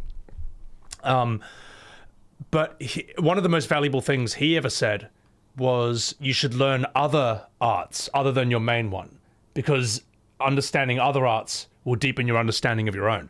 And that's why Musashi then did pottery, he did painting, I think he did music as well, poetry, and you know what? He was kind of shit at all of them. He was kind of bad at all of them, but it didn't matter, because all of that was to deepen his swordsmanship. And he was just like the best. He was the fucking best, man. He won like 80 duels to the death. Do you realize you don't get to respawn after that? You know what I mean? You lose one, you're dead. This guy had an 80-0 KD ratio. He was nuts. So yeah. Bang your fucking dog. Guys, follow my friend Bang TDS over here. He saved the stream today, right? He saved the fucking stream. Alright, let's keep going. I mean, really, what it is that it utilizes the body to come to some sort of a realization. Disregard whatever your pursuit happens to be. In my case, is the pursuit of becoming moment to moment, whatever that thing is, and constantly questioning myself. You know, what is this, Bruce? Yeah. Is it true or is it not true? Do you really mean it or not mean it? Yeah. Once when I found that out, that's it. I guess he's talking about his philosophy, where he's like, if I need it, then I need it, and if I don't need it, why would I use it? It's basically what he said, you know, just like take what's useful from everything, don't use what's not useful, and you'll actually end up making something extremely original because it's expressing you know what I mean? You're not bending yourself to a pre-existing art form that someone else made up for themselves. You're borrowing from every art form and tailoring it entirely to you. And how can, you know, and what more can you do than that? What better can you do than making the thing that best expresses yourself and serves you? I mean, like my coming back to reviews the television series is one of the major decisions. That's right. Well, you actually reached a point, you become very, actually quite philosophical. What a handsome man. It was funny where on my various Twitter wars regarding modern JRPGs and FF, someone tweeted that I was trying to hide the fact that I was part Chinese by wearing my aviator sunnies in my profile pic. Whereas they're wrong, because the reason I wear these or even like these is because Bruce Lee wore them. The most Asian man who ever existed. It's like, if anything, I'm trying to look more Chinese. But it's why I like arguing with the modern JRPG community, because you never know what they're gonna say next. And you can see him wearing them in all these. Oh, well, let me say this. I mean, I haven't yet been able to control my anger. Wait, I love this line here, where he talks about how he was never able to control his anger. He's still working on that. Well, let me say this. I mean, I haven't as yet been able to control my anger, which I have violent anger. This comes by age. I have a violent anger. Well, not only that, but I mean, if I have given me the time to just stop for a few minutes, I will be able to control it. But if I give myself the time to stop for a few minutes, I might be able to control it, but... Unfortunately, I mean, like, let's say if Lao Dai Chin is manly enough, instead of going to the newspaper or walk up to me and slap, that's the end of him. Yeah, if some guy walks up to him and slaps him, catches him off guard, that's the end of him. Bruce Lee is known to have a violent anger that would sometimes pop out in training, but you have to be like, oh fuck, sorry guys, sorry. Because people get scared of him. There was a dragon inside of this man. He's great. I mean, I have yet been able to turn the other cheek, man. I have yet been able to turn the other cheek, man. Well, in fact, I think they'll fuck you right now. Bruce wasn't a typical Chinese guy. He loved the American style, let's be real. Oh, no. Bruce is not thinking entirely Western or Eastern. He's thinking, like, because again, that's just going to limit you. Like, what's the purpose? You want to be the most Western thing ever? Or you want to be the most Asian thing ever? What's the fucking point? He wanted to come up with the best martial art for its time. You know, he was looking for something that was, like, the most functional. It's if it's Western or Asian, who cares? You know what I mean? If it's useless but Asian, why use it? You know, if it's useful but Western, why not use it? It's irrelevant in a way. I don't know. Like, I think he likes both at the end of the day. You can't say that he didn't like Asian stuff, but you also can't say he didn't like American stuff. It's yeah, if that makes sense. Ishivais, welcome in. How the fuck are you? All right, enough fucking about. He's a fusion of both, and that's the point. Well, that's what I mean. Like, any of the great things, it's there. I guess there are people. I can understand wanting to defend your culture, but I don't know. I don't know if I think like that or if he thinks like that. If that makes any sense. Which Chinese dialect can I speak? None. I speak various forms of English. That's the best I can do. I would say 10 years ago, if you love that, you just say, okay, pick your time. I'm going to just pick the time. I will pick the time. You should. I won't even say anything. I'll just show up right in front of his door waiting for him. That's so funny. Like, he's like, oh, so you know, what if like some guy says, I'm going to fight you? Pick the time, and Bruce is like, pick the time. What do you mean pick the time? You challenge me, I'll just show up in front of your front door ready to go. In a way, Bruce Lee is a lot like Baki, or Baki with those 5 prisoners. That kind of expresses this similar idea. You know, it's like, what do you mean we can only fight in the ring? You want to fight me? Fucking I'll come for you whenever. You know. That's all there is to it. I mean, I have yet refused one challenge. I have yet refused one challenge. This is quite interesting where he talks about Wong Jackman, who gets brought up in the biographical movie. He's always in the United States. Yeah. Wong Jackman and all these bullshit artists. All of them. Yeah. Wong Jackman and all these other bullshit artists. All of them. So, Wong Jackman, for those of you who know the Bruce Lee biopic movie, let's see where he is. This thing. No. This looks dog shit. This new movie. Where's the one with Jason Scott Lee? Jason Scott Lee. Yeah, this guy on the right. Oh my god, this is so dumb. So this guy on the right here. Oh fuck. Well, that's the best quality we can have. There's various accounts on how this fight went. Some say it went for 30 minutes. Bruce Lee said it took less than 3. And he said that, like, apparently the fight was that he chased him around, just, like, hitting with Wing Chun punches. And then Bruce Lee said that these punches actually hurt his hand, hitting on this guy's hard skull. And he realized, I need to learn new punches. So I think he started to look at boxing punches after this. Now, in the movie, I actually thought the biopic movie did this guy dirty. Right, because Bruce Lee beats him in the movie, of course, but when he's walking away, this guy gets up and does a running fly kick into Bruce Lee's back and breaks his back. And then Bruce Lee should be paralyzed for life, but with the power of movie physics, he's able to walk again. This never happened. This didn't happen at all. The way that Bruce Lee actually injured himself in real life, from what I've read, is he didn't warm up before a workout.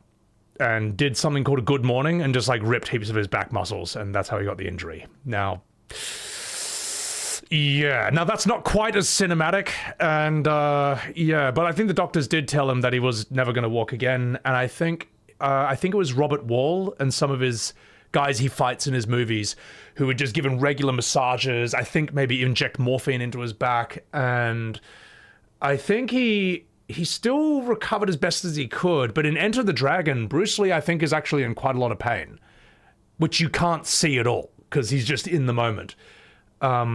Yeah. But it's interesting that in the movie version, it's like a flying kick from a disgraced warrior, but in real life, it's like, oh, I just didn't warm up, you know? which kind of sucks. So, but yeah, the movie also makes it look like Wong Jackman nearly beats him. But I think in real life, again, don't come after me, the legacy of this guy. From what I've heard, he was like a traditional Chinese martial artist, and that has a limited set of tools compared to a lot of the modern stuff that Bruce Lee was using in this fight. So, but let's come back here. He was notorious for overtraining. Oh yeah, no, yeah, I think he quite did that. Well, here's the thing. Bruce Lee was notorious for overtraining. All right. You're not able to do this without overtraining. Right? You can't do this without overtraining. Here it comes.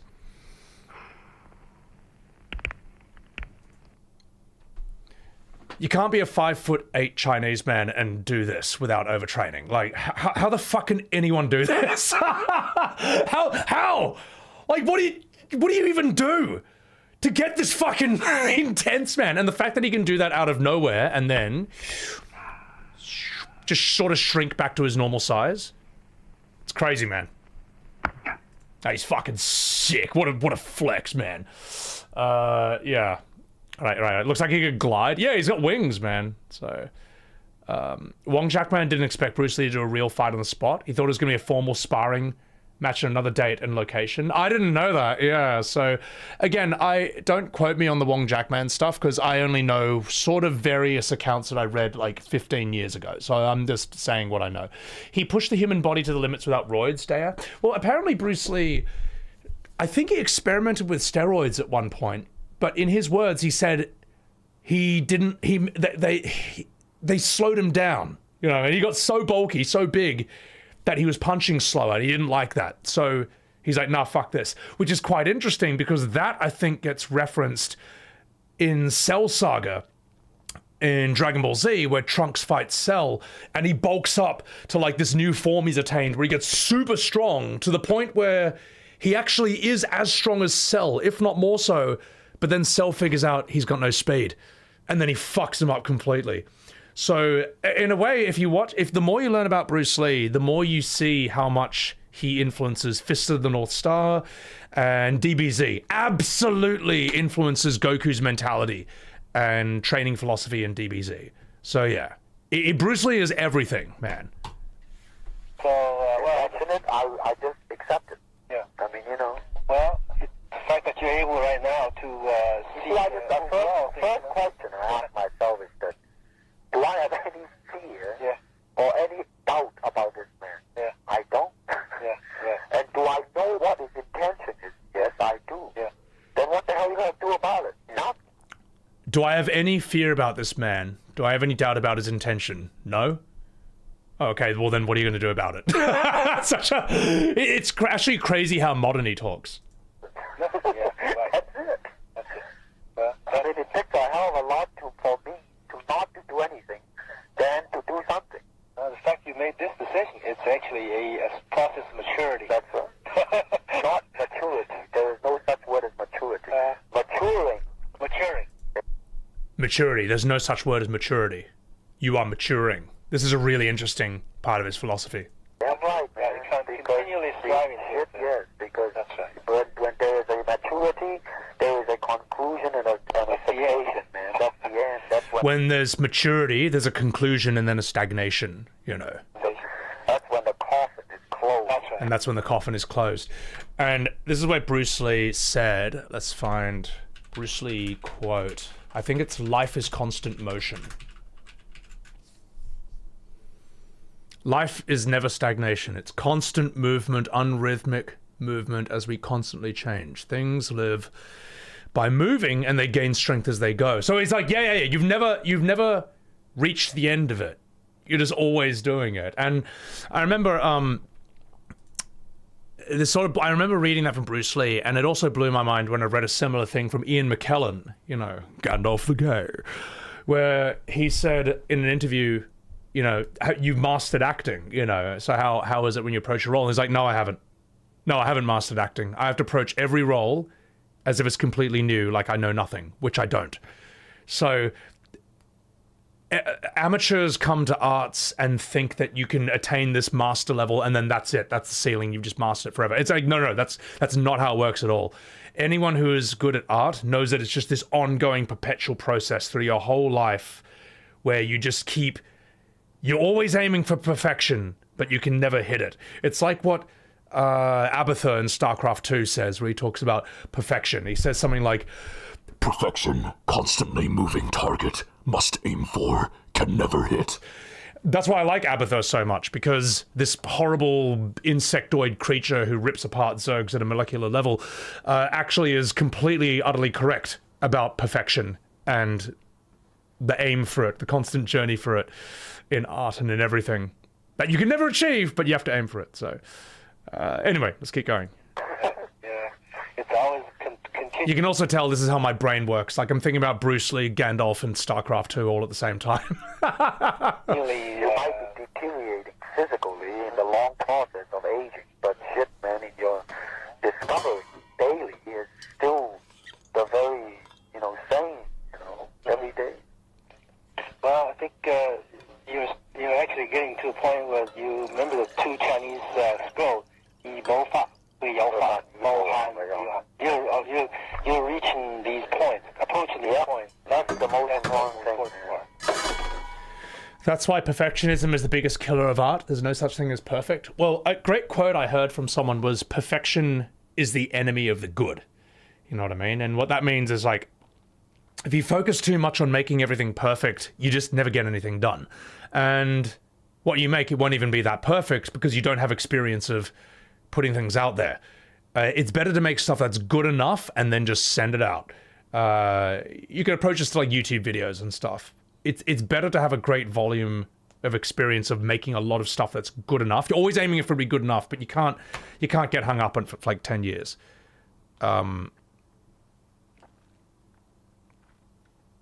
Yeah. So I think about this way too much. Better way of putting it? Yeah. Strive for perfection. Perfect is boring. Well, perfect is also unattainable. You can get it as perfect as you can get, but it will never be perfect. But get it as good as you can be.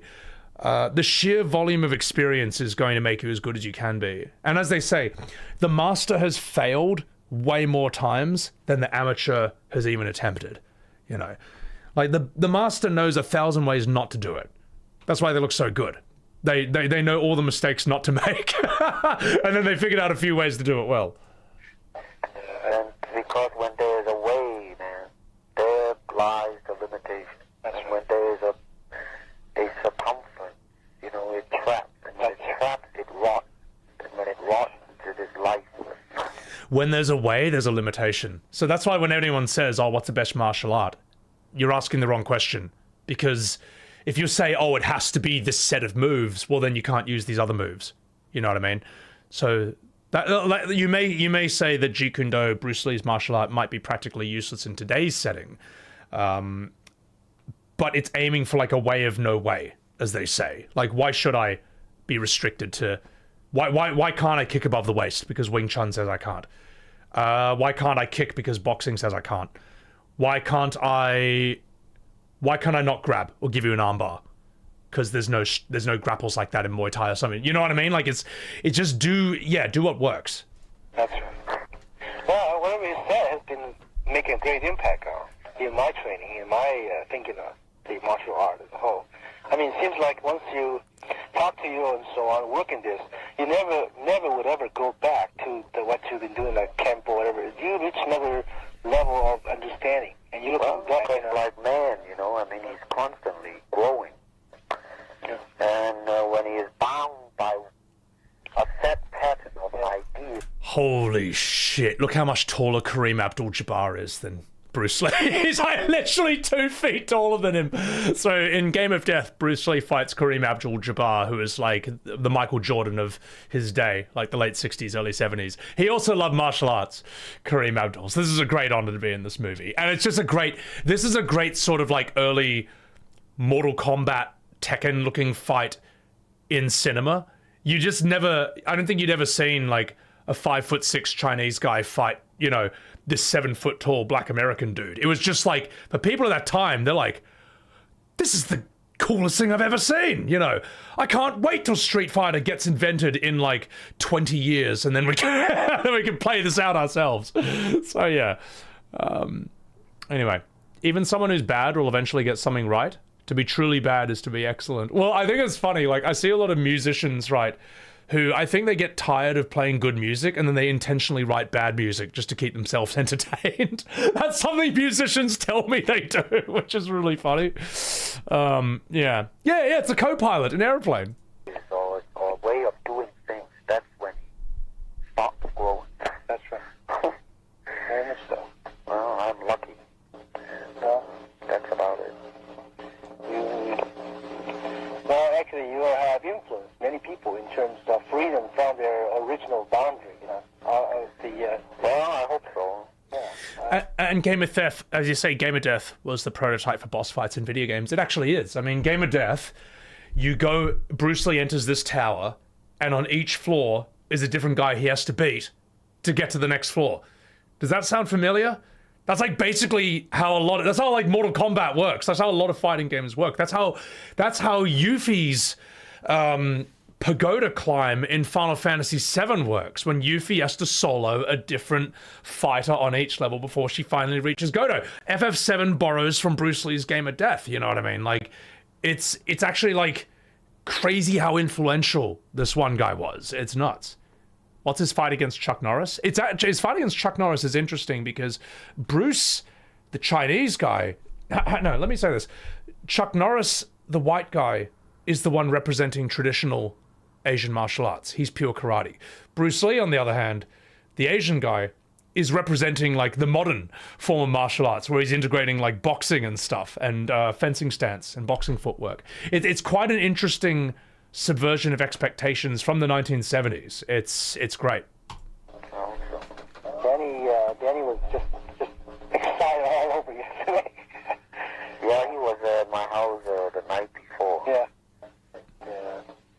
So he was really turned on. Yeah. So he doesn't want us to do any more heavy bag kicking. He wants us to just actually hit step a little bit. You know, we're gonna just we only 3 people yesterday. That's all he's gonna just within our little group. Yeah, because when you use your leg, it is much better to use it.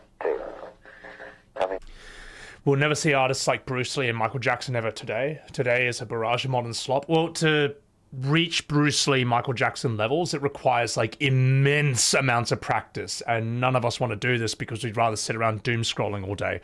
Yeah, yeah, that's the problem.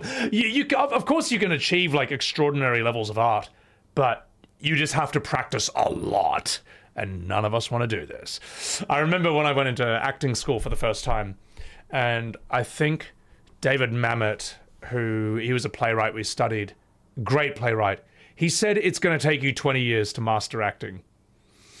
And I was like, no, it'll be amazing right now. It's like, that's the last thing you want to hear when you're an 18-year-old. But he's right. You want to get good. You don't need 20 years to get good, but to truly master something, you're going to need about 10 to 20 years, I would say. And not just 10 to 20 years of just doing the same thing. You need to be like constantly like refining, trying to get like better and better, new things you can do. What bad habits can you drop? I was like, now you've got this foundation, what new things can you add into that? It's the reason these people are extremely rare, but it's also why they're so respected and timeless. They're basically immortal. Like, we're always going to be talking about Bruce Lee. We're always going to be talking about Michael Jackson. Like, they've left their imprint, like, forever.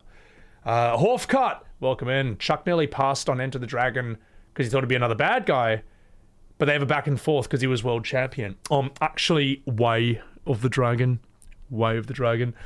Actually, before we continue, just to show you what I'm referencing here. This is so annoying.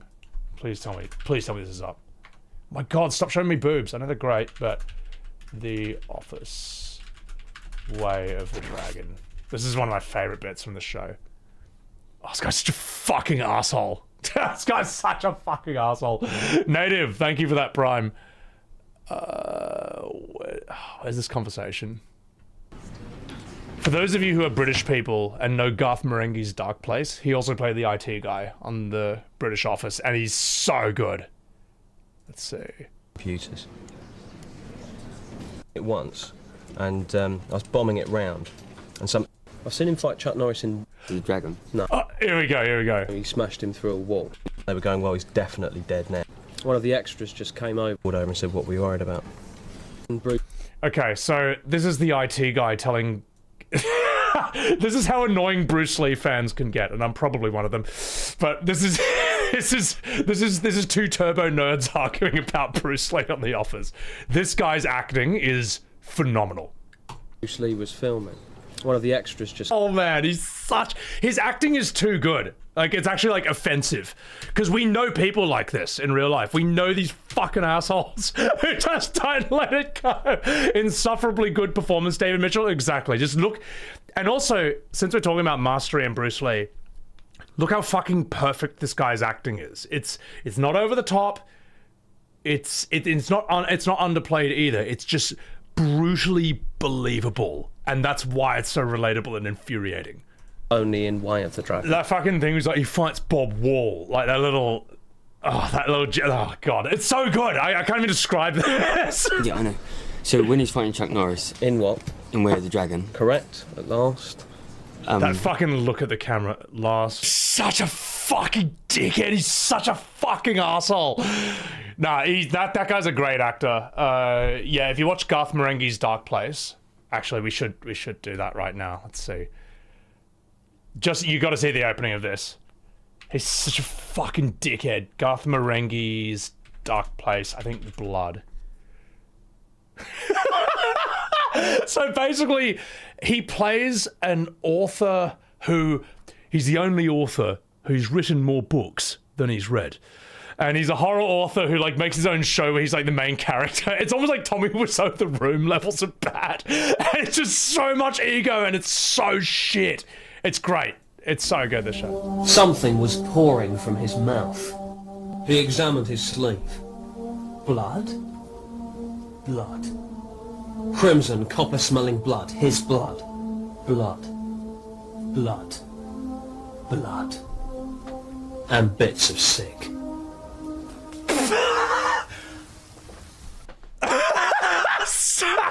It's so shit. I think he's got like a book where the passage is about maggots as well. This is also classic.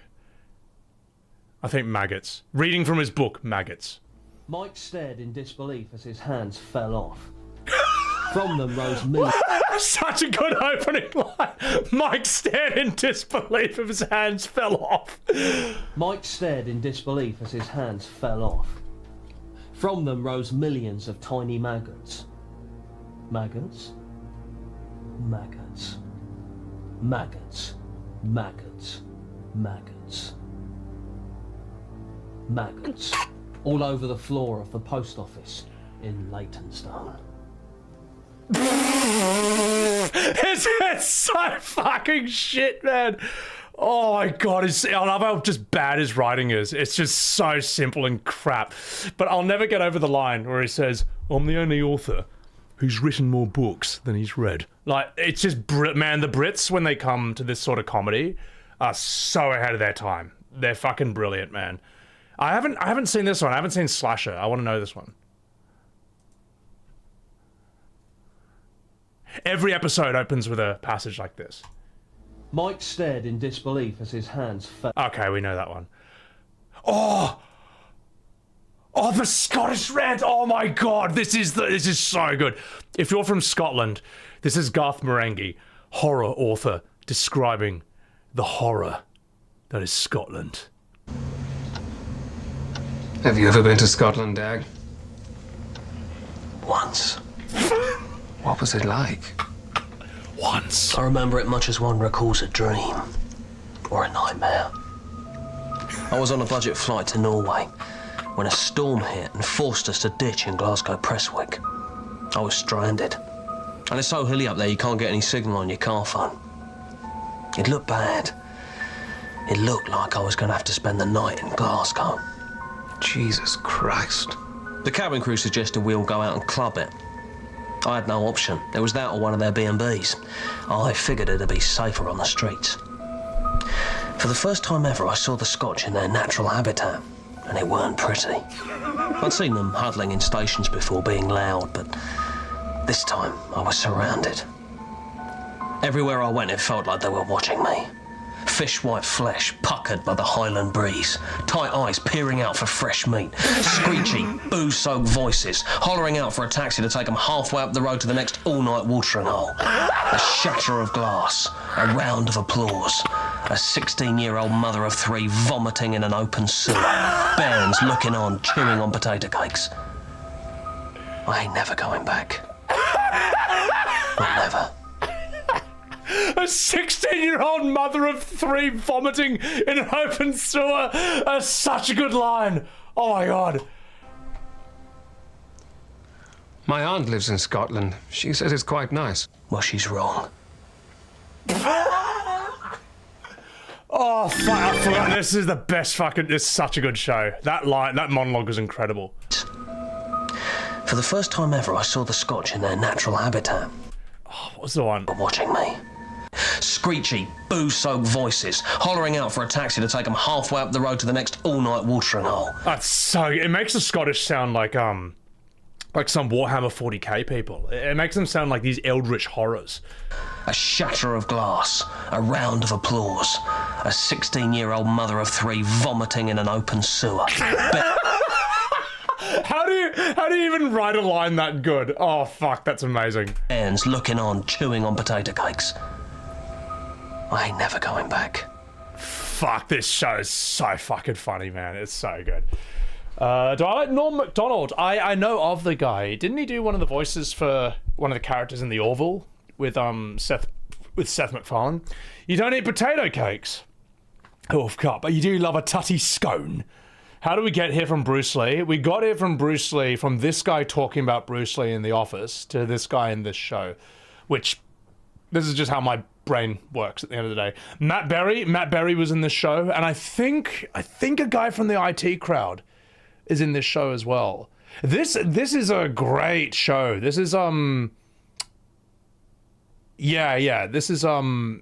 this has been around. It didn't get that big, but it's very ahead of its time, and it's very it's got a cult following, and it's quite respected as time has gone by. Muggets. So, Matt Berry. The Irish took all the potatoes. Oh my god. Richard Ayride, is that his name? I don't even know his name. I just know him as Garth Marenghi.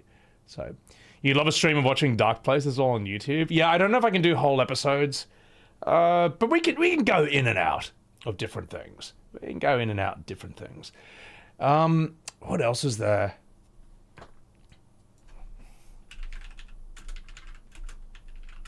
This was also a phenomenal show. Do they have this one?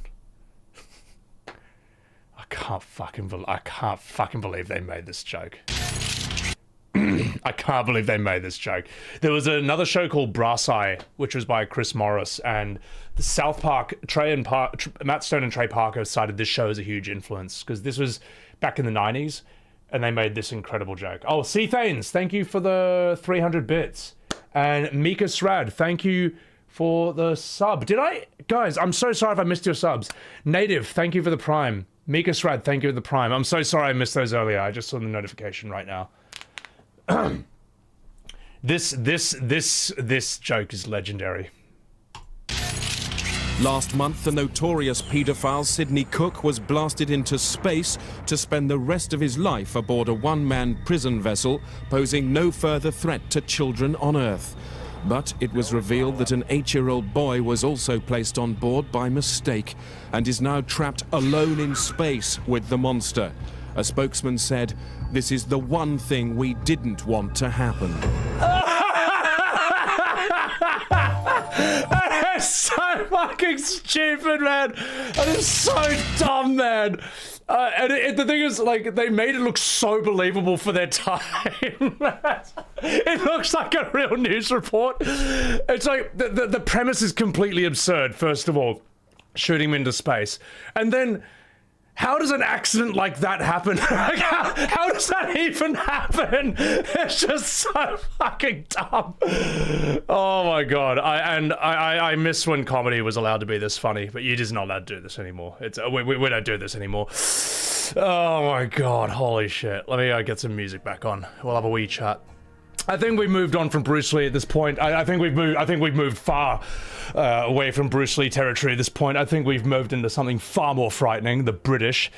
But yeah, no, there's a reason English culture and British culture as a whole has such an influence on me, because fuck me, they were like the funniest people in the world. STG, you saw I can't play E33 because of Smart App. You can add extra bytes at the end of that not to recognize it work again. Use any hex editor to add bytes and save it. I appreciate that, STG. If you guys chuck that in my Discord, in the Tech Boomer section, there's a section called Boomer Tech Fixes. That might, yeah, I might be able to try that out later on. This got them banned. Oh yeah, they got in trouble for this. They got in heaps of trouble for this. But it turned out they were kind of ahead of the curve. Ever watched Blackadder? Oh, I love Blackadder. Blackadder's so good. Phuket, thank you for enjoying the E33 shorts. Appreciate that. Appreciate it. We don't hate the French anymore after E33. I honestly never hated the French, and I had more reason to hate the French than you, all right? Because I had to learn the French language in school from the ages of 10 to 18 in Asia. Now, this is going to blow your mind, but they don't speak French in Asia. Maybe Cambodia, maybe a bit of Vietnam. So to me, I thought it was completely useless, and I thought I was having my time wasted. But it was actually extremely valuable in the long run, because that's how I got introduced to French cinema. And you can see where the stream is about to go now. French cinema is fucking cracked. The French are insane when it comes to that. You may hate the French, but you probably don't know. If you like Bloodborne but hate the French, I think you owe them a fucking apology, alright? Because that's where the Bloodborne aesthetic comes from.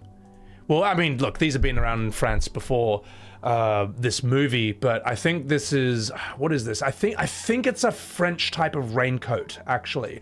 And the way the hat works is water just kind of pulls off, and it comes off far in front of you and far behind you, and it gets the least water on your clothes and stuff. Fucking great movie. Dude, this movie's fucking sick, man. So... the actors in this, dude, the actors are so goated. You have Samuel Le Bihan, I think that's how you pronounce it, on the right here. He's a goated French actor. You have Vincent Cassel, who is an incredible French actor. Just, he's so good, man, and he's in so many good things. You also have, oh my god, Monica Bellucci's in this? Fuck, I forgot about that. Yes, you have Monica Bellucci in this movie as well, who you would know from The Matrix 2, as she's really hot. And you have Mark Dacascos. And for those of you who don't know Mark Dacascos, he is in John Wick 3 as the bald guy who has his own team coming after John Wick, and he's also a super fan. He's the guy who's like, oh my god, John, I've been a big fan, and meeting the real thing, it's amazing. That's him. That's fucking Mark Dacascos in Brotherhood of the Wolf. And what's crazy about this movie is it's quite unusual. I've never seen a movie somehow mix this many genres into one film. It's a historical fantasy, martial arts, romance, drama, horror movie. It's like multiple genres rolled into one, and it quite seamlessly blends between them all pretty well. Because the French are really fucking good at art. And what was I gonna say? And it's actually based on a real story. It's based on the Beast of Gévaudan. I hope I'm pronouncing that right for my French viewers. But Gévaudan was a region in France in the late 1700s, early 1800s, it was terrorized by a beast. Cursed RNG, thank you for the sub. Pretty good movie. Let's have a look at it right now. The Beast, La Beast of Gévaudan. Look at this fucking thing, man. So when did this happen? Let's just look at the time period of this. Between 1764 and 1767, you get this thing terrorizing people. Oh, fuck. Oh. And it was basically described, it was like a wolf, but way, way bigger than a wolf. This was something else. And the movie theorizes that it's actually like a lion that got brought back and sort of like released on the land and stuff. Released on the local populace. But look at this thing, man. This is where you get into like cryptozoology and shit. Like, what the fuck was this thing attacking people in France in this remote village back then? It's a lion probably moved up from Syria and Caucasus. Eosia? Yeah, I mean, it could be some... Because there's some ancient animals in Europe that maybe there was a few of them left around before the Industrial Revolution. Like, say if you look at the Irish deer, for example. Look at this thing. This was gigantic, the Irish deer. Like, look at the size of this thing. You're not going to see this thing... You're not going to see this thing in Ireland anytime soon. But I think this thing went extinct, like, 7,000 years ago? I forget. It's not around anymore. But they theorize, yeah, could this be a direwolf? Because back in, if you look at the cave paintings of Chauveau in France, which was like 33,000 years ago, these cavemen were drawing woolly rhinoceroses, and they were drawing lions, different types of lions and different types of rhinos in France, because they were there back then. Remember, this is 30,000 years ago. This is 6 times older than the age of like the pyramids and shit. So, yeah. You killed that in Elden Ring? Yeah, well, you know, you got it. I mean, look at it. So, Demadan, welcome in. You've heard the Beast of Gévaudan from a D&D campaign. Thought it was just a story. No. I remember learning about this in French class as well, the Beast of Gévaudan. And I remember when I saw this movie, I was like, oh shit, it's referencing that. So, Phuket, may you ask, what would I recommend if I was looking for a story on par with Expedition 33? That's a very hard question for me to answer. Your best bet for things that would have a similar impact or like the equivalent of E33 for its time would be like FF7 or FF10. That's your best bet. Yeah. It's, otherwise, I don't know. I struggle for that. The French Chupacabra, they call it. Could be. Imagine if you made a movie, but there was a big spoiler on the poster. Would you have to watch the movie to know the spoiler? But you'd have to watch the movie to know the spoiler was the movie. You're hurting my brain, Segatron. Fearless, have I heard about the boy who cried drop bear? I lost all credibility when talking about animals. But see, Fearless, this is not actually... Let's get rid of the Irish deer. Go back to the pub. This I didn't make up. I didn't make up drop bears either. They're real. Phuket, thank you. Merci beaucoup for the Subaru. Merci beaucoup. FF10 song. Yeah, exactly, chat. Yeah, the FF10 song plays when I recommend this. It's cool when something from folklore becomes pop culture as well. Yeah, I mean, well, the thing is, right, what I like about Le Pacte du Loup, as they call it in French, or the Brotherhood of the Wolf, is that our own history is actually full of these really fascinating events, these really interesting things that we don't really use, you know what I mean? Like, we could be making a lot of stories about interesting things that happen in history, but instead we just keep remaking the same thing over and over again, you know. Like, I know in Aboriginal history in Australia, there's some quite interesting stories, like Benelong, who was an Aboriginal native, and I think he basically got kidnapped and then brought to the United Kingdom, England, in the 1800s. And this is a guy who's, you know, he's used to the Aboriginal sort of lifestyle, which is very much in touch in nature. From his perspective, England would have been like an alien planet, you know. And he met all these people there, and then I think he was brought back to Australia, and he basically said to the guy who captured him once he was back in the woods, he's like, all right, thank you, that was very interesting, but kidnapping is a serious crime in my culture, and now I'm going to give you the punishment that we give for such crimes. And he picks up a spear and he throws it through the leg of his British captor and then fucks off back into the forest, basically to go live amongst the natives once again. I think I might be getting some of the details wrong, but I remember hearing about that like 15 years ago, and I was like, how is this not a movie? That's fascinating. That's so interesting, man. But instead, let's just reboot, you know, Indiana Jones again, or something like that. Tasaya, welcome in. Captain Superpower, interesting channel. good content. Appreciate it. Am I interested in ancient Greek mythology? I am. Mainly the Greek. Well, my main interest with ancient Greece is the playwrights, because, you know, I mean, as a trained actor, I just know these things. Eris, good night. Take care of yourself. Do I really want another game similar to Expedition? As I say, I'm okay with Clair Obscur being the only version of that we get, and it'd be interesting to see other companies make games like that. Can't wait to watch the Odyssey, Code Crisp. You know what's sad to me about the Odyssey? Oh no, wait, I'm thinking the Iliad. Chris Nolan's gonna do the Odyssey well, I think.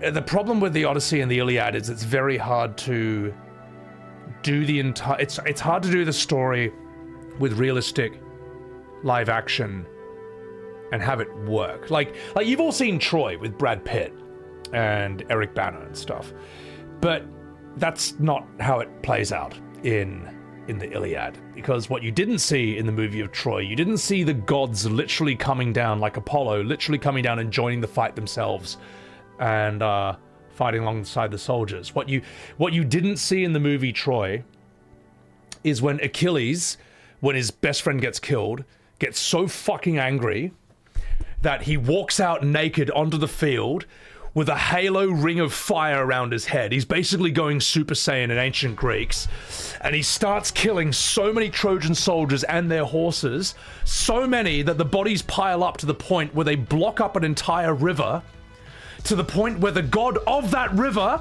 comes out and says, Achilles, stop killing so many people, you fucked up my river, you bastard. And Achilles is like, fuck you. And then Achilles starts soloing 1v1 a river god until I think Hephaestus or someone from the underworld erupts out of hell and says, all right, this has nothing to do with Troy. You, Achilles, stop fighting this god. You, river god, sort your fucking thing out. Back to business. That didn't happen in Troy, believe it or not, but that does happen in the Iliad. that actually happens, man. Like, if you read the Iliad and you read the Odyssey, it's like, holy shit, this is some Dragon Ball anime shit, man. So, in a way, the best way to do the Iliad and the Odyssey, in my opinion, would be to give it to the Vinland Saga boys. Because they know how to handle European history better than we do, at least. With a bit more respect and nuance than we do. And they can express the grayness and morality. And something that Vinland Saga does very well as well is it's great at expressing these characters who are just products of a different time. Like, they're you know what I mean? Like, it's normal for them to do things that are horrifically bad by our own standards, but that was just the culture back then. So, yeah. Odysseus is about, the Odyssey is about post-Troy, where Odysseus is going home.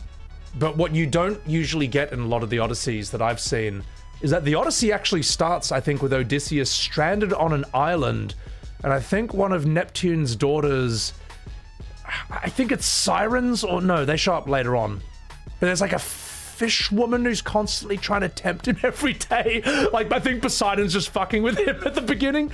Yeah, so great insight on everything. Glad you discovered the channel. Thank you, in the skies. Like, as you can hear me just rambling on and talking, you can see how my brain works. Like, my brain is like I'm just constantly thinking. I have like an internet of this kind of stuff in my head at all times, but I like connecting them all together. I find it all fascinating. I love storytelling.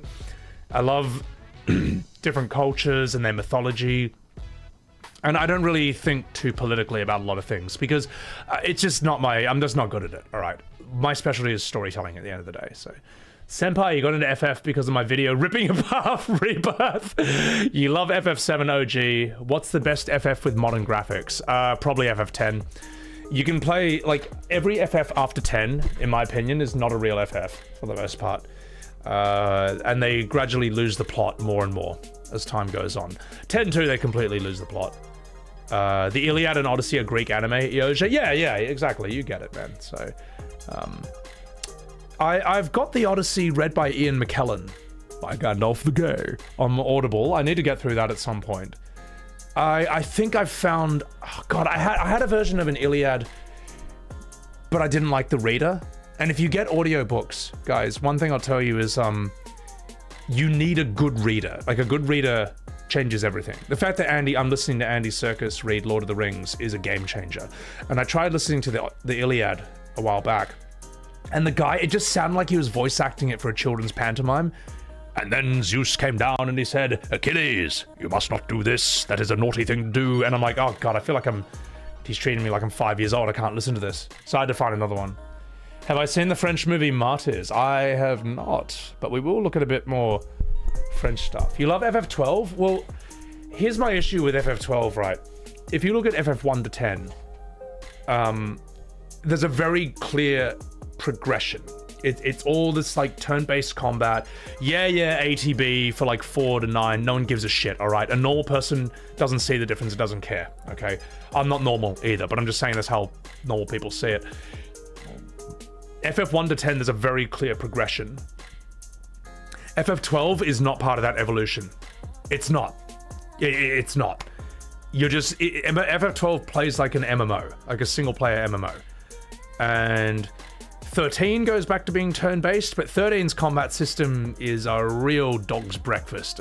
I look at that UI, I have no idea what the fuck's going on. I don't know what a paradigm shift is, or whatever the fuck they're doing. You mainly control lightning.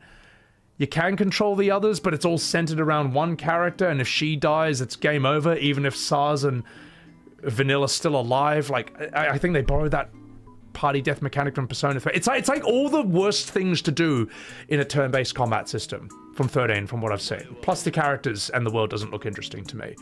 15, they've just lost the plot completely. It's completely off the rails.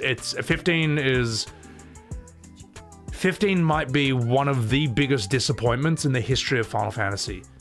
Because a lot of people who are disappointed by 10-2, 12, 13, and then got like 3 13 games, 15 looked like it might be coming back. It might be... FF might be back, and it wasn't. You know? And a lot of people, like myself, pre-ordered the digital deluxe version because it looked like it might be back. And then the dreaded feeling creeps in a few hours in where you're like, oh no, this sucks. And then 16, I mean, the Singaporean investors who, I forget their names, but they were the shareholders for Square Enix who wrote that 100-page report talking about all the problems of the company, especially Final Fantasy, was they quoted Metacritic reviews saying that FF16 is heartbreaking for long-time FF fans. And, quote, why Square refuses to listen to its fan base remains the eternal question. You know, and it's interesting to me that those shareholders, they saw the 8 out of 10 Metacritic reviews and they just didn't care. They actually kind of looked right through it. They didn't believe it. Because I think those shareholders, I think some of them are actually old school FF fans, because the way they talked about 16, the quotes they picked for 16, I was like, this sounds like me talking about it. I don't know. I can't tell how they think or what their intentions are, but I thought it's interesting that they were not tricked by the 8 out of 10 for 16. Because 16 is not an 8 out of 10. I'm sorry, it's not. It's just not. It's 6 out of 10 at the best. Maybe even like a 5. And as far as being a Final Fantasy, it might be one of the worst. It might be one of the least Final Fantasies of all time. In fact, I'd say 16's combat is downright offensive. Because it basically says to the OGs, we don't care what you want anymore. These aren't for you. Actually, no, they are for you. We still want your money. That's why we're calling it Final Fantasy. But it plays like a budget Devil May Cry. So... Did I see Square holding the FF survey? I started to fill it out, but it's just a bunch of shit that no one cared. I don't know.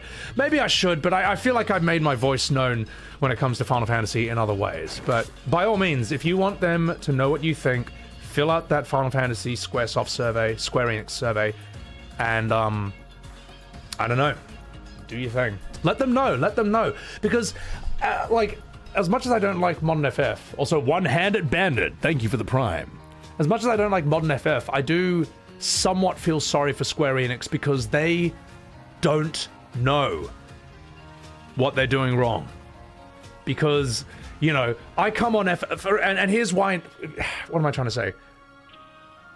When they listen to the modern fans, which is like the main voice, if not the only voice, apart from me, you know, talking about this stuff, they they don't get it. They're like, I don't know, the modern fans seem like they're happy about this, but these games aren't selling. What the fuck is going on? And you've seen what happens when someone speaks up. I come out, I post 3 tweets saying FF7 Rebirth is cringe, and I cause the biggest meltdown on the Final Fantasy VII community on Twitter in the history of its entire platform. And I made that into a YouTube video, which you can check out.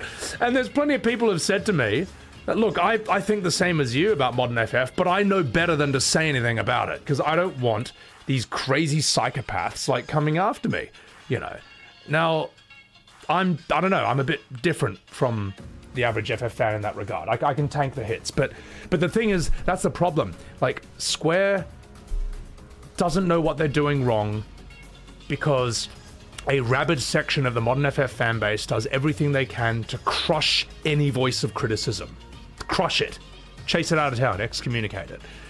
And, yeah, so, yeah. They're in a tough spot. I don't think they know what to do. I mean, yeah. And if I actually don't, you know, I don't even, like, some people say they hope Square hears my content, but I'm like, that was never even my intention. Like, if they hear it, great, but if they don't, I'm also not going to lose any sleep, because I'm just trying to say what I fucking think, man. Before any of that can happen, there's got to be, like, an actual voice of criticism, and I'm not trying to destroy it. I want it to be better. That's the thing. I want it to be better, because it's gotten away with mediocre storytelling for way too long. And games that specialize in storytelling have no excuse for being mediocre at any aspect of it. There's no excuse for bad pacing, for cringe, unbelievable, unrealistic dialogue. No excuse for bland English voice acting. No excuse for, yeah, basically, you know. And it's got to go back to turn-based. I mean, fuck, I focus more on the storytelling, but it's a travesty that it ever stepped away from turn-based to begin with. There's no excuse for it. It used to dominate the world of that, and now it's just become an expensive, weird thing that fails to get this different audience. They've been trying to get this different audience for 20 years, and it hasn't worked, and the sales show it. So, yeah. Thank you, Diara. Square destroyed Hitman and Deus Ex. I didn't know they had those. I didn't play those games. I didn't know they took control of that at any point. They stopped appealing to their original audience and paid the price for it, probably. Yeah, exactly. But the thing is, because FF14 ended up being the second biggest MMO in the world, and you know, maybe you can argue that, like, other MMOs are bigger, but in my opinion, the way I see it, it's WoW, then it's 14. And I don't see... Yeah, I think those are the... Because 14 basically became an infinite money printing machine, Square could afford to get away with a lot of flops, really, that other companies wouldn't get away with. And, but now even 14's in trouble because of Dawn Trail. Because of Wook Lamart. You know what? I still love Wook Lamart. And if you ever want to use a Wook Lamart emote in my chat, you've always got the Sebi Wook right there. And you can spam that in other people's chats just to annoy them. So, but yeah. You're shocked that I'm still awake, Moxie? I've only been streaming 4.5 hours, mate. Huge mistake for any company to stop appealing to their original audience, probably. Well, I think, like, Square maybe underestimated how big and loyal their OG fan base was. And they overestimated how many new fans they could have appealed to with this new ARPG action gameplay, which just never worked. It never fucking worked. Ever. Gaz fucking TV! Welcome in, you fucking dog. Happy New Year, mate. I'll miss ya. Is that Pomcrease? Welcome in. Yeah. Alright, I'm gonna take a fucking piss and I'll come back, but first, there's one scene from Dawn Trail I have to show you. Oh my god. Stop showing me boobs! God damn it. I know they're great, but hang on. How do I... We need a Dawn Trail playthrough, no commentary. What's this character's name again? Who's this fucking idiot? Who is the character who keeps going like, oh, I'm so sorry? He's like a lion. And then Wook Lamart's like, oh, it's okay. And he's like, don't worry about it. He's like, oh, okay. I won't worry. Fuck, what was that character called? Oh, I'll take a piss. Wook Evu. Wook Evu. Yeah. Thank you. Oh, please tell me they've got this scene. Oh, this is dog shit. All right, I'll be right back. It's so bad. It's so bad. BRB, guys. BRB.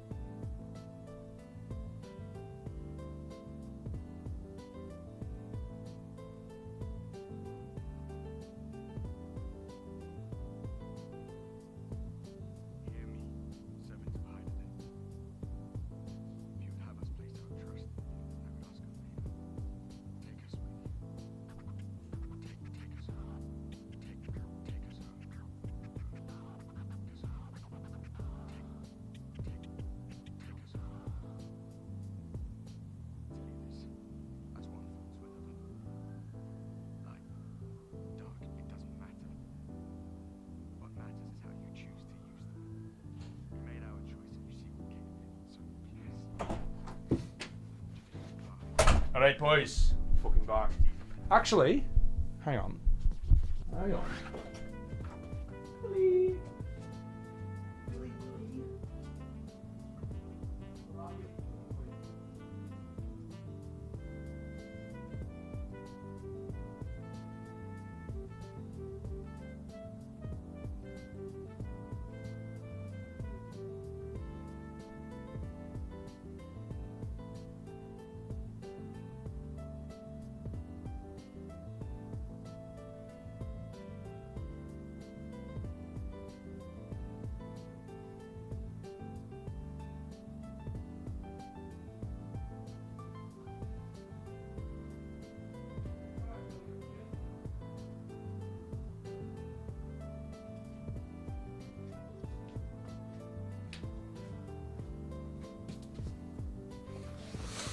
Alright, I'm back. Billy will... I forgot that I'm the only one at home, so I've just left my door open. Billy will wander in at his own leisure, don't you worry. You started 10-2. Oh, I'm so sorry to hear that. Karita, I'm so sorry to hear that. Arjun Hayes, what's going on, you fucking dog? 10-2 is your first? That is the worst one to start on ever. Let's freaking go, Sio. Welcome in! Happy New Year, guys. It's good to be back on stream. It's good to be back on stream. I did need quite a big break because I've just... It's been a hell of a year, guys. You know, the channel's gone from 13,000 subs to 130,000 on YouTube, which is 10x'd, man. That is unreal to, like, for the channel to grow 10 times bigger in less than a year. It's nuts, man. So, appreciate it. Appreciate it. What's up, low-key music? How hard will I be going on FF7R this year? You'll see. But anyway, we were talking about this, and we'll keep this up because we'll segue back into French cinema at some point. But man, oh god, my mate and I think we just talked about Dawn Trail, and we looked up a random scene, and this was the scene we got, and I was like, man, yeah, if you want to wonder. You deserve it, man. You work fucking hard, Gaz. Oh, you get out of here. I appreciate it. Appreciate it, man. It has been life changing, King Jocko. It's like it's quite. I'm still adapting to it. You know, I've lived as a sort of slave to the stream schedule for 5 years straight. That you always have to be live again because if you're not live, everyone's forgetting who you are and all that because you got no permanent content. It's weird that like now I've got like permanent content that kind of is in the algo for its own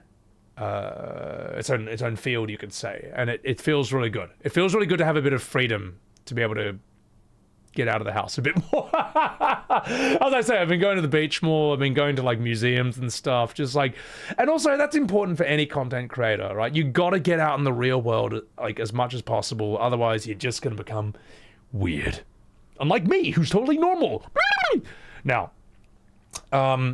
ladies and gentlemen, if you ever wonder why Dawn Trail failed, all the answers lie in this one scene.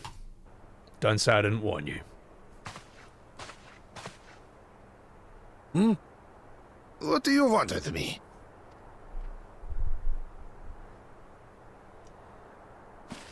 Right. The greeting.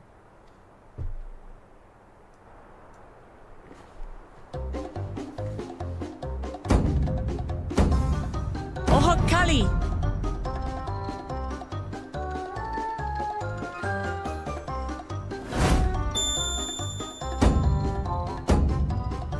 Oh, Kali!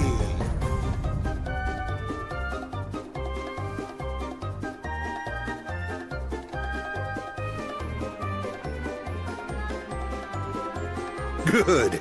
You brought your manners with you.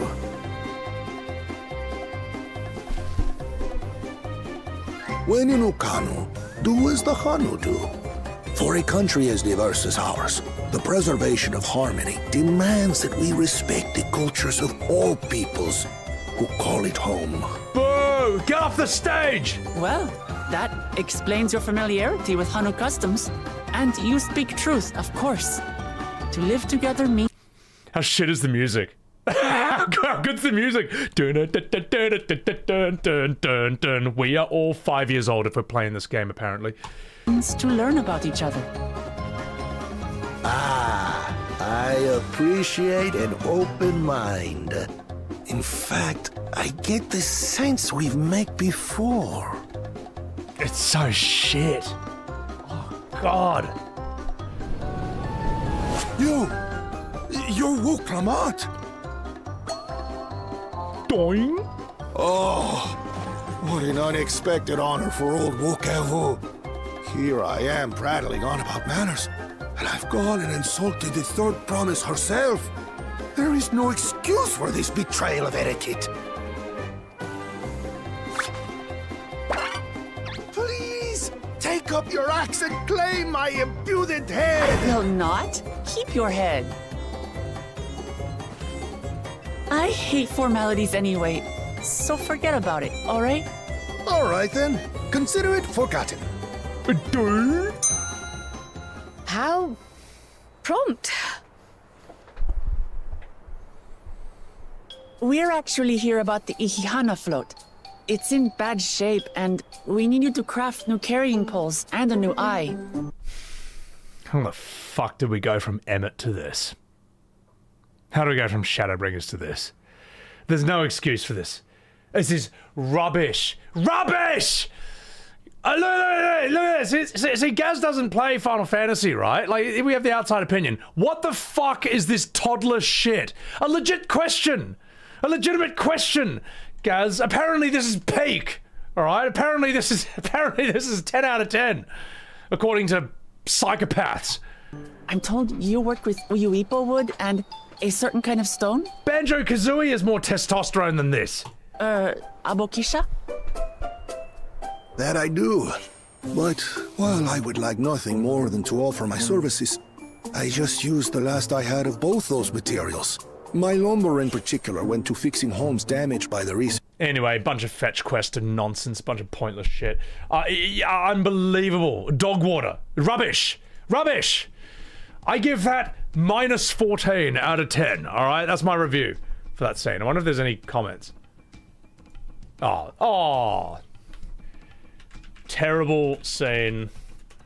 Uninstall the game. I'm not gonna do that. This guy just posted the scene. It's not their fault. In fact, like, thank you for posting that so that we could actually have a look at that on stream. So, the infantilization of society. I mean, it's just who is this made for? Who is this made for? Toddlers? Like 4-year-olds? Trash. This is rubbish. I'm blown away that they had more Wuklamat. after this, like in the post-patch content. Oh no, he does it again? Whoa, chat, I forgot. He does the gag again. Some common lackey? That's utterly unconscionable. A gross violation of social protocol. I told you not to worry about such things. All right then. I shan't worry a whit.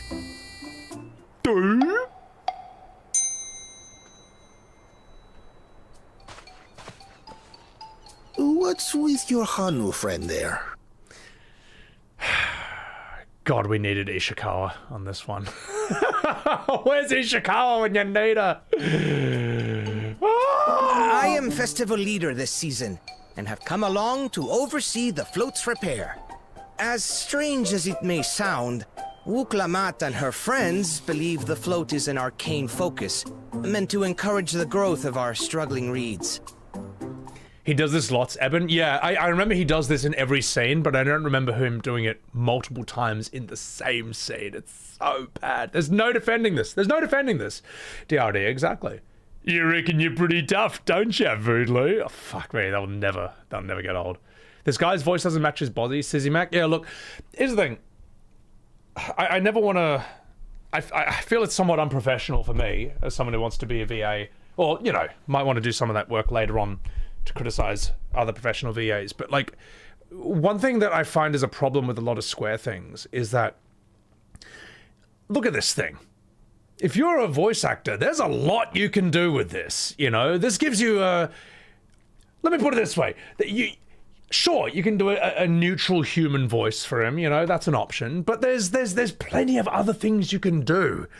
You know, you're given like a giant parrot creature. You can be more experimental with the accent, with the tone, with the texture. Like, for example, right? Focus, meant to encourage the growth of our struggling reeds. Okay, so I don't want to shit on that voice actor here. I'm just saying that you can do a lot more. Now, for example... Here is one of my go-tos for true monstrous voice acting. And of course, it's fucking Steve Bloom, man. So, I mean, of course it's going to be fucking legendary. But, like, this guy's playing a dinosauric Zerg.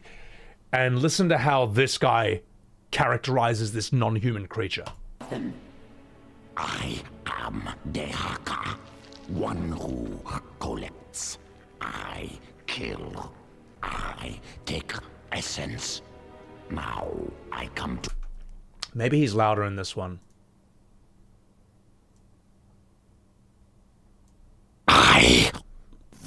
So... Jesus, sorry, that was loud. I live so much essence. I listen. I will collect. All things change. Now that doesn't sound like a human being, right? And it doesn't even sound... It's so inhuman that it completes the illusion. And that's why this is some of my favorite voice acting of all time, is this character. I will take essence. Change will come. I will change. I do not talk. The Terrans. Tools. So many tools. For me, that's the minimum standard of sorry, fuck, I can't speak. For me, that's the minimum standard of voice acting for any monster character. This was in, like, what, 2012 or something this came out? There's no excuse for things to go backwards after this point. I don't care that it's dubbed from Japanese into English. We know what good voice acting is. This is the standard. It's got to be this good, at least. Benedict Cumberbatch's Smaug? I fucking love it. Have not evolved a new arm. Why? Your essence looks delicious. God, it's so good. The other one that Steve Bloom does in this is Abathur. This guy, oh god, this is so good. Never perfect. Perfection goal that changes. Never stops moving. Can chase. Cannot catch. Now, yes, he is enhanced, but that's still really intense voice acting. Monoko in E33 is superb. I mean, that was a huge advantage that E33 had on other modern JRPGs, which is it had absolutely top-tier English voice acting that could go toe-to-toe with this. Toe-to-toe with the very best, like in Last of Us. You know what I mean? Whereas, I'm sorry, and maybe I'm going to get myself into hot water here, but that is not the case with most modern JRPGs. Most modern JRPGs, the voice acting sounds like... Oh god, can I do an impression of it? Kenichi! Oh no! He's taken the sort of essence from, Daisaburu! Don't worry. By dawn, the god of destruction will be complete. Behold, my Buster Sword! You know what I mean? I'm sorry, this isn't good. It's just not. It's quite often generic and unspecific, and it sounds childish, and it doesn't even sound believable. Alright? It doesn't. I can also give you a good example here. Do I still have this? Let me see if I can find this. Now, you don't need to speak Japanese to be able to hear the difference. Because remember, acting is not just the words. Acting is the emotional content. That's what it is. Let me see. I know I've got this. Where is it? Come on, where are you? You fucking minge. I might be putting this into a tweet later. Oh, where is it? Just 1 second, chat. Scream? Is it this one? Yes, here we go. Okay, for example, guys. You fucking minge, Beetle Bailey. Welcome in. Oh, sorry, Eben. You gotta do chores, Eben. Hey, not a problem. Take care of yourself. It's alright, we got this. So, most modern JRPGs, they hire the same Texas anime VA clique and it shows. Yeah, so I don't know who they are. And like, not all of them are bad. I remember in, someone showed me a scene from Xenoblade, and there was a guy with a blonde moustache, and he looked like a bit of a boomer. He actually had kind of good voice acting, I thought. You know. But think about this, right, chat. I'm gonna play 2 different screams. One in English, one in Japanese. Tell me if you can spot the difference. There's no language, alright? Doesn't matter if you speak English or Japanese or whatever. We're talking about emotional content. Tell me if you can spot the difference.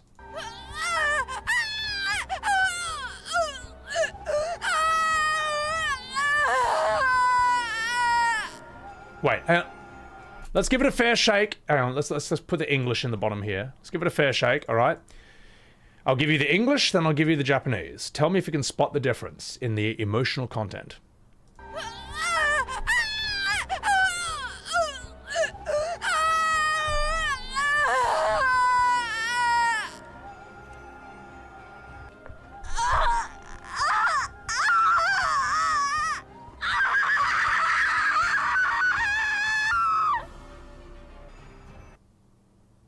Now, first one, she sounds like she's doing a poo.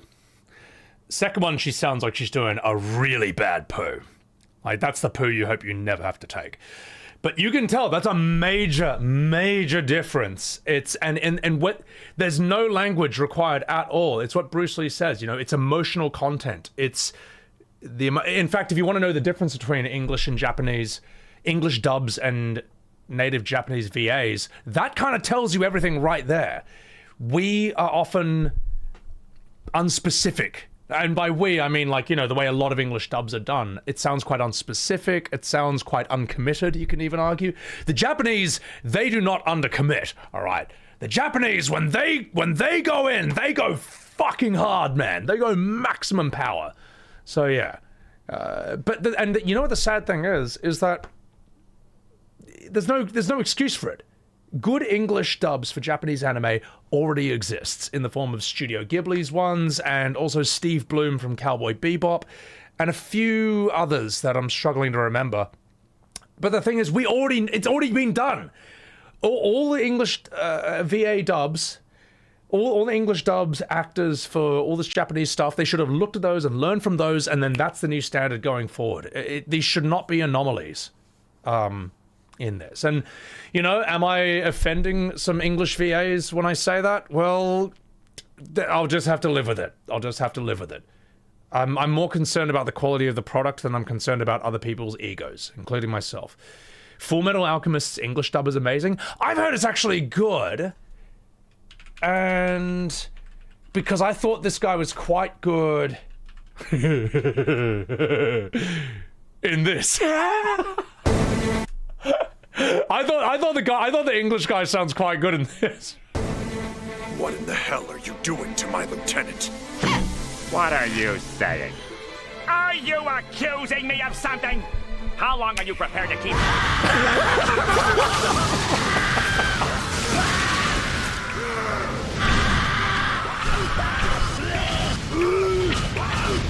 Squidward's such a jerk.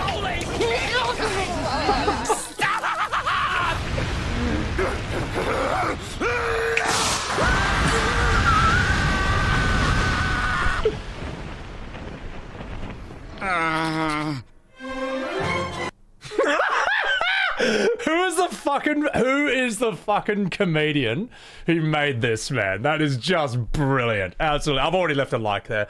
I'll give that to you guys in chat. I remember someone posted that on my I saw that on Twitter. I'm like, that's the best thing I've ever seen. I had to save this. That's just brilliant. The thing is, I think the English guy, he sounds pretty cool here. Like, he's not undercommitted. You know what I mean? So yeah. Oh yes, that's a good one as well, Pikachu. I've heard Erwin, he's like the leader in Attack on Titan, the blonde guy. His speech in Attack on Titan in English is really fucking good. To my memory, I was like, hang on, this is no ordinary English dub acting right here. This is no ordinary VA. So it is there in pockets, but it needs, I'm sorry, with all due respect, it needs to be better across the entire board. It needs to be better across the entire board. Aren't theatrical English dubs usually done by normal actors? What do you mean? Well, Studio Ghibli, they get, like, you know, Tina Fey, Christian Bale, Liam Neeson, Billy Crystal. But, like, even if you're not that actor, you gotta strive for that level. We all gotta be, we gotta be the best we can possibly be. I don't know. It annoys me when I see anime that visually looks amazing and then the voice acting doesn't sound good because it's like some English dub or something. And it doesn't have to be that way. It doesn't have to be that way. Like, maybe people think I'm being insulting, but I'm saying it can just be better. And we can be better. If we're professional actors, we should be aiming for the highest standard possible. Especially for shit like this. Anime's fucking dope, man. There's so much good shit that deserves that level of vocal commitment. You know. So, anyway. Remember when we were looking at Dawn Trail? Too many Hanu have forgotten, it seems. But that is indeed the true purpose of the lifting of wings. Your education is impressive, Third Promise.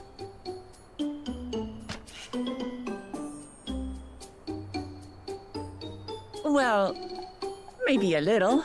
Notice these gigantic pauses between lines as well, which is also, like, bad. They need, in theater, right? They'll literally, once all the lines are down, the play is done. You then practice reducing the spaces between lines. So, but in 14 and 16 as well does this. There's like 3-4 second pauses between the lines. It's brutal. Allow me to show you where to procure Uyuipo. We can leave the Abokisha to your friends, I presume?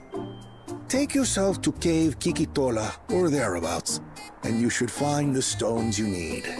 And the reason 14, like, what's interesting, right, with Dawn Trail, and the defense of it you saw from a lot of people, the song Peanut, how fucking shit is the song? A problem with this, right, is that the Square Defense Force, the fandom, or a section of the fandom came out to say that, to defend this. Like, the number of excuses that were made for this dog shit expansion were appalling. They were saying, like, oh, you know, it's setting up, no, it has to be boring because it's setting up a new arc. No, bullshit. So much of Fellowship of the Ring, Lord of the Rings, is just them setting stuff up. It's never boring. There's no excuse for boring storytelling ever. But again, the problem is Square is then listening to the vocal minority who've crushed all voices of criticism. And they're like, well, the vocal minority keeps saying that, like, you know, it's good, it's setting things up, everything's fine, the storytelling was good. If you don't like this, you don't like to read. If you don't like this, you're racist. You know what I mean? Like, it's stupid, man. It's stupid. FF will never get better as long as a vocal minority of its fan base, yeah, crushes all voices of criticism. It'll just never... It'll stay this way forever. That's it. That's it. It'll be subpar storytelling for the next 20 years. Since the last 20 years wasn't enough. So, they can't keep getting away with all this cringe shit. Well, I guess I can understand why the vocal minority of the hardcore fandom does what they do, because basically they've gotten a billionaire dollar company to make games specifically for them. Let that sink in. Maybe that's why they want to continue having such a stranglehold over the conversation. Because Square's just making games for them. But I think Square doesn't realize that, like, these people will just buy anything. They'll buy anything. They'll buy anything called Final Fantasy. That's the thing. That's why you should just make the games. They need to fix up the writing, fix up the storytelling, make the games for the OG fans. The OG fans will then buy them again. The modern fans will buy them because they'll buy anything called Final Fantasy. And then normal people, average gamers, will buy it as well, because average gamers want to play games that are extremely good at the specific thing they do and that their own audience loves. That's what it is. No one wants a game made for everyone. That game doesn't exist. Was FF16 that bad in terms of story? FF16, it starts strong-ish, and then it just gets worse and worse. It just gets more and more boring as it continues on. That's the sad thing. So, they should make a Blitzball game that's online multiplayer. They actually would. That honestly wouldn't be a bad idea. I mean, fuck it. It would be easy to make. It'd make a lot of money, you know? People mistake criticism for hate, Luna. Yeah, exactly. Look, I can hate the things that I think suck. If I hate something, it's because I don't want to see it in that game again. And I am right when I say that a lot of these things that suck are the reason average gamers have no interest in modern FF. It's just true. So, yeah. There's one really good VA in the latest FF14 patch. The VA for Le Mans knocks it out of the park. There's always, look, and I don't mean to shit on FF14 voice actors. There's a lot who are, like, quite good, I would say. But it's just, yeah. I should probably stop talking at this point. You're in the middle of an arc that can drag, and that's never the start of a good story. It's usually in the middle of an arc that can drag. I don't think a good story should ever drag, ever. I think if you're a good writer, it needs to always be interesting from start to finish, every step of the way. And if it's not, then you're not good at writing. If it's not, then rewrite the boring segment. Like, that's your job. You're a writer, that's your only specialty. That is you're the only person who can fix that. So, Zelfie, you made the mistake of interacting with the FF7 Reddit. Never realized how wrong my opinion was. Zelfie, what happened? What'd you do? What'd you do, mate? What did you do in the FF7 Reddit? What did you do? Luna Lily, good night. Take care of yourself. There's a difference between how a story having breathing room and a story dragging on. Yeah, no, absolutely. The Memoria project? Oh yeah, no, the Memoria project for FF9 looks quite... You can tell that they love it. You can tell that they respect that. So, it's a problem of voice direction. You can't imagine most VAs doing bad performances. It can be both. There are actors who have no business being actors, but they're just kind of like born into the industry. This is like relevant to like theater, movies and stuff, but they're just lucky, you know. They were born connected, had good direction, but even they might not last long. But a really good actor should be able to have their own ability to self-direct and have their own sense, you know. Like, a good director alone isn't enough. You have to be a great actor as well, I would say. Creamy men are right, Revan. Wait, why did I read that? So, long-term storytelling can be rewarding to a point. You think of it like a pro wrestling booker. Like a pro wrestling booker when it works well. Hang on. I think of it like a pro wrestling booker. When it works, it works. Oh, okay. I think I see what you mean. Well, I think a lot of pro wrestling is just, you just want to set up the ultimate face against the ultimate heel. And then just, what did he say? Gorgeous George, I think, told Muhammad Ali, people will pay good money to watch someone shut your mouth. And that was what was, and Muhammad Ali took that to heart, you know, and made him someone who was a very cheeky, quick-witted, taunting bastard who made people want to, like, see him get knocked out. But he was actually really fucking good. It was fascinating to watch. So, how do I feel about FF9 getting turned into an animated series? Don't think it needs to be honest. I think 9 is fine as is. So, even if Wuklamart's story was removed, most of Dawn Trail's story would be drab. Yeah, no, it would be. It would be shit. So, oh, the cream of the crop. Oh, I think I know what you mean, Ravan. Yeah. I know what you mean, brother. What kind of new cringe? Oh, Nix, this is a good question. What kind of new cringe are you anticipating for FF7 Remake Part 3?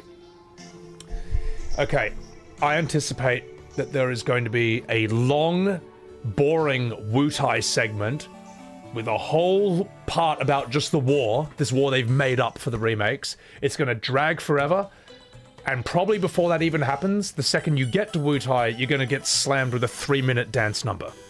That's my prediction. A bloated Wutai war segment with a 3-minute dance number. That's what's going to happen in Wutai. Let's see how this ages. I bet I'm right. Because if I was making this game and following that formula, that's exactly what I would do. So, Remake had 1 dance. Rebirth had 2. Part 3 has to have 3. It's the rules. You know what I mean? You gotta add another one for everything. The Fate Ghosts. Oh no, they'll never put Whispers in FF. They'll never put Whispers in another game ever again. They'll never remake another game like 7 in that way. No company ever will. So, you wish they'd leave FF9 alone? I don't think they were ever gonna remake FF9. There was no, there's no, we don't have a single screen cap or moment of footage from the FF9 remake. Like, everything you've seen is the Memoria project. So, I don't think it's ever gonna happen. Yeah. Dance to beating Sephiroth? Oh, God, help me. Let's see, what else can we do here? Go away, Bruce Lee. We've had enough of you, piss off. Ooh, could do a bit more French cinema. Yeah, let's keep going let's keep going down this line. There's a French movie you should all see called... Let's see... Audrey Tautou. There you go. Now, I know you all know this woman from... Well, actually, you don't know because you're 20. Where is she? That's right. Amélie! This is a beautiful French movie. This was a very big movie back in the early 2000s. This was up for a lot of Oscars. Audrey Tautou is just a lovely, lovely, beautiful actress. And it's quite a nice little French art movie. It's peak French. It's very well... What am I trying to say here? You get to see French creativity on display here. So cute it hurts. It is very cute. Why is she called Fit Girl? What is Fit Girl? Every time I bring this up, someone says Fit Girl. I miss this meme coming up. Can someone explain? But the reason I bring her up, everyone knows Fit Girl. Jan Tierson's music. Yes, that's right. I forgot. His music is so good.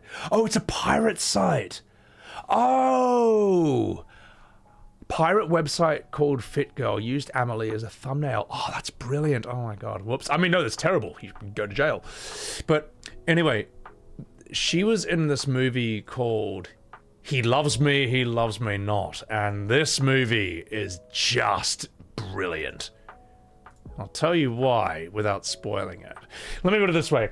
You might think this is a nice, lovely little French love movie. You have no idea how fucking dark and scary this film gets. But I'm not going to spoil how or why. You just have to watch it. And all my I wonder if any of my French viewers know this movie. Because this also has Samuel Le Bihan, who is in Brotherhood of the Wolf.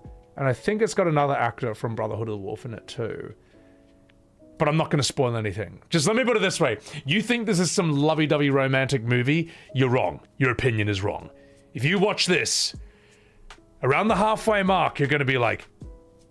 You're going to think you know what's going on, and then you're going to be like, wait, wait a minute.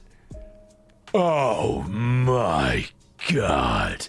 It's great. This is one of the few movies I would say you should go in absolutely blind. With absolutely no context. Don't look up anything. Just, he loves me not. It's fucking good. It's really good. We watched that in French class, actually, and I was like, holy shit. There's another movie that's worth checking out. Banlieue Trois, District B13. This movie's this movie's so sick. There's a couple of French movies they did about parkour. The first one I think was Yamakasi, which was this one. This one's quite good to my memory. Let's see, French movie. Yeah, Yamakasi. This is one of the first parkour. This is probably the first parkour movie ever made, to be perfectly honest. Pedro Almodovar. I know the name. I just forget the name. I forget what movies. So Andre the Giant was French. Oh, he was huge. Yeah, no, he was. That's so cool that like the biggest wrestler of all time was French. So this is about parkour, and basically they're just doing it in like whatever they're doing. They're just like climbing in and out of cars, jumping off buildings, and all that.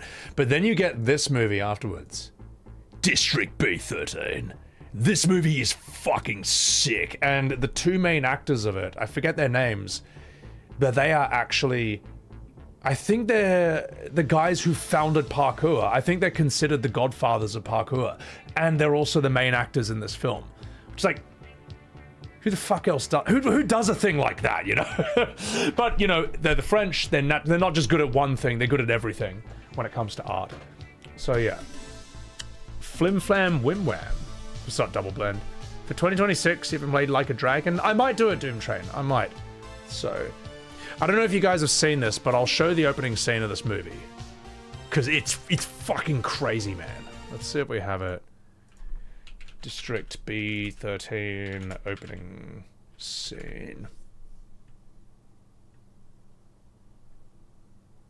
I think this is it. Yeah. Oh my god. Yeah, this movie's sick, man.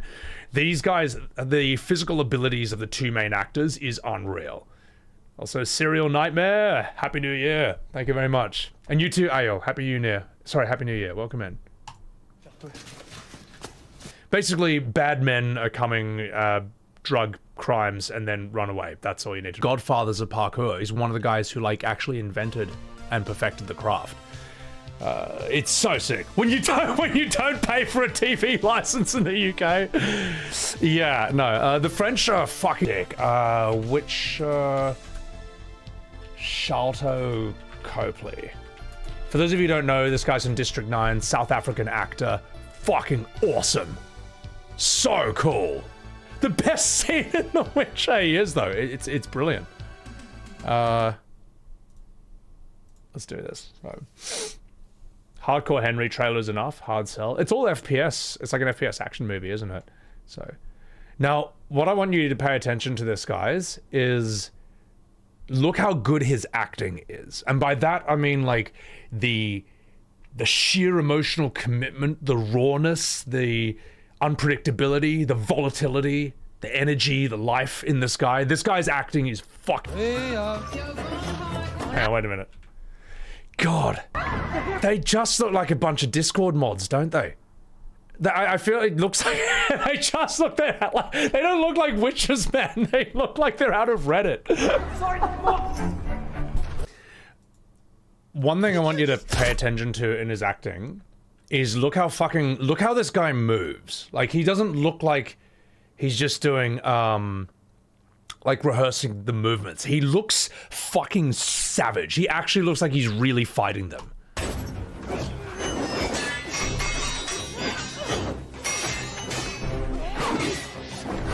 Like, look at the viciousness. This isn't like a simple sword tap. This is a fucking... It's almost like he's trying to break your fucking arm when he hits you. Look at his physicality, man. He looks fucking lethal, man. He looks like he's actually trying to kill them. Fucking face there, man. He looks like he's just like...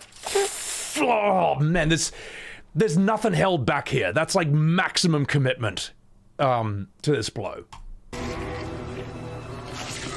And then we've all seen that. And anyway, you get the picture, but what I mean is his face looks brutal. He kind of looks like Daniel Day-Lewis in this moment. He looks like fucking Daniel Day-Lewis, man. He's in a flow state. Well, yeah, you have to be, as an actor, you gotta be like fully, absolutely committed to the point where you don't even care about how you look, or you're not even aware of it because you're so into it. Small Fry, thank you for the Happy New Year. Welcome in, welcome in, welcome in.